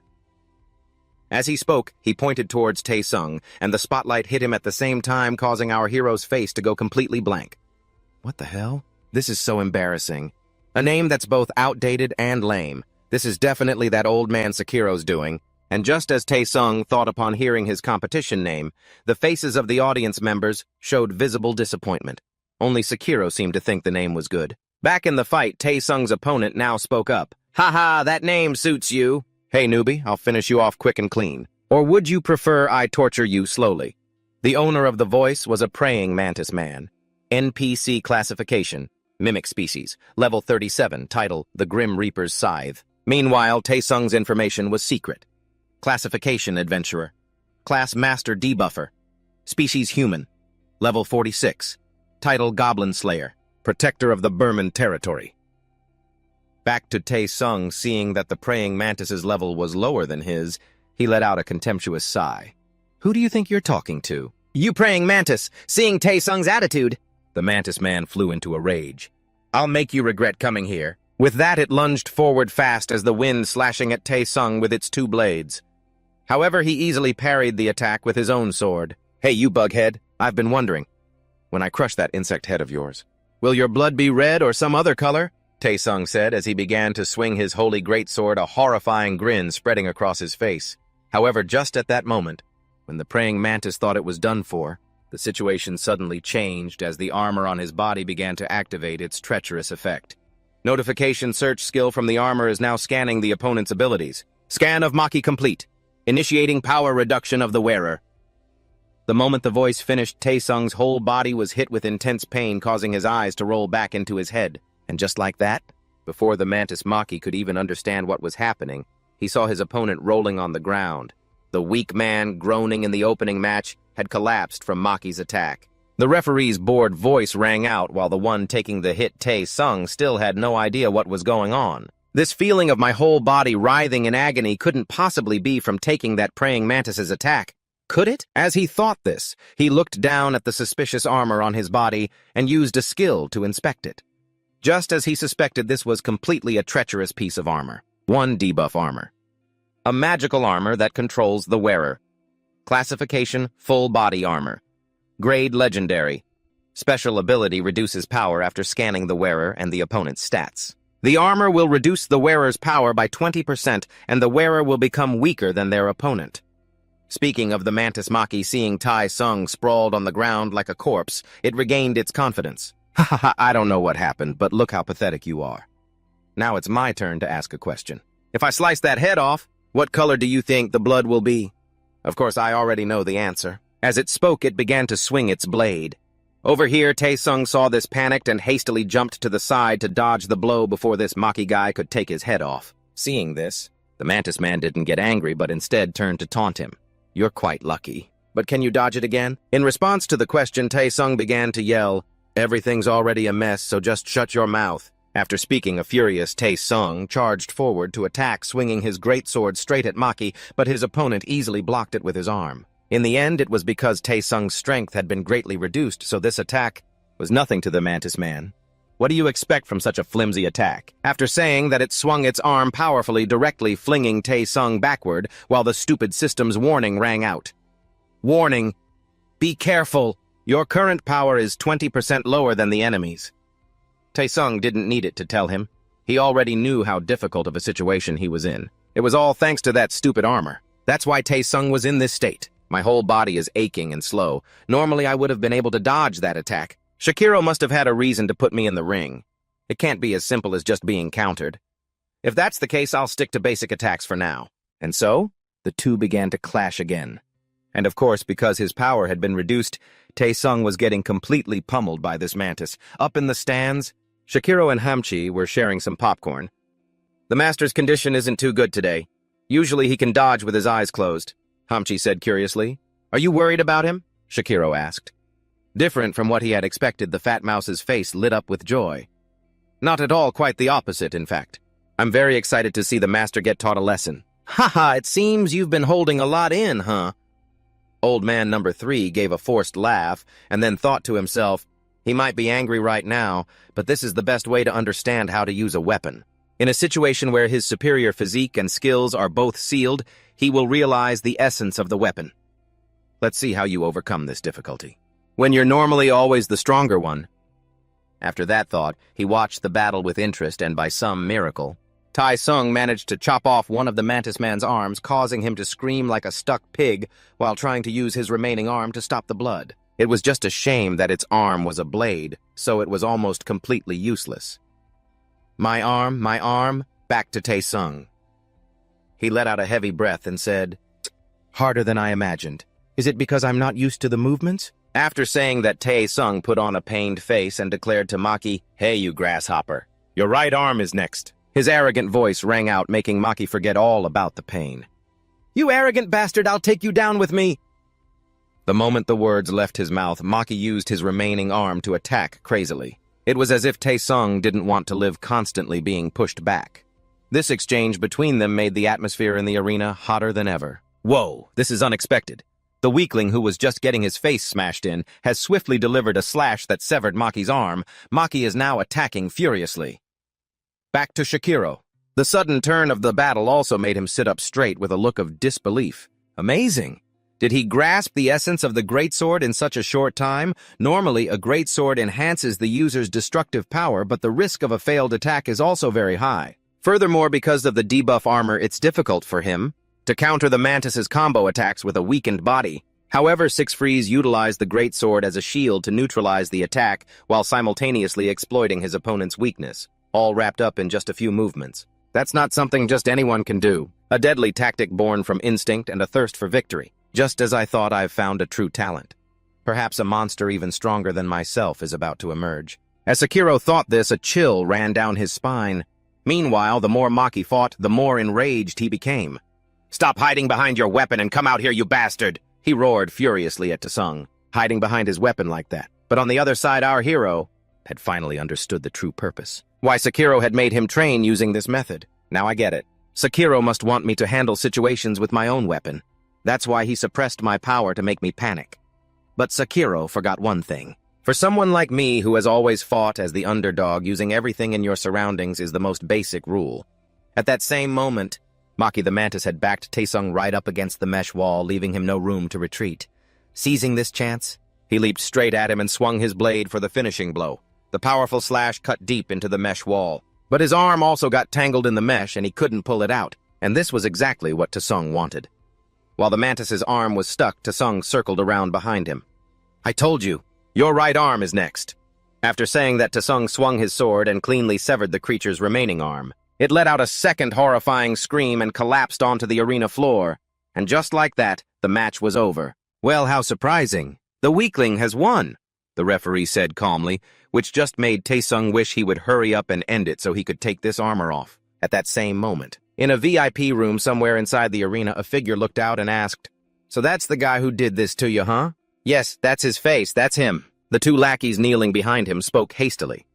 They were the same two who got their asses handed to them by Taesung when they tried to bully Sekiro. Back to the boss. Seeing that Taesung had struggled to defeat the Mantis Man, he just sighed in disappointment. "You couldn't even handle him." "It's because he sneak attacked us." The long-haired guy hurriedly tried to explain, but before he could say another word, the boss started kicking him repeatedly. He yelled, "Stop making excuses, you scum. Because of you, my reputation is ruined." I'm sorry, Chelsea," he cried, covering his head.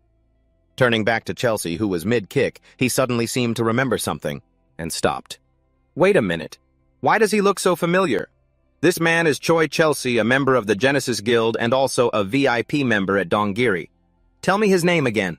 "He can't possibly be weak. His name is Siegfried, sir," the long-haired guy quickly replied, causing Chelsea to stroke his chin in thought. "Siegfried. He looks a lot like someone I know."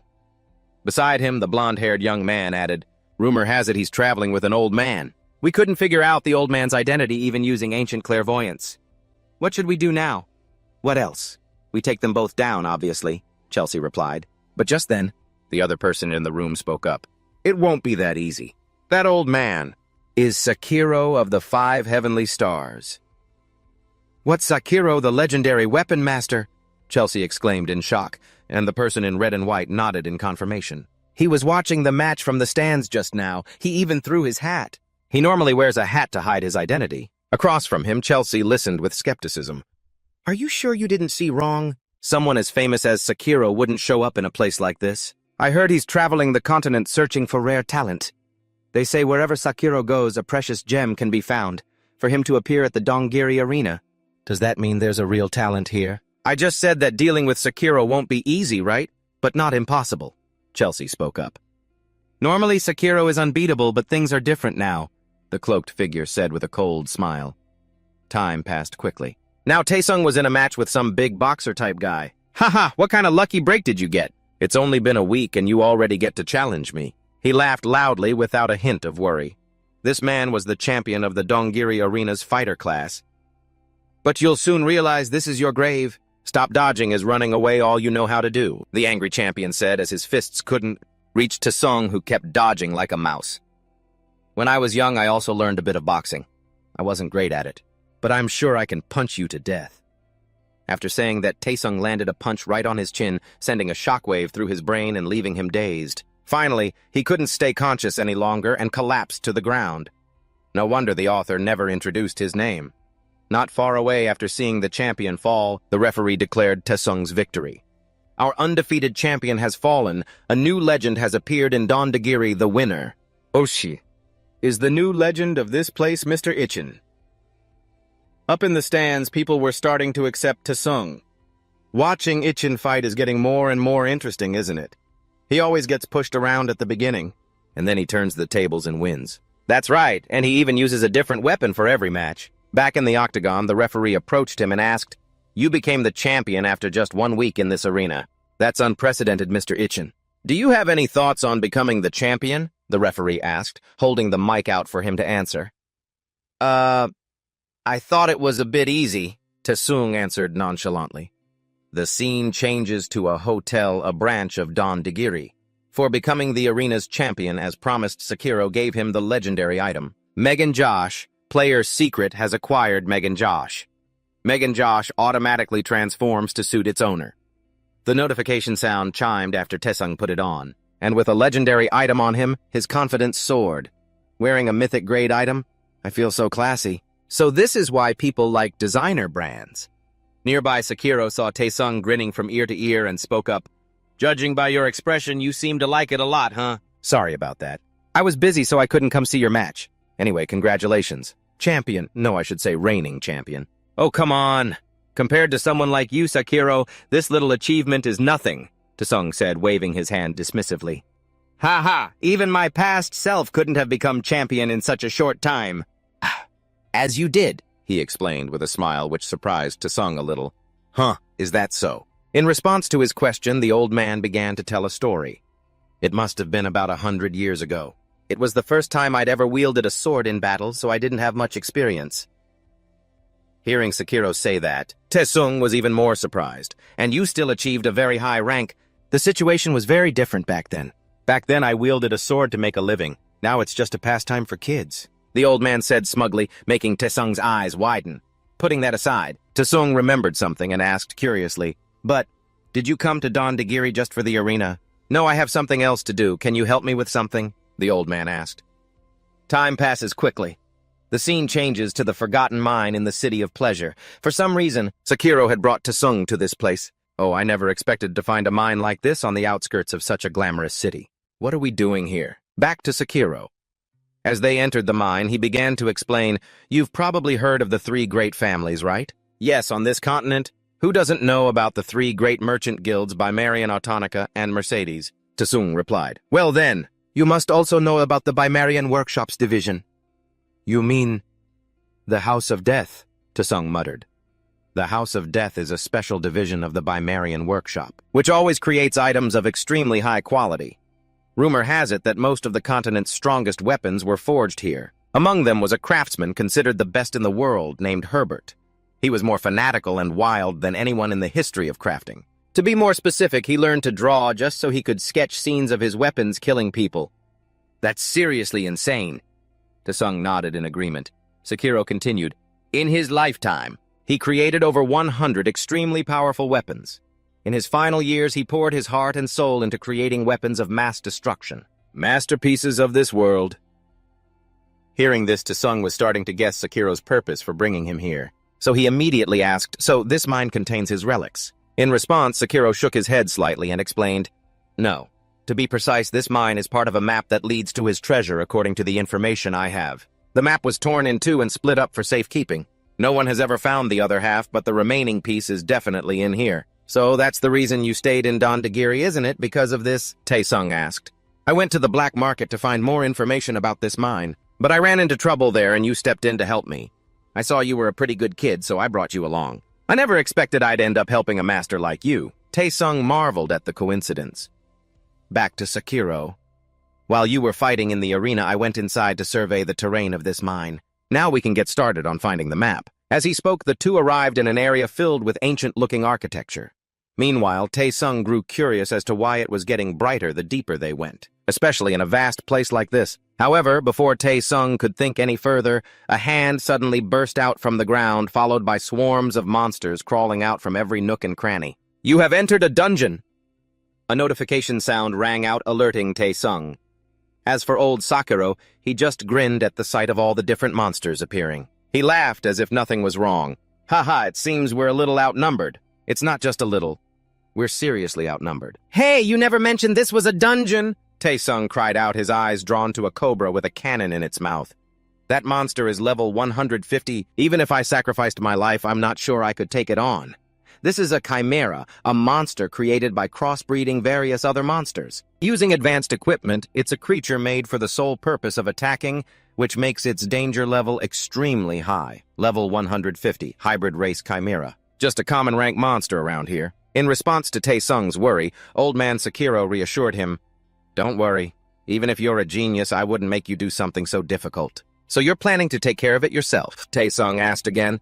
Because of me, you've spent the whole past week in the arena and haven't been able to grind for levels right. Looks like I'll have to take responsibility for these things.